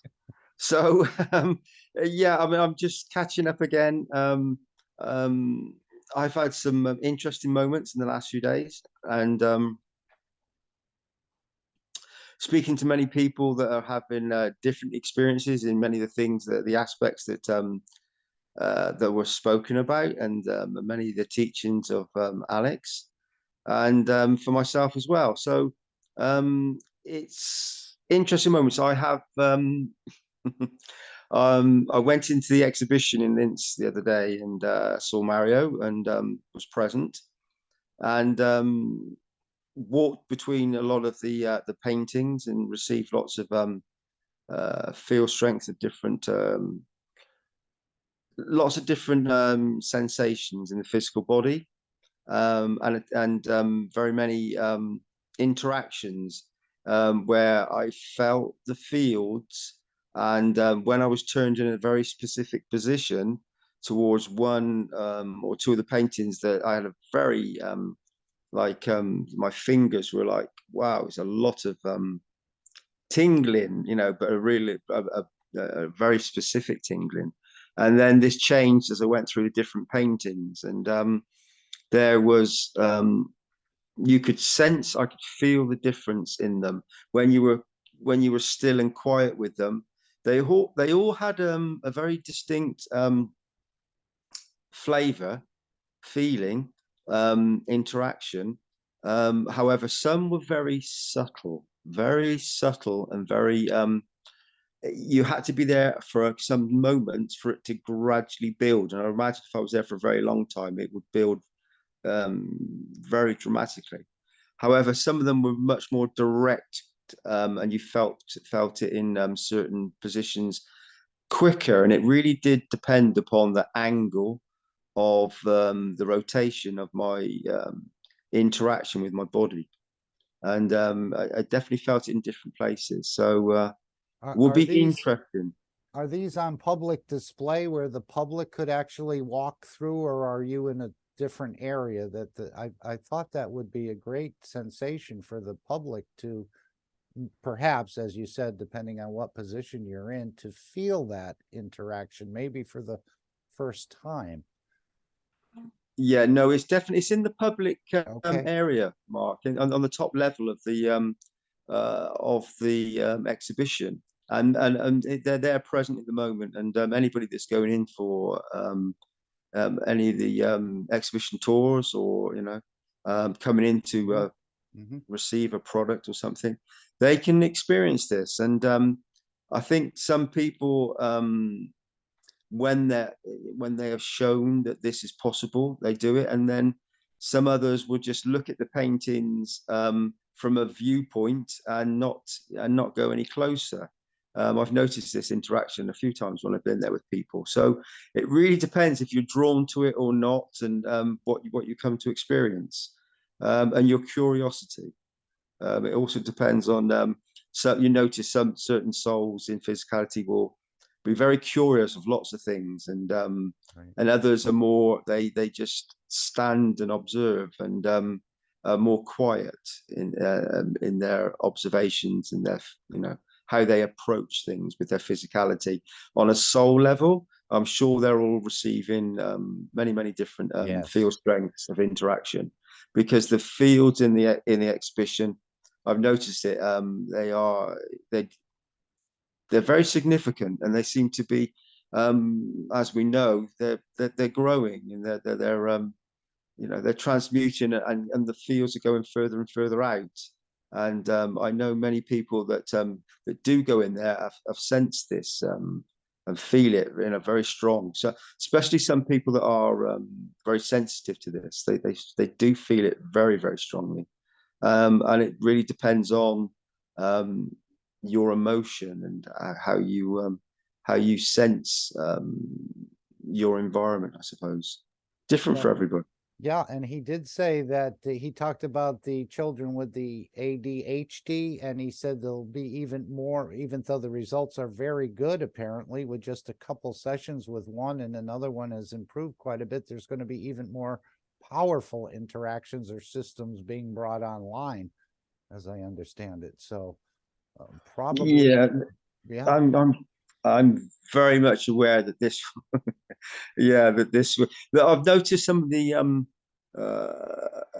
the people present, and the younger ones that I've seen, they're very intuitive and very in tune, and are very aware of many things.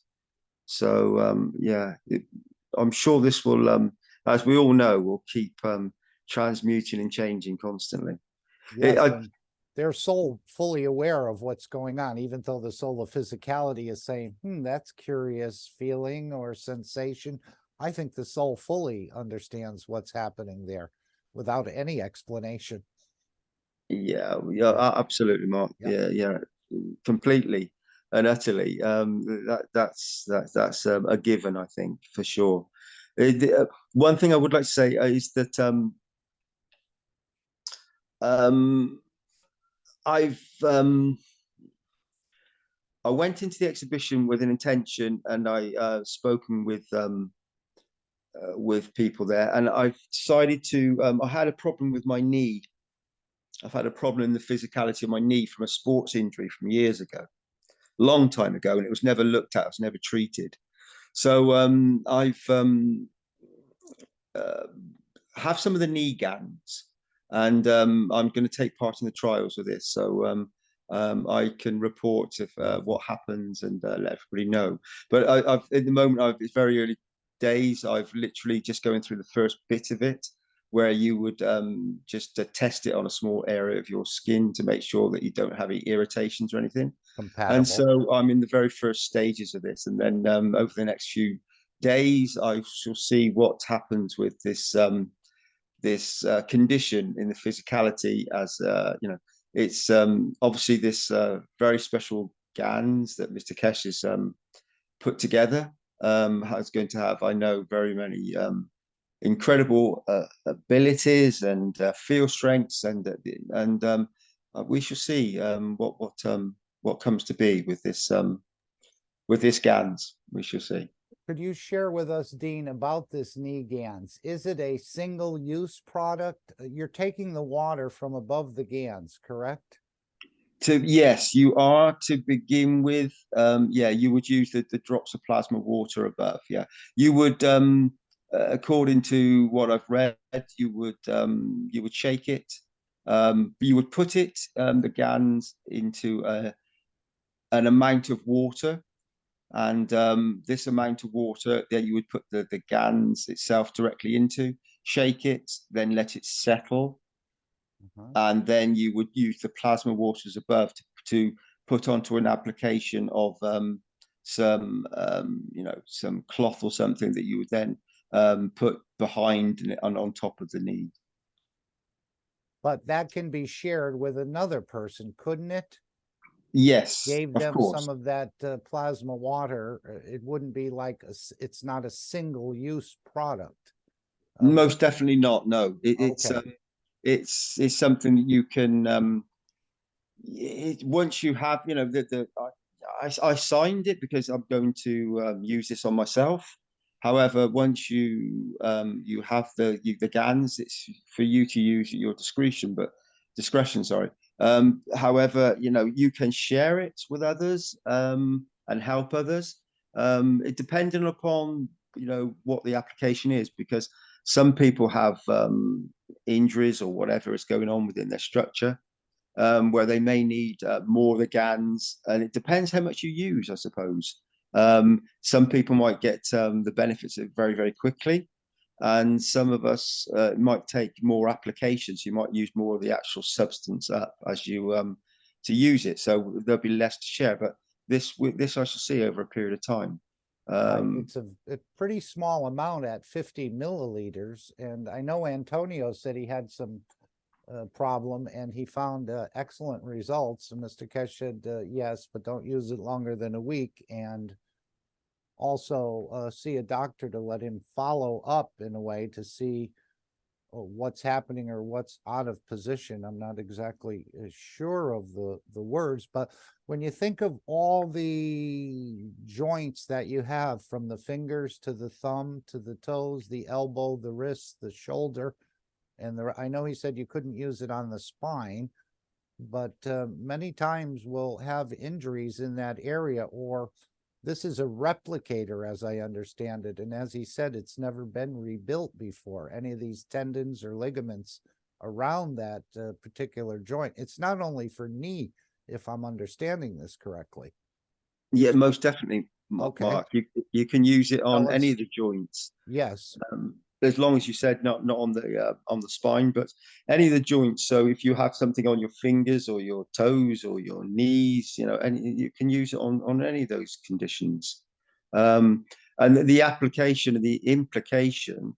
I was speaking to someone about this just this evening, and it's if not if I know this will have I already felt it. I mean, I'm just using the first few drops to test if there's an irritation, and I already felt something in my knee, and I was the application was nowhere near the knee that you do this. And how did you apply it? Did you do different amounts on each side of the knee, or At the moment, nothing. At the moment, Mark, that's not until the next stage, which will be tomorrow, that I start that process.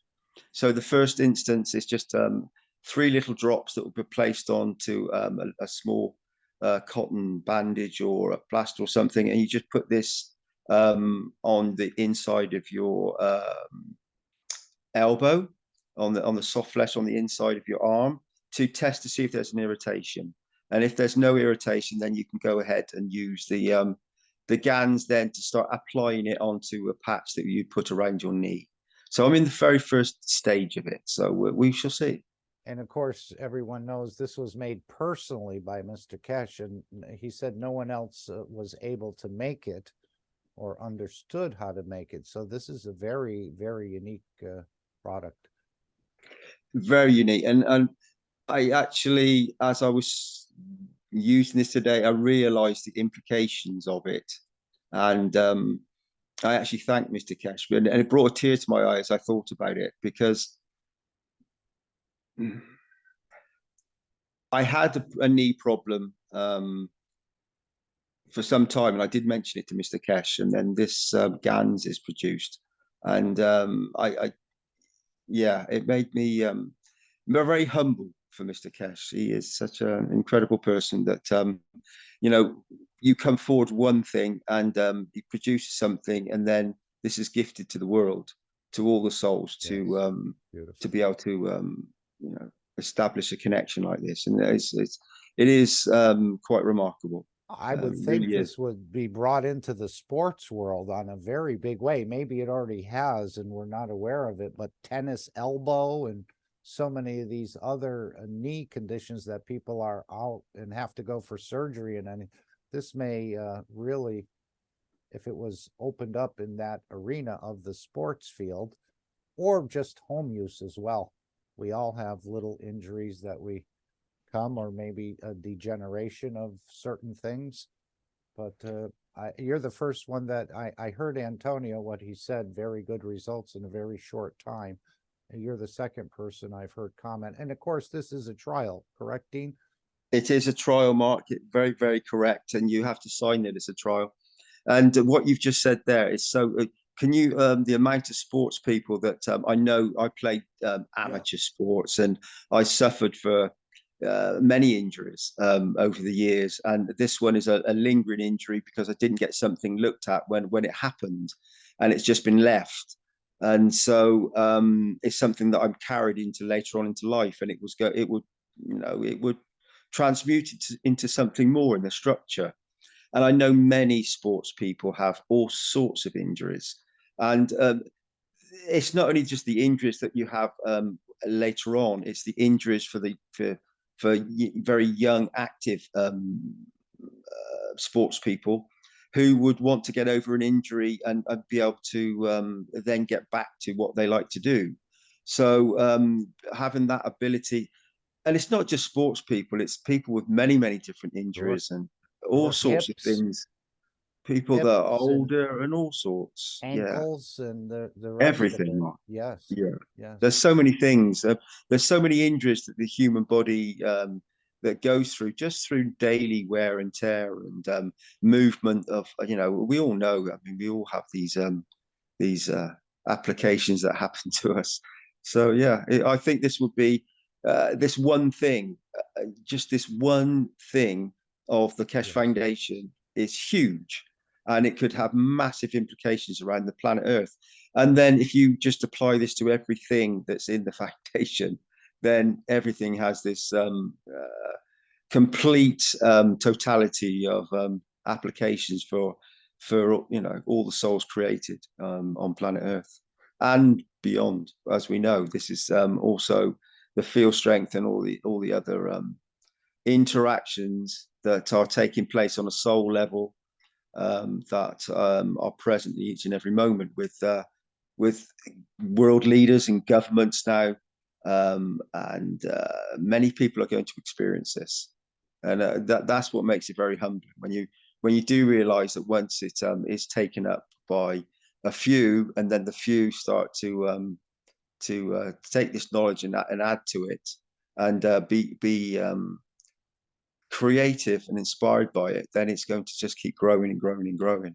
And this is in the physicality, So when we start to understand it on the soul level, and we start to share it on a soul level application as well, then it transcends everything. It's very much like this GANs of the trial. This one element, I've known Mr. Keshe has spoken it before, could elevate the man and can do many things. All so of the products, all seem to be soul elevators. But he called this a sort of a replicating material. I guess it's a rebuilding, replicating. He said your joints have never been replicated for the tendons and the ligaments and so on. So if the GANs' little sons, couldn't this be passed on to the next generation and even the next generation? Not that we may not even need it by then, but I think this would be a real keepsake in your family, or to share with your friends and neighbors as well. 100%, Mark. And that's the beauty of it, isn't it? It's being able to actually do that, to have that beauty, that that ability to share it, and with love and care, so that others can have their conditions healed as well and helped, and to receive what they need. And we all know that when you have something that you carry with you in the physicality, the smallest little thing can cause an emotion that you're not even aware of, and it can make some people very fragile and have a particular emotion of something that is triggered within the structure that can affect very many people, because this very small thing in their physicality can make them without them even realizing have a certain, I don't know what the right word is, aggression or aggravation, right. or like something. the little pebble in the shoe. Exactly. Yeah. That's exactly it. And then if it was with somebody who had a certain influence in a certain way, could affect a nation, because that they carry with them, and then this is then transmuted to others, even though they may not even be aware of it, and has a direct implication on many souls, because one soul is slightly out of balance in a certain way. So the implications of this are when you start opening it up, like always with the plasma, it becomes more and more and more, and the peace and the balance within it is extraordinary, really. Well, I hope you'll keep us updated, if you're allowed to, on any of the things that you could share. Yeah, I'm sure it'll be fine too. We will see, and I will let you know as soon as as I receive, and see what happens. And I'll of let you course, know. Mr. Keshe said that they're going to, I guess they ran out of stock in this batch. He said there'll be a second batch made of it, but then that would be it. Yeah, so that makes it even more substantially precious.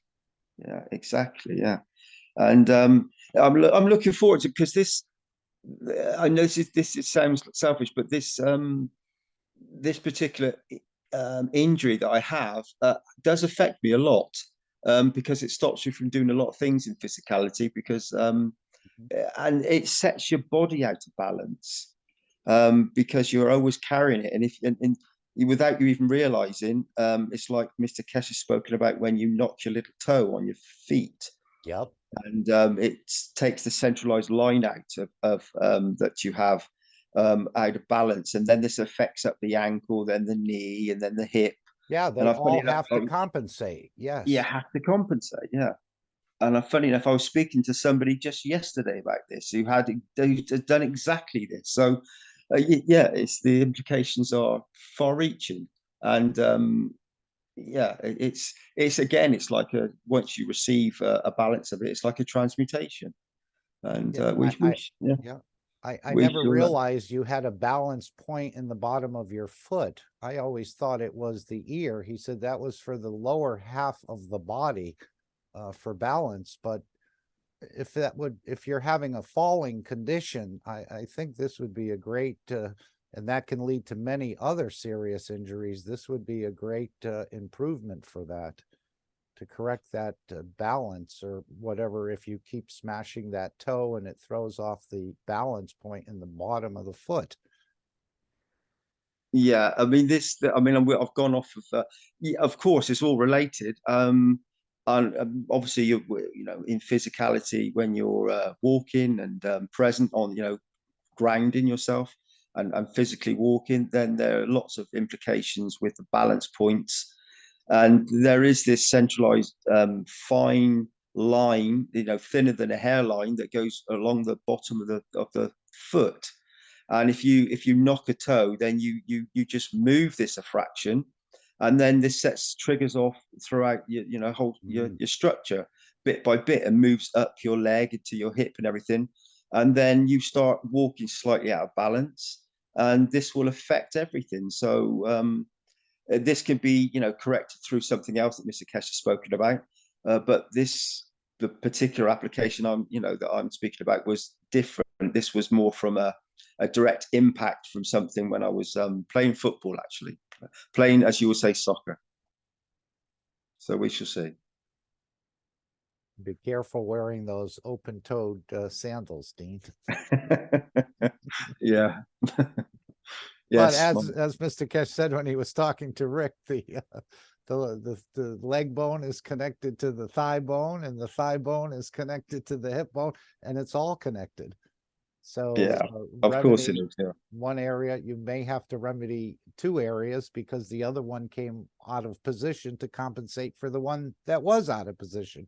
And now you put that back into position, the other one is a little bit off. So, but a beautiful product. And I like the idea that it's a multi-use.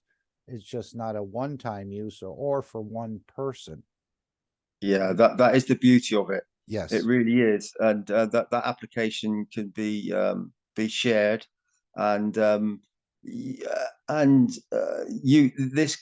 don't want to open it up too far, but you could, there are many souls that could benefit from this, not just human souls. There are many animals, and I'm not saying it's for that, but there's the possibilities when you do it with love and care, and you have you want to help another soul, then there's many possibilities, I suppose. Thank you very much for sharing, Dean. Yeah, thank you, Mark. Oh, sorry, I had put the knee GANs up, but I did not share the screen. When I took it down, I saw Alex's picture was up there.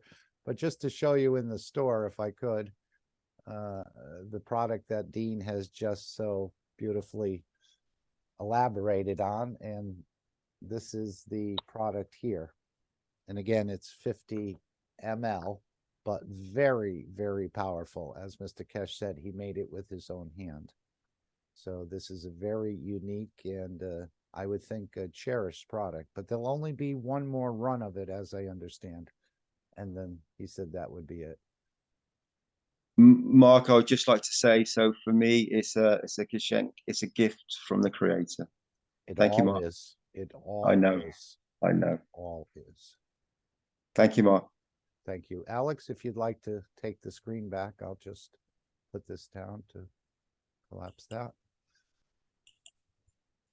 Would anyone else like to make any comments or bring anything up? I know it's going, gosh, already the hour is midnight in Europe, and we don't want to keep everyone at bay, so to speak. And I'm sure we're going to have more times and pleasures of interaction. And as Mr. Keshe said with the, I think he was talking about those in the feeding situation in China. And what he found out now, he was saying, again, I don't know the location, that about how they became not in a rush anymore about anything, because there was enough time, he said, for everything. And I think it was in relation to the reduction of the food. He said they're no longer in this rush, things have to be done and we got to rush. There's plenty of time for everything. So it's a much peace. That's what Mr. Keshe said. The reduction in the food would create more peace and a wellness in your body, as well as absorbing knowledges for some reason. There's many secrets hidden in the work, I think, that we're doing, but they'll all get opened up in time. But I thought that was a beautiful thing when he said that the person felt no need to rush anymore. There was plenty of time to do everything. Maybe the anxiety level is being reduced. Yes, Alex, please. Well, I wanted to just add a little bit with respect to the knee GANs, and the most significant thing is that it affects the tendons and the ligaments. And the problem there is that they are very, very slow in terms of healing compared to muscles. Okay. And we know this because knee problems, and let's say they're from athletics. So these knee problems would go for extended periods, so that they could be for 10 months or they could even be for years. Whereas a broken leg, in normal times could be, let's say, 6 to 8 weeks. And so that would be the difference there. So why I'm saying this is because with the knee GANs, it is changing the rate of healing. And the rate of healing, it becomes very important when you look at the rate of damage. So what healing is that the rate of healing is faster than the rate of damage.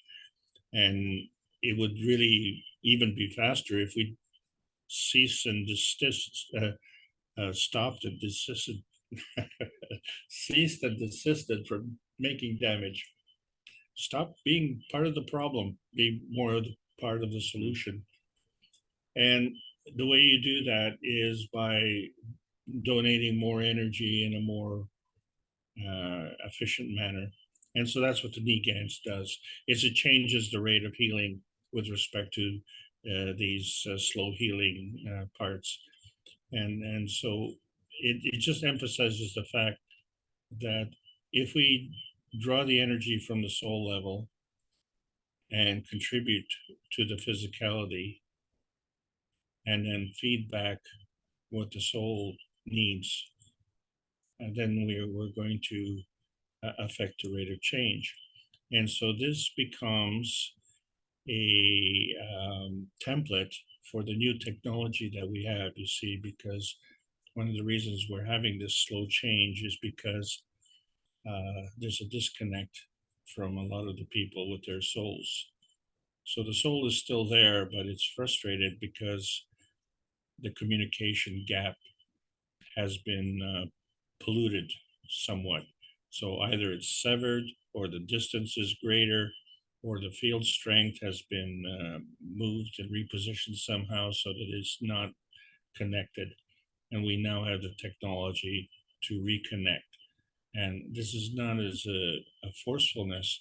This is an allowance, a repositioning in terms of field strength that allows someone to rejoin, shall we say, the intentions of their own soul. And this is what's going to affect the rate of change on this planet. So I want to thank everybody for allowing me to present today. And I think it was a fun session for all. And I hope that we get a chance to continue this next week. And look forward to seeing you. Thank you all. Thank you very much to everyone, including Alex. Before we close, would someone like to bring something else that they've been perhaps sitting on or holding that you've been getting nudged to share, but yet you didn't want to open your mic? So let's give people an opportunity for that for a moment. While you're thinking about that, of course, this week, we will, on Tuesday, the One Planet, One Nation, One Race in the public Zoom room, 939-474-503. Wednesday at 7 a.m. will be the Keshe Plasma Reactor Group. And of course, Thursday will be the Knowledge Seekers Workshop. Friday, we have the Brazil meeting in Portuguese. And of course, they have the daily intentions. I think that moved to 2 a.m. rather than 1 a.m. And you can find that on some of the social medias or on the Brazilian group. And then on Wednesday, they have the intention session, and I believe that's at 6 p.m., but correct me if I'm wrong, CEST time. Oh, yes. Thank you, Carolyn. The testimonial meeting is tomorrow, and that will be at 8 p.m. CEST, again in the public Zoom room of the Keshe Foundation, which is 939-474-503, and that will be with Rick. And this is the second Monday of every month, is where we hear from different people with different testimonials. You're all invited to partake and share, or just to be there and be part of the meeting. Even if you don't have any exciting testimonials to bring, you can just be present. with the rest of us. So anything anyone would like to bring before we close?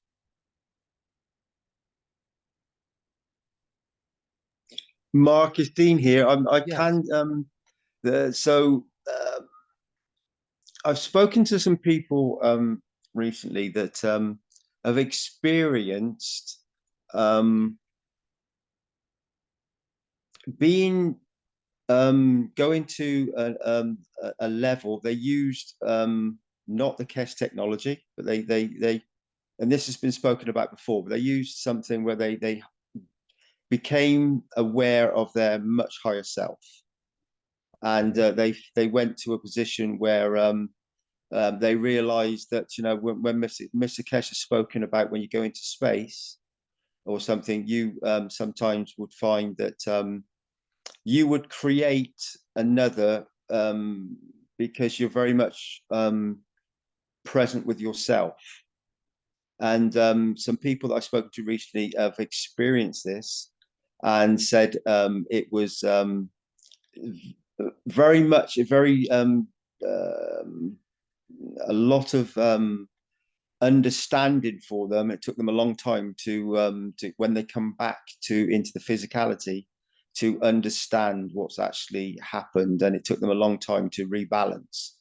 So there is something that you know, as we experience different things and we come back into physicality, then we have to absorb and understand what has taken place. So that's just something that I'm would just quickly just speak about.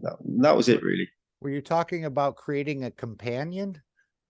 Yeah, so I'm not saying they did this, but Mr. Okay. Keshe has spoken about creating a companion. Definitely. Yes. If you are in, you know, you're out there for a very long time and you feel a little bit lonely, then you would, you know, and a companion would be very beneficial, and you would do this so that you had someone else to interact and communicate with. So yeah. Yes, Yeah. and he said, I thought that was funny that he said, you know, you're out there traveling, as Dean said, and you're kind of lonely and you want a companion. He said, even the ugliest thing you created would be a Madonna to you, because Yeah. you're out there in the wilderness. But it's all possible. We know no limitations, and I believe we'll find out more and more about this complex structure, but yet we can access all of it. Over time, we're going to learn all of the different understandings about this human complex and the soul and the soul of physicality more and more as we start to experience it and share it and bring stories back to this planet from the universe. I think that would be one of the most exciting documentaries, let's say, that we could possibly have. Yeah, that goes into Mark, you are the captain of your ship. Yes. Where do you want to go? Because we all are so have so many different interactions in our emotions and our experiences that we all have a vast array of different thoughts. However, you know, when we get back to the one pure thought, then it's a one-way ticket. So we shall see. Interesting. Thank you, Mark. Thank you, Dean. Yeah, I know there's a lot to reach out for in so many ways, again, beyond some of our comprehension at this point, but it's all working out rather beautifully. And I think we'll hear a number of stories from different people from different places, and bring back different energies and other things from the universe to share. So we're heading into a very, very beautiful time, I think, with the Keshe Foundation, this knowledge. And as Mr. Keshe said, and what you said, Dean, we shouldn't be so presumptuous that we're the only ones that have a solution to every problem. There's many other knowledges out there, and we're open to all of them. But I think the foundation really understands the totality, and this is not just an aspect of the knowledge, as some of the civilizations before us had access to, but the foundation itself is really through Mr. Keshe and so on, is carrying the totality of the knowledge. We all are, but to access it's a little bit more difficult, as we found out through Yeah, these teachings. that beautifully said, Mark. That the totality of the knowledge, and I concur that that is what the foundation has the beauty of. Okay, I'm going to we have some 468%. Okay, Alex, I'm going to play the Marius's flight unit and then the final disclaimer, and the meeting will end. So I'm going to share the screen, Alex, if that's okay. Thank you very much, everyone for being here and being part of it. And you're all welcome in all of the meetings, as I understand it. Whether you speak the language or you don't, I think the soul understands. So thank you all again. Have a wonderful evening. We're on a short break from the private classes, and we'll resume, I believe, in May, but many exciting things happening in the interim period. So let me just find, and of course, this was our commemorative video made after the June 6th of 22, where we sent a number of people actually to the moon. And I think Gallup is our Neil Armstrong, as Mr. Keshe said, the first man to go on the on the soul level, shall we say, and come back to talk about it. And you can see that in some of the flight interaction sessions that were held part of last year and so on. So thank you all. And again, it's an amazing knowledge, and we're all growing into it at different strengths and at different rates, but we're still all equal. So that's another beauty of this. As he said, we don't have any graduates or certificates or any Harvards in the universe or PhDs. So we're all basically on the same, I would say, the same level of not of understanding, but of equality, or being equal on the soul level. And this is a big part of the ethos of the knowledge. No one's above anyone and no one is below anyone.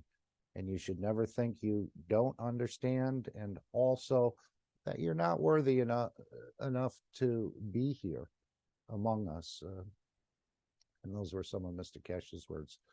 So let me bring up the Marius is another. Again, you can imagine this as the soul of the man flying. You can imagine this as a matter state craft, because I think both of them will, as he said, we have to accommodate everyone.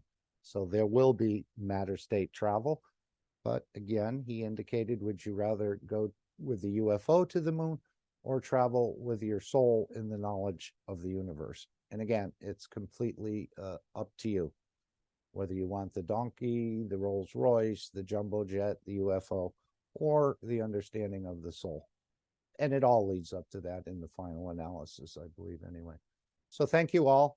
Have a wonderful rest of your day, morning, evening, or whenever you listen to these. And we'll see you next week.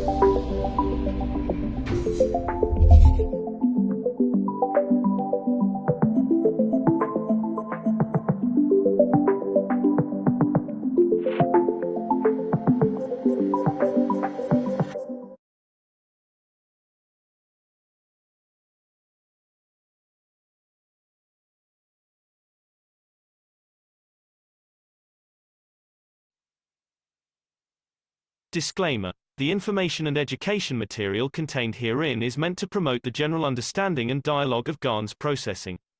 Such information is not meant or intended to serve as a substitute for a healthcare professional's clinical training, experience, or judgment. For patients and individuals, such information is not to be a substitute for professional medical, therapeutic, or healthcare advice or counseling. For medical issues or concerns, including decisions about medications and other treatments, readers, viewers, listeners should always consult their physician or, in serious cases, seek immediate assistance from emergency personnel.